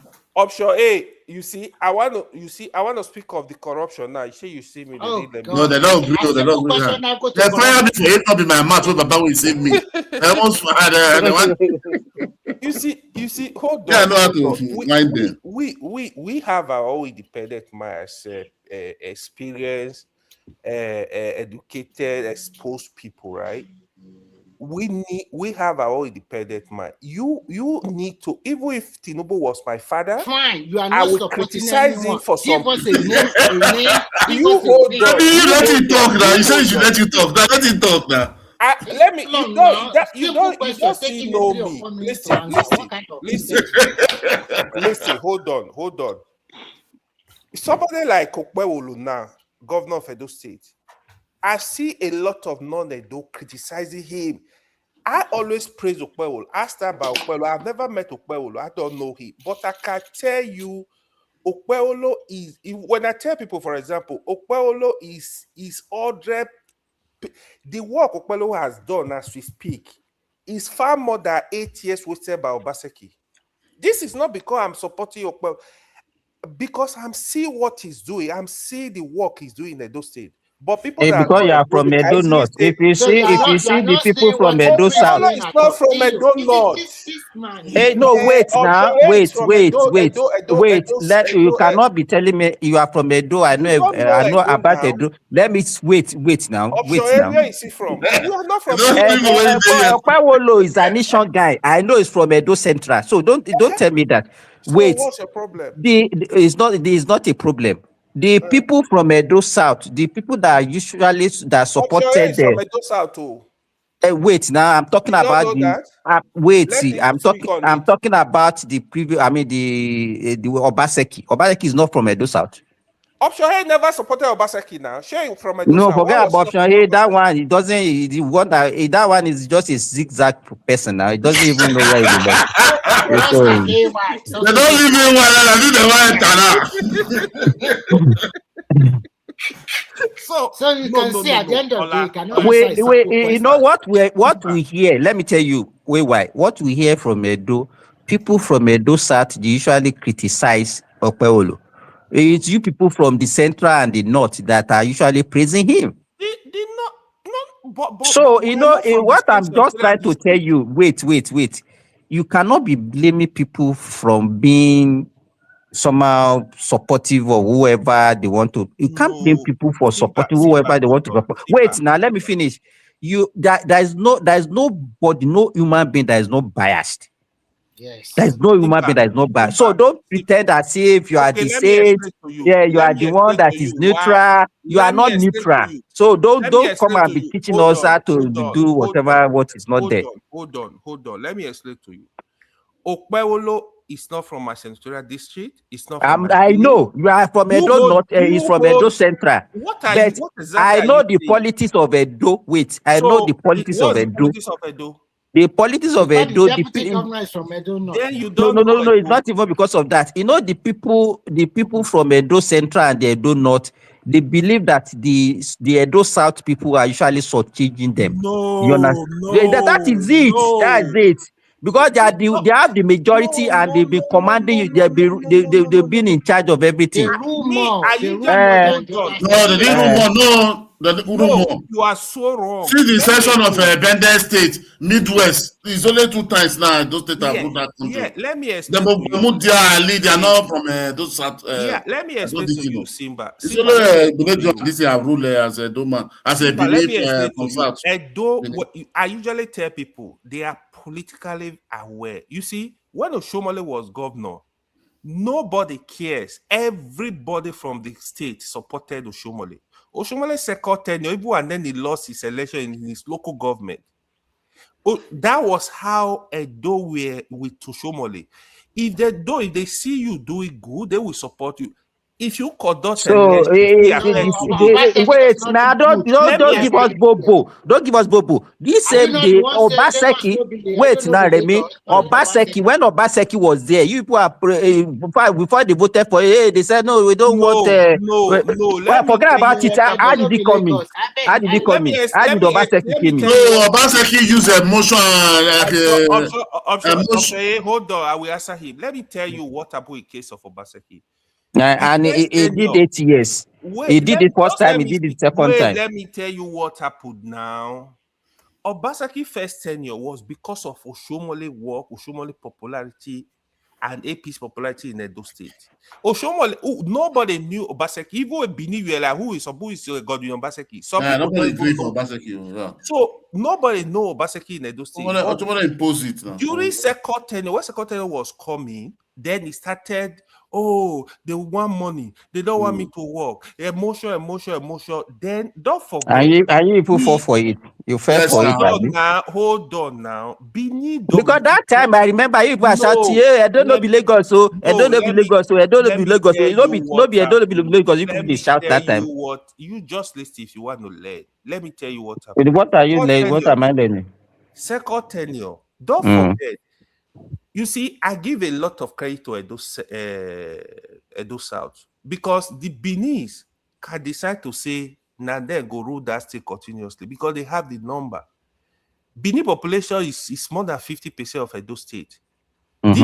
So because of that, don't forget, there will be some level of tribal sentiment. People Benin felt like, oh, you want to shortage or Obaseki must complete 8 years. This was the first movement. So even the Benin, where Obaseki, go to Obaseki village, Obaseki did not do any. You hear how he was disrespecting Oba. So Obaseki was play on Edo State, Edo people emotion. So don't forget, we are from. So you just said that you people are politically slant, but somebody is playing on your emotion and you voted for you. Don't forget, Edo are coming from godfatherism politics of Edo. Edo never wanted that again. So they felt Oshomole was trying to be Because I know what happened now. You don't be say that time we really talk. Then I don't why know are be you Lagos. being I don't know be emotions Lagos. I now? don't know be I Lagos. don't know So the why Lagos. the No, same Tinubu person? no say. Wait now. That I don't Why know you be don't be Lagos. Lagos? No be you now. They condemn that same Obaseki now. Politically stand people. No, yes, now people that want Obaseki deviate. The same people come against him. Simba, let me What tell is you. it? You don't Let rub me nyash tell you now. my history. Let me tell I you. just tired you. They talk like if you don't do Nigeria. In 2015, I seriously supported Buhari. After 1 year, I told my friend, I said, Buhari is waste of space. I start criticizing, I did support him again. Second tenure, I said, God forbid. Obaseki, first tenure, I seriously supported him. When second tenure was coming, I knew Obaseki is daft. He was doing nothing. I never supported that movement. I saw it. How can we confirm what you are saying? If you hear me crazy No, Mr. Ewa, I see. Even when he said when Igbinedion finish, like we don't finish, we begin to hear how much he loot, how he loot the whole state. Yes, That's why PDP is not working now. They didn't do now. anything. Then Oshomole now come. When Oshomole come, you start seeing development. When Oshomole now brought Obaseki, people the party, nobody, everybody rejected Obaseki. But because of Oshomole good work, he forced it on everybody. We have to accept to him. Then when Obaseki was not come, Obaseki But wait now, Nigeria, somebody brought Oshomole brought Obaseki, right? yeah. The second time, when he now discovered that the guy was fumbling and he wanted to change it, what did you people do? What did you people You do? don't listen to me. That's what I'm telling you. You are not The fact that only what you hear in Nigeria, the way they loot money. Then Obaseki now come say, they are fighting him. Oh, they said they should bring their location to share it. He's saying no.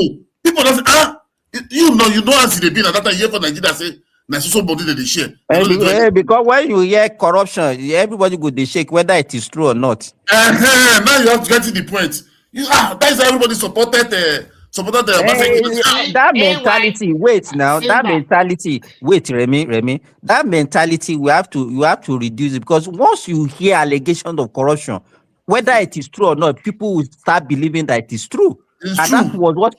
That is what people fell for.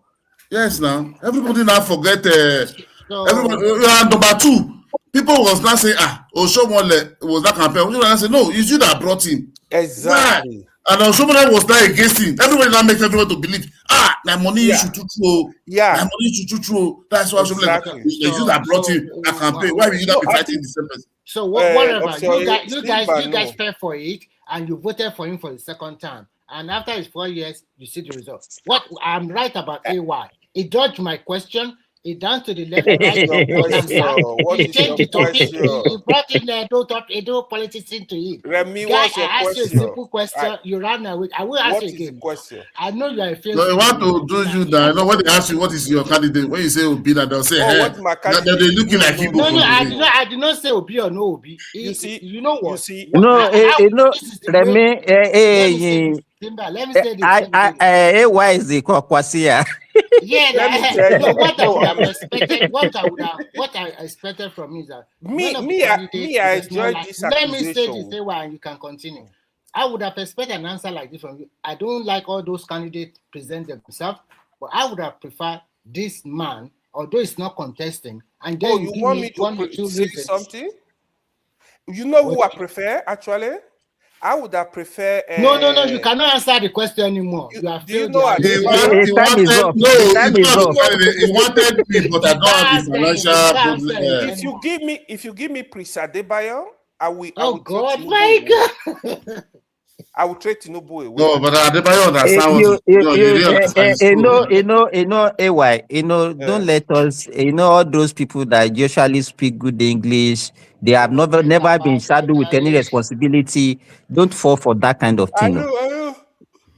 Don't fall for that kind of thing. Naturally, I like the Edo State Governor Okwebelo because I checked you too. No, it's working. I can see what he's doing. But you people, Edo people, you people too, some of you guys don't like him. You say he cannot speak good English. It's a terrible something. But I can see I don't think like that. Everybody likes somebody. I don't understand. Let Hakim come. I hope Hakim can come. And you will see what Hakim will be telling you. No, why are you not saying it's democracy? Must everybody like somebody? No, I'm not. Of course, you are right. I'm just trying to tell you that I'm trying to tell you some section of you guys. My answer, my son is different political party here. Me, I'm different. I'm voting for. I will vote for another one. Even my wife votes for the different one. All of us, they have to never fight one day. Nigeria is just a problem. Let Hakim come. Whether you not fight, let him come. Our that guy. What do you call him? Midwest people. But you fight now because he will be telling you that guy is not doing nothing. He will tell you the everybody must not say the same thing. That's what I'm trying to tell you. That even here in abroad, you see the citizen. Let me give you another example now. Look at our governor in Oyo State. If you see him, he looks totally like a gentleman. But when the people in that state started telling you it's atrocity, you will dislike him. And if you ask me, I will rate him good. You see, if I want to rate him, I will rate him poor. But if you ask me now, I will rate him good. You might rate him. I am not disputing that one. But the majority of the people, is a good man. But the majority of the people in that state are rating him low because of Lucky. Which okay, you mean Lucky Igbenedon? No, Lucky in Ondo, which Igbenedion? Ondo? Is that not his name? Lucky. Oh, so you're now. No, you're talking about you're not Ondo now. Oh, you're talking of Oyo? So most people have praised Sheyi Makinde now. Most no. Let me tell you, Remy. People, the problem with Sheyi Makinde was the bride of everybody until when his time is behaving towards the end of his administration. But when you talk about work, he did some work. Thank you. What kind of work does he do? You know what I mean? What kind of work? APC propaganda. So I'm No. It's a delicate walkie, Remy. It's a delicate walkie too. That one you ask Simba. But I do not see any visible. But sincerely, most people have. No. Let me tell you why. I will tell you the truth. I did not see any visible development in Ibadan because Ajimobi did wonderful. Let me talk Nigerian. Ajimobi did wonderfully well constructing major roads. But when you get to Ibadan now, you can see it's very littered and very dirty. Maybe what they say about Makinde was that he went ahead and developed some small city outside of the capital city. Maybe that one can be right. I'm not there. But when I see Ibadan, how did you want to judge him? He did do nothing. No, I'm judging from the state capital. When I go to Ibadan, I'm looking at Ibadan because I always travel. You look at the whole state now. Why are you? No, but looking at the whole state, at the end of the day, not a lot of visible development as you are talking about. It's a big state, but fortunately for that, listen, it's a big state. Unfortunately for that state, it's number 4 that receive VAT money in Nigeria. So there is a lot of money pouring into that state. With the amount of money pouring into the state, with some local government getting as much as over 1 billion allocation. People Simba just agreed that he's working. A lot of no, that was Simba. Everybody have their own mindset. I have a lot of people from Oyo. I have a number of friends from Oyo. I hope all of them are here today. But as Nigerian said, now everybody cannot agree now. So leave Remy now. So why now? Remy na sessional leader now. I'm not a sessional leader. Look, if I'm going to employ AY, I'm going to subject you to a lot of tests because I can profile people very quickly. No. And I think I profile you very well today. Let me tell you. No, I love it. Sincerely, I enjoyed that. No, only we are be, but I do in business and everything for environment market I'll try. But the only way I see people criticizing market more is the rural development that is not. Remy was saying rural development. So you see now, that is what I heard, that I was doing very well in the rural area. Remy is even talking story, what I had. You don't know what is going on in Oyo State. So I know what you mean. I don't know. Let me AY.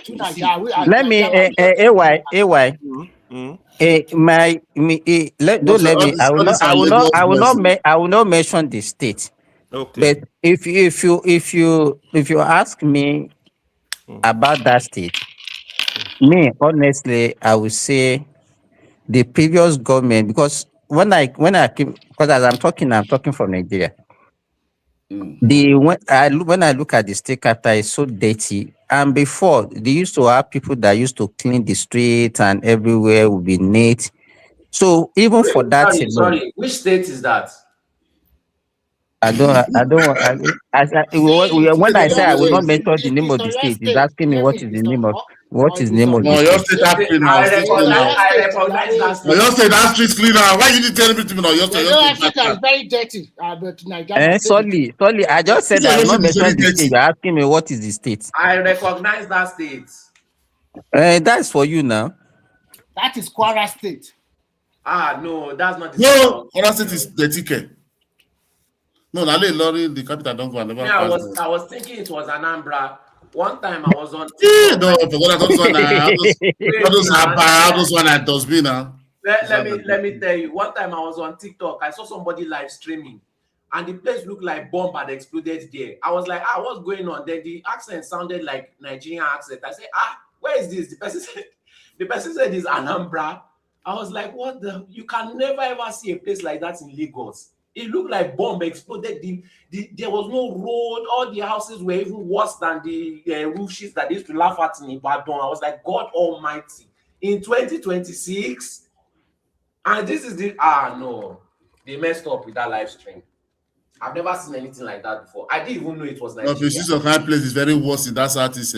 Many places there. All those want to show you big house. It's just one big man, big one street. Big one, how the whole house in that street will just be like, I don't understand. There is only one mansion and only one full street. One family. I couldn't believe that place was inside Nigeria. Yeah. No wonder they used to call Nigeria is a zoo. I see what they are looking at.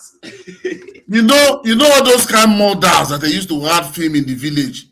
I don't know if you watch some Benin movie, you will see the models already. It's abandoned. One side already collapsed. There's a reason why that area in Anambra was in that situation, because they are more focused on Lagos. If they are focused on their local government chairman, their governors, their own people, that place will never look like that. It will never ever look like that. That's why when they go come to another state and they're not go now. It's the only Igbo they see come marry. You know, in Nigeria, if you went to marry from Oyo State, now for example, me I say, I will take my wife and go to my area B. But it's only Igbo that will marry, they will pack come and meet the woman there. The kind of they go is they go there. Oh, they're abroad now. Those people are not civilized, man. Honestly. Okay, I think AY because AY just came to come and accuse me, Remy, and okay. So AY, our topic for today. What are you going to say about them? Which topic actually?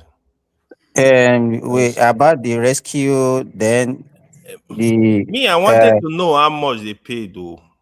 Okay, then how much was paid to how much was paid? Nobody is talking about ransom now.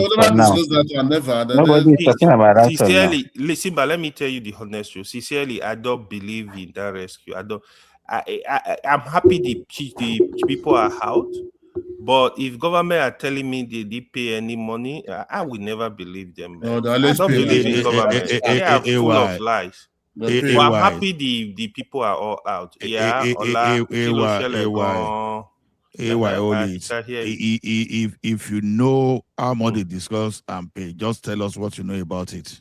Tell us. No, I don't know. I'm asking. Look, okay. It's just the usual Nigerian way of saying, it must be this. Let me give you an example. Hey, if you don't have a fact, why are you now insinuating that? No, Simba, hold on. Let me give you an example. Last time, that general was by when terrorists.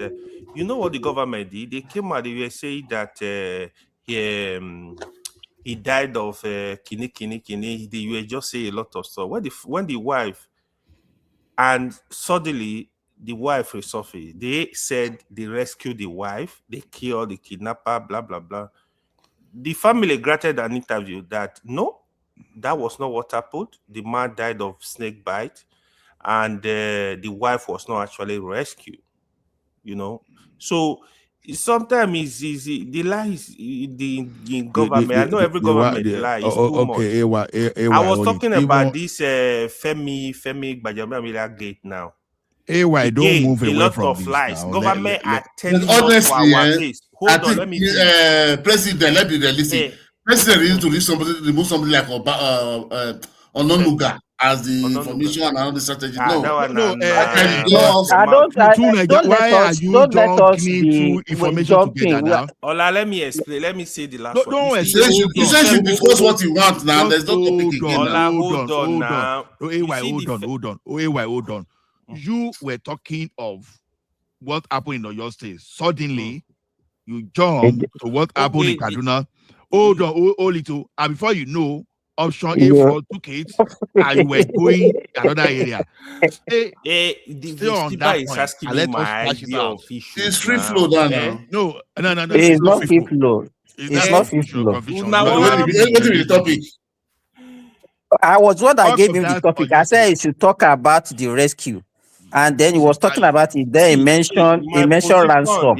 So we now wanted to discuss that. Then he went to Katsina. Then he's now talking about my position on the rescue.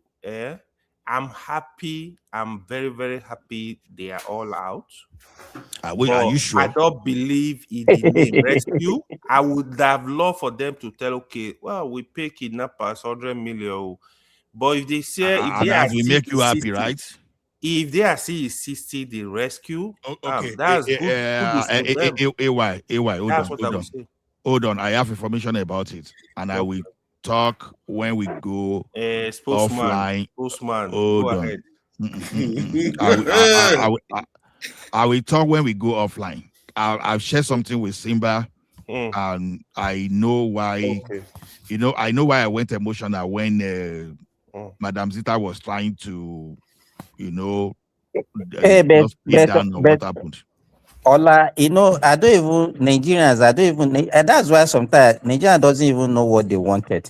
Because even before these guys, the children were released, don't let me use rescue. They were saying, even if government has to pay ransom, let them pay ransom. And the life of the children's matter, all those things. Now, they have now released them, and now they wanted to know whether they pay ransom or not. Are you not the one saying that whether they want to pay ransom? If the country has not belong to bandits now, so we know who's ruling now. That is what they are asking. Nigerian, trust me. What is paining me the most is that some people are thanking very dark man for it. Hold on. To the best of my knowledge, only I would very dark man. They did not pay. But the only thing I don't know, because I told Simba offline that, see, I don't want to call that guy, the guy I wanted to call on phone for a reason, but I will let those people that we meet with him to discuss, then we talk. Now, the thing is this, I'm still confused why Igbo was not mentioned, because someone was bold enough to say Igbo and Iruekun actually located that place while they were doing their own drone, because they were using that one to talk about to all these some of those boys that were making jest of them that they were just doing content. So why Igbo this thing was not mentioned, I want to be very sure whether Igbo was actually involved or it wasn't involved in locating that area. But a lot of things went underground. You understand? So that we can talk. But Ola, there was a time we heard there was a fake news that came out said those children had been moved to Kaduna or something like. We heard something like that now.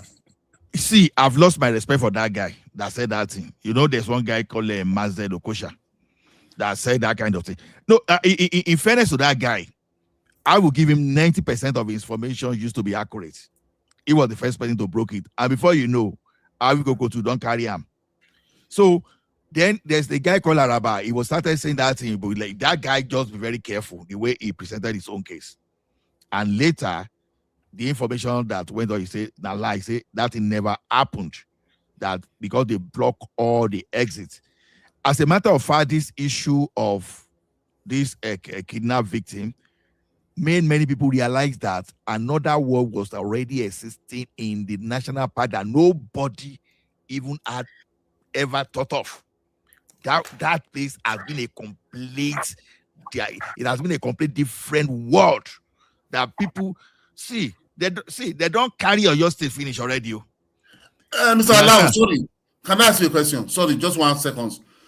Is that national park they are saying in your state?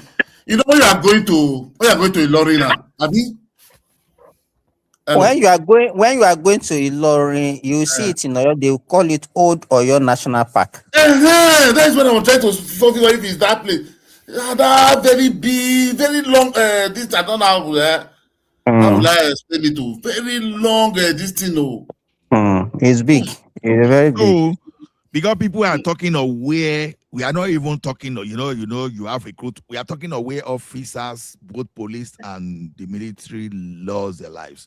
And someone and say, oh, they pay their ransom, they pay this. No. To the best of the information we've got, if anything changes, we come here and discuss it. No, they didn't pay. But does it? How is it matter? If you truly care for those children, how does it not matter whether they pay ransom or not? No, it matters in the sense that those people will never try that rubbish again. Because number one, because if you keep yielding, because those as much as some people would like to celebrate Buhari, under Buhari, the government started paying bandit, ransom. Oh no, Ola, let me ask you this. Let's say they want to force these people and they lost the life of these children. Yeah, it's very risky. Why would how do you think that Nigeria will react to the situation? Yeah. Honestly, I don't want to imagine it, to be honest. But the question is this. And that is what I'm saying. That's what I'm saying. I know. I want to dodge that area because it's super sensitive. Because if I made a statement now, this place will be on fire. So I don't really want to because if I found myself in that situation, you understand? Maybe my thinking will be different. Let me answer the question.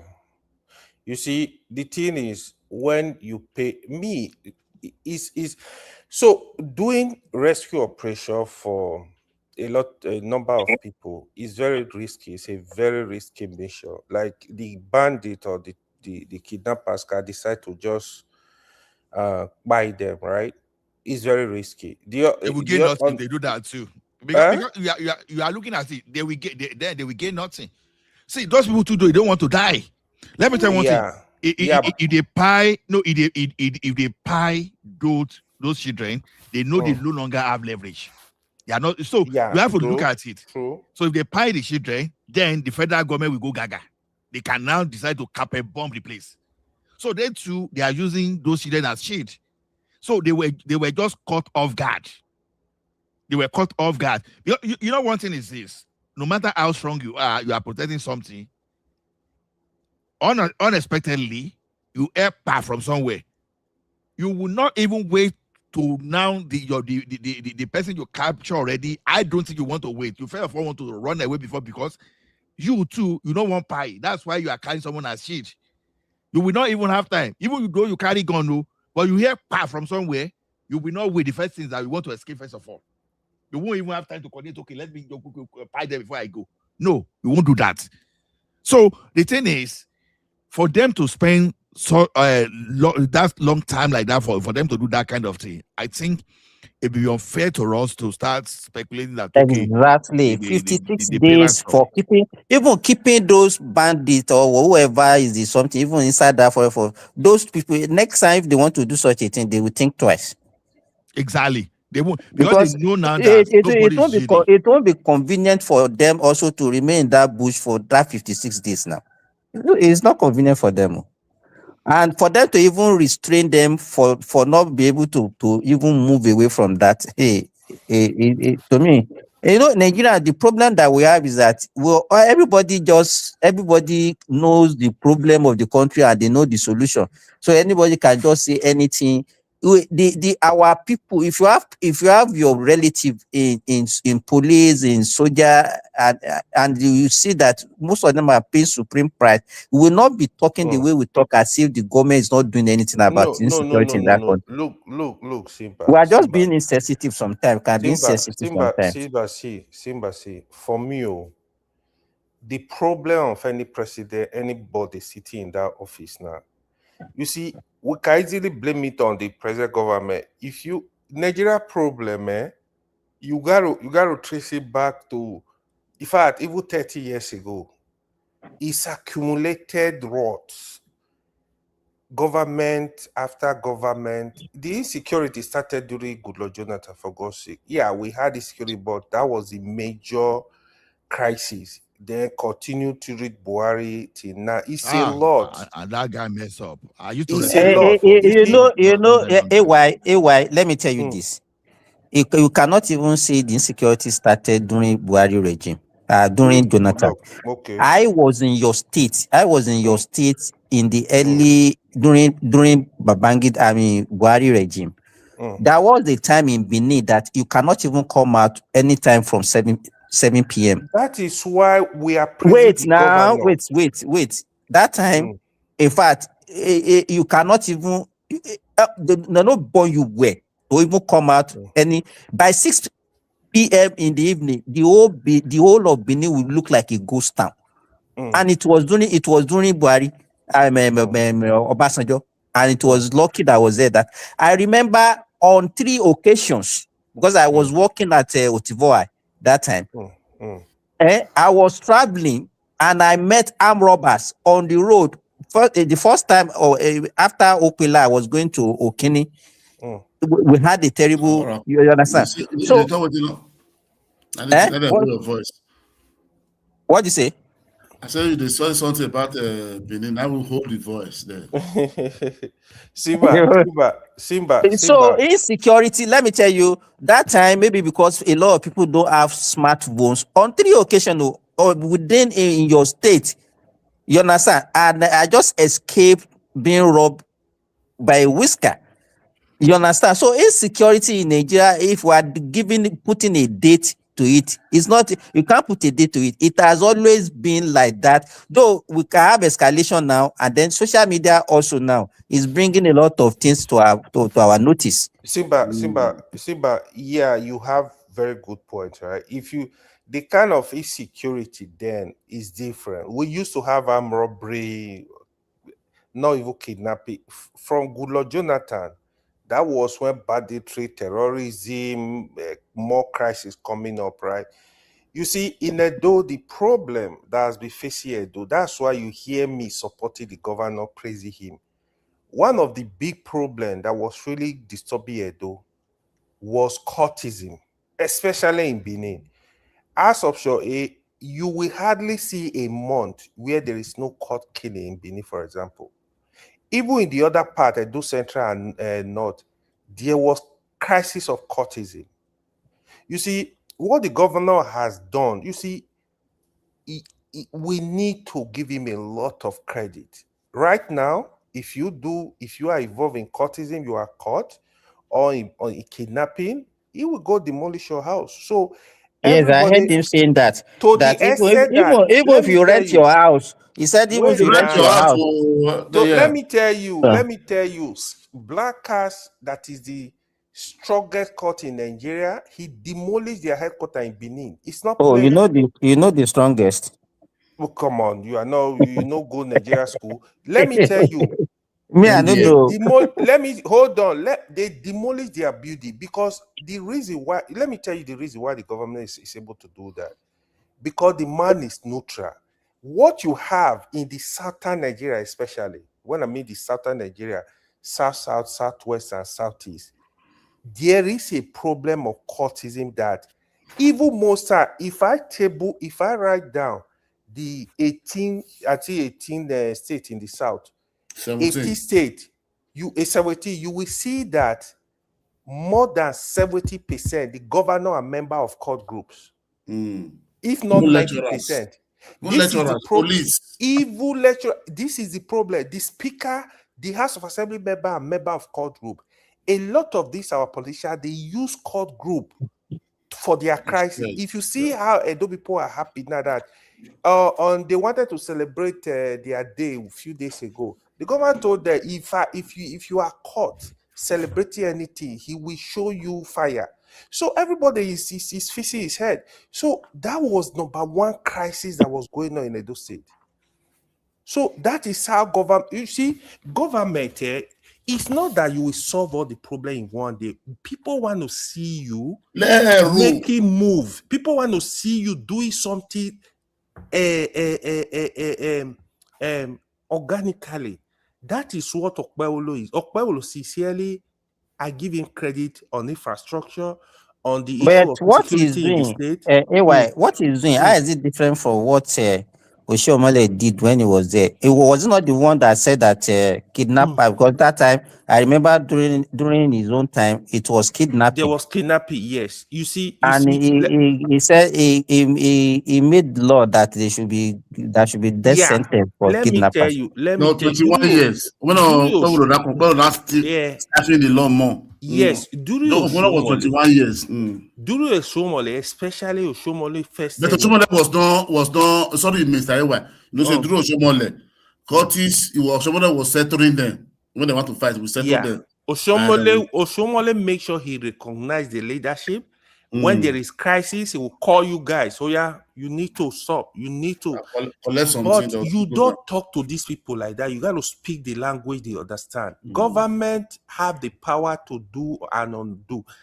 You have to deal with them. Don't celebrate the foolishness.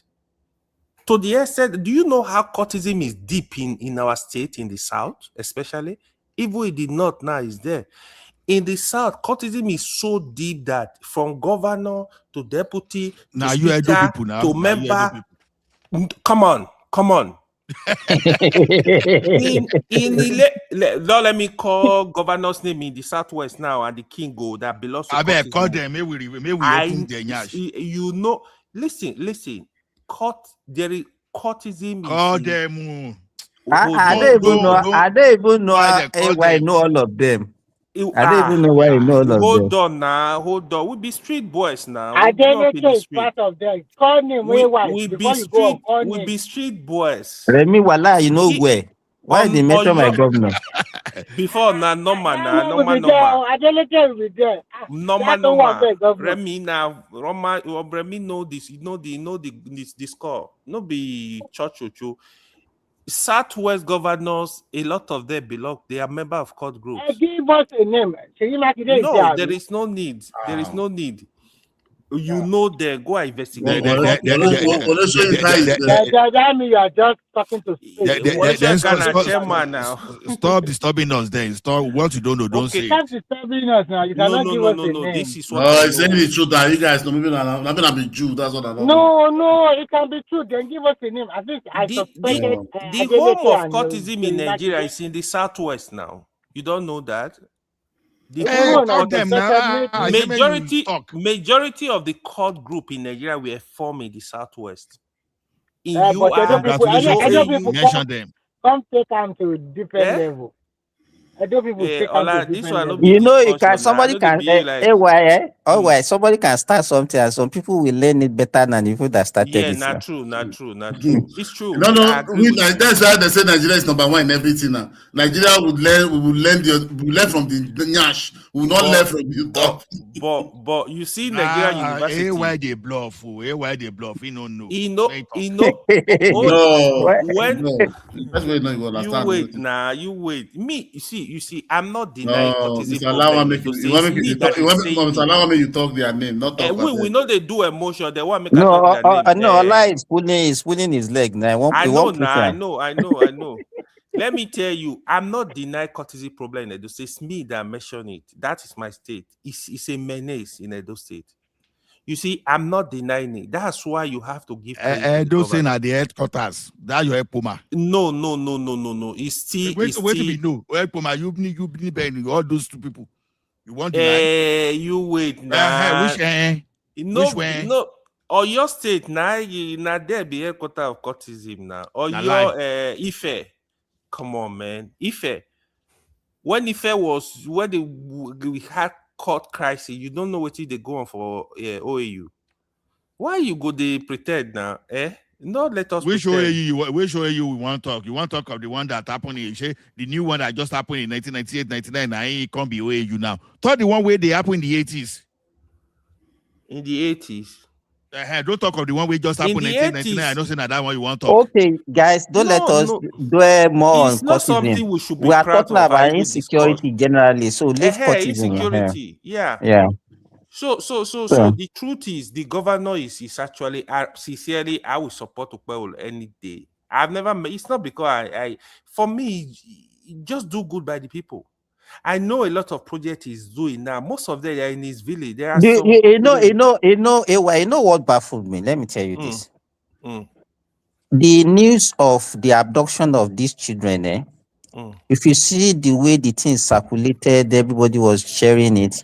The rescue, the whatever the release, is not enjoying the same kind. No, nobody. No, you got to show me there. Yeah, you are right, Mr. Simba. Yeah, since yesterday I was saying it too. No, they don't want that one. That's what we not say now. So it will know my own conclusion from that. Let me tell you, Nigerians, people that are sharing is not as if they care for those children. Some of them are they are sharing it because it makes them happy. Believe me, that's what I can just conclude. And they create content for me to make money. Exactly. Nigerians, so a lot of us pretend as if we love that country or we don't like what is happening. Maybe some people actually like what is happening because it gives them joy. Yes. A person like AY does not even like that country. He don't say, I don't mark his face. He's facing on his face. That one no like AY that say Nigeria will work. You that say Nigeria will not work. Don't love the country. You see, all this accusation. As a Nigerian man, I'm used to it now. No, Dr. Dameji, they go say I be Tinubu guy. Say me, I pretend I be able. You are too Nigerian. Don't suffer. Because you are like a chameleon. You are too Nigerian. Don't suffer. You are there for Dr. Damage. They'll say Yoruba, Nana, Fulani. If you are there here, they'll say not be Igbo. You are too Nigerian. Don't suffer. You see, me sincerely. No, true. AY look like Fulani. It's only that he don't shop up. People don't accuse me say be Fulani. Let me tell you. Fulani no human being. Sincerely, I tell them, I say, it's okay. Like, I don't even mind, to be honest. I would not want the country to work. Sincerely. You don't mind to be what? I don't mind what you call to be Fulani. To be Fulani, that's what you said. It doesn't matter. If I call you bandit, you don't mind. I like you like that this one now. So because Fulani is now a bandit, I don't know if you have bandit in the he doesn't mind. You see, are you calling him Kachala? We have bandits now. We have it's not Kashala, but I'm just acting his statement that okay, no, say I don't mind what you call him. They have a lot of good people too, to be honest. You see, you just say everybody that is a terrorist, that is a bandit now. I agree. Anyway, Fulani have a lot of good people. You see, it's so easy for us to be calling out. No. They are leaders. They are Fulani leaders. They are not good people. Okay, Remy, that's your own. AY, do you think if Nigerians really wanted, I'm not talking about go and marry now. You be ashewu now. As my fourth wife. You be ashewu. Don't mind them. Are you listening to Nigeria? It's a lie now. Which one? This one cannot even cope with two. He's talking about four. Handle one adult woman. No. They cannot handle one adult woman. If adult woman, they will keep quiet. Adult woman, they are very, very active and aggressive. What I want to say is it. Remy, leave joke. Let's be serious. If the way Nigerians look at the insecurity, if we are actually sincere and we are condemning and we are not doing trade blame on insecurity, don't you think? Because like Nigerians, a lot of people sympathize with these terrorists because they are the ones that are even amplifying, making them to be more popular than the way they used to be. You understand my point? You are even talking about sympathize. That one is even better. What of those that We are fund their own promoting. We are promoting No, them. wait. What of They those are that fund their collecting own money kidnapping? from them. Huh? You are talking about sympathize. What of the people that fund their own kidnapping? What we beg in Nigeria? Everybody just after there's money, everybody just compete in that country. Everybody. AY, if I Somebody will just sit down hear, form his own if I just AY, do hear, you know that every day these people are being killed? People are being rescued, but you will not hear those things in the Nigerian news. Nigerians will not circulate that. The only thing they will once happen like this, that is one that we are going to amplify. Why are we like this? Why are we doing that? the one that happened in Ekiti yesterday, you know, nobody even mentioned it. Was it 3 days ago? Nobody even talk about that. The one they released, no, I think 3 days ago, the one they released, but those one have been there for a long time. Now only release you, they see. The thing where they happen for that tax is, man, it be like say they don't master how to keep quiet around that place. So. But they kidnap for that kitty too much. Why now? Because I heard that even that same yesterday, in Safara, that over 150 bandits were killed and over 80 motorcycles were collected from them. Yeah, Okay, but you will not hear that. That's okay, true. let me lie to you. In the last 1 month, no, we talk when we get to the back, because if they don't put them out, so may no be saying Hey, but because you know why I'm saying this. We have to be at least commending our security officers so that we can. But Nigerians, they don't look at them as if they are just useless. They are not doing anything. Everybody just. Do you know why I don't want to talk? Waiting, those people not talk themselves. You know, under Jonathan, if Jonathan paid 2 terrorists, you know, they go the international human rights watch, or the international transparent international. Amnesty International, yeah. You know, since Trump don't enter, everybody don't keep quiet. Just talk anyhow, make them catch you now. Talk anyhow. Since Trump don't enter that matter, you see them make them talk. They no bond them where.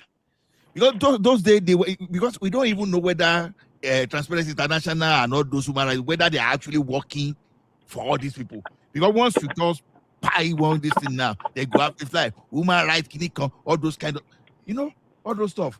But since Trump don't enter this matter, it is brutal. That is the problem we have in Nigeria. That is why when you see some casualties, sometimes you will not see the Nigerian government denying the military. This will be denied. There is no casualty. They've mastered that drama. They say they neutralize costs. They won't tell you normal. They neutralize cost of bandits. They won't tell you exact number. Because Amnesty International will say they have their right. They said the only what they're supposed to be using on them. Maybe like AK-47 highest, not all those they're not supposed to be using all those. They have right to take them to court. They have right to at the point in time, there's one guy. I did the Instagram or the Telegram of that guy, Andre. That guy, he could show everything where they happen for all those Torre and Co company. You understand? You could see the role like this. You could think, say, I be they don't they pie human being, they do suya, they do all those things. Then go later. But when it comes to Nigeria, you hardly see anything. And those people, they are mocking Nigeria, that Nigeria is their problem, that if not because of Nigeria, they will have conquered all those stuff.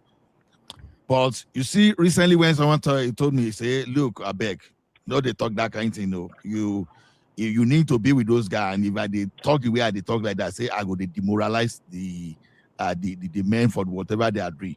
So what they do today is this: there are zones that anybody cannot get to. You don't get and come and report any rubbish. Even the like of people that used to cover that street, I don't even know the like of Jide, this Jide in with TVC. That used to go and cover all those things before. I'm not even sure they give him the free access like they used to give him free access before. Because even though that guy doesn't talk any nonsense, you know, yes, the that guy is very factual every time. He's very factual. He's very professional. He doesn't talk nonsense. Before, but after election, you know, it can't change. That's not true. That is his style. Before the election, He has been to the war before front. That guy is very professional. What is that? No, I am not defending that one. No, he's a veteran journalist. Not like Chocho like that one in Arise TV. What is his name? That one Chocho. No, but anything Tinubu. And they use Nigeria. I think they look at me, Mr. Doctor. Anything Tinubu do to go amplify and polish. Me, I look Nigerian man like somebody that just wants to pick fight unnecessarily. Sometimes I don't understand people. You just think that because not that I defend him. Most time I always talk objectively. It's what I see. Nigerian man are greatest bobo now. You know, not just your own submission. Anybody that want to say you are not, anybody want to say what you don't like, attack. No. Actually, you can see that. You can see that most time I don't normally talk about Obi because I see Obi as too low for Southeast to even present him. They knew the truth, okay? So I don't like to really talk about him. And I know that guy is also playing to lose election. He is not playing to win. They know the truth, but why they like yesterday now, I was watching Arabambi telling us that Obi used 3 credits to study psychology at University of Nigeria, Nsukka. He showed the result now. But I don't believe that Arabambi in anything. That's why politics. No. Okay, wait, Mr. Tinubu. So all this time they were a good partner with Obi when he come. Why they don't say all this? Now they are in fights. The thing where they pay me. Hold on, the thing where they pay me. Just imagine AY. Just imagine AY as brilliant as this. It would support someone that used 3 credits. Nigeria to become a president or governor doesn't need any school certificate. No. To enter psychology, you have to I will sue you for defamation. But see, you want to become a president now. All those credentials doesn't matter. It doesn't need you to become a president. Just have your primary school. But you know what? Let me tell you the truth, Nigerian man. All these documents, they have it. The guy also came out with different bank accounts that Obi open in Fidelity and the rest, and then the signature is supposed to be the political party. So why you are taking Arabambe seriously? No, you don't know what I'm thinking. Me, I'm thinking that because fight comes between them, you will see the real truth. That is the truth you are saying. Truly, Obi really gets a lot of Arabambe was fighting when he was fighting with the Aburi. There's nothing he didn't say. He go to police station. He forged documents. But at the end of the day, he go back to the same because that is politician for you. What why would I trust in that? What he's saying? My point at the end of the day is that because of their fighting, you will see the real truth. Truly, Obi will not say they do not get 3 credits to enter University of Nsukka now. Now 3 credits he got now. That is the truth. Some things that they cannot lie on you now. Okay, see, this is what I was arguing with Oladilata. I say no, because I have people, my friend who went to school, which are in University of Ibadan. In Asa, I went to University of Ibadan. Yeah. I asked this thing. Good morning. I asked this thing. Can you? This one they said, what did they call it? This thing they do in the north. What did they call it? That they used to reduce the scores. So for admission, I don't know if federal character be Remedia. Quota system. Good morning. Good morning. Good morning, Kenny. This quota system. I now ask you. Sorry, I say if you want to when you have admission in the University of Ibadan, you say yeah. I say okay. For example, now you want to study medicine. We then tell you to if you get 130, we then admit you. You say no, it's the school that set standard. He said not that only happened. That's why you see the majority of people from South went to not to school because of the competition. They are not going to school. They want more people. That's why they did not. You cannot go to University of Nsukka, go and study medicine or University of Ibadan, go and study medicine with 130 or 140 or 160. Or because it's a northern, I will come there. We will come and say no. This doesn't happen like that. But I said, but that is not the way Nigeria said it. They only tell you that when you go to Northern and went to University of Ibadan, they will take a Northern with 130 and study medicine or anything. They will not take you. Mr. Simba, can I He said just say no, it's something only real in quick, the please? north. That one is in the north. Because they want people to The come. That is remedial not. courses you are talking about that time, when you do remedial for 1 or 2 years, and if you get to high score, then they can accept you to year 2 or I year make a year 1, year contribute to make a contribute quickly. 2. Okay, go ahead. But when Nigeria want to, okay, sorry, Mr. Ola, good morning, sir. Everybody, Remy, everyone. Good morning. Everyone's telling years. Where do you talk? Good morning. I Go said ahead. continue Go now. ahead. They want to contribute. I want to contribute. I've been listening since I wake up here. I just want to contribute about this Erifai and the children, kidnapping of these children. Actually, I'm going to say a little bit about Obi as well. I'm very glad that those children have been released. It's glad in my heart, and I give thanks to God Almighty.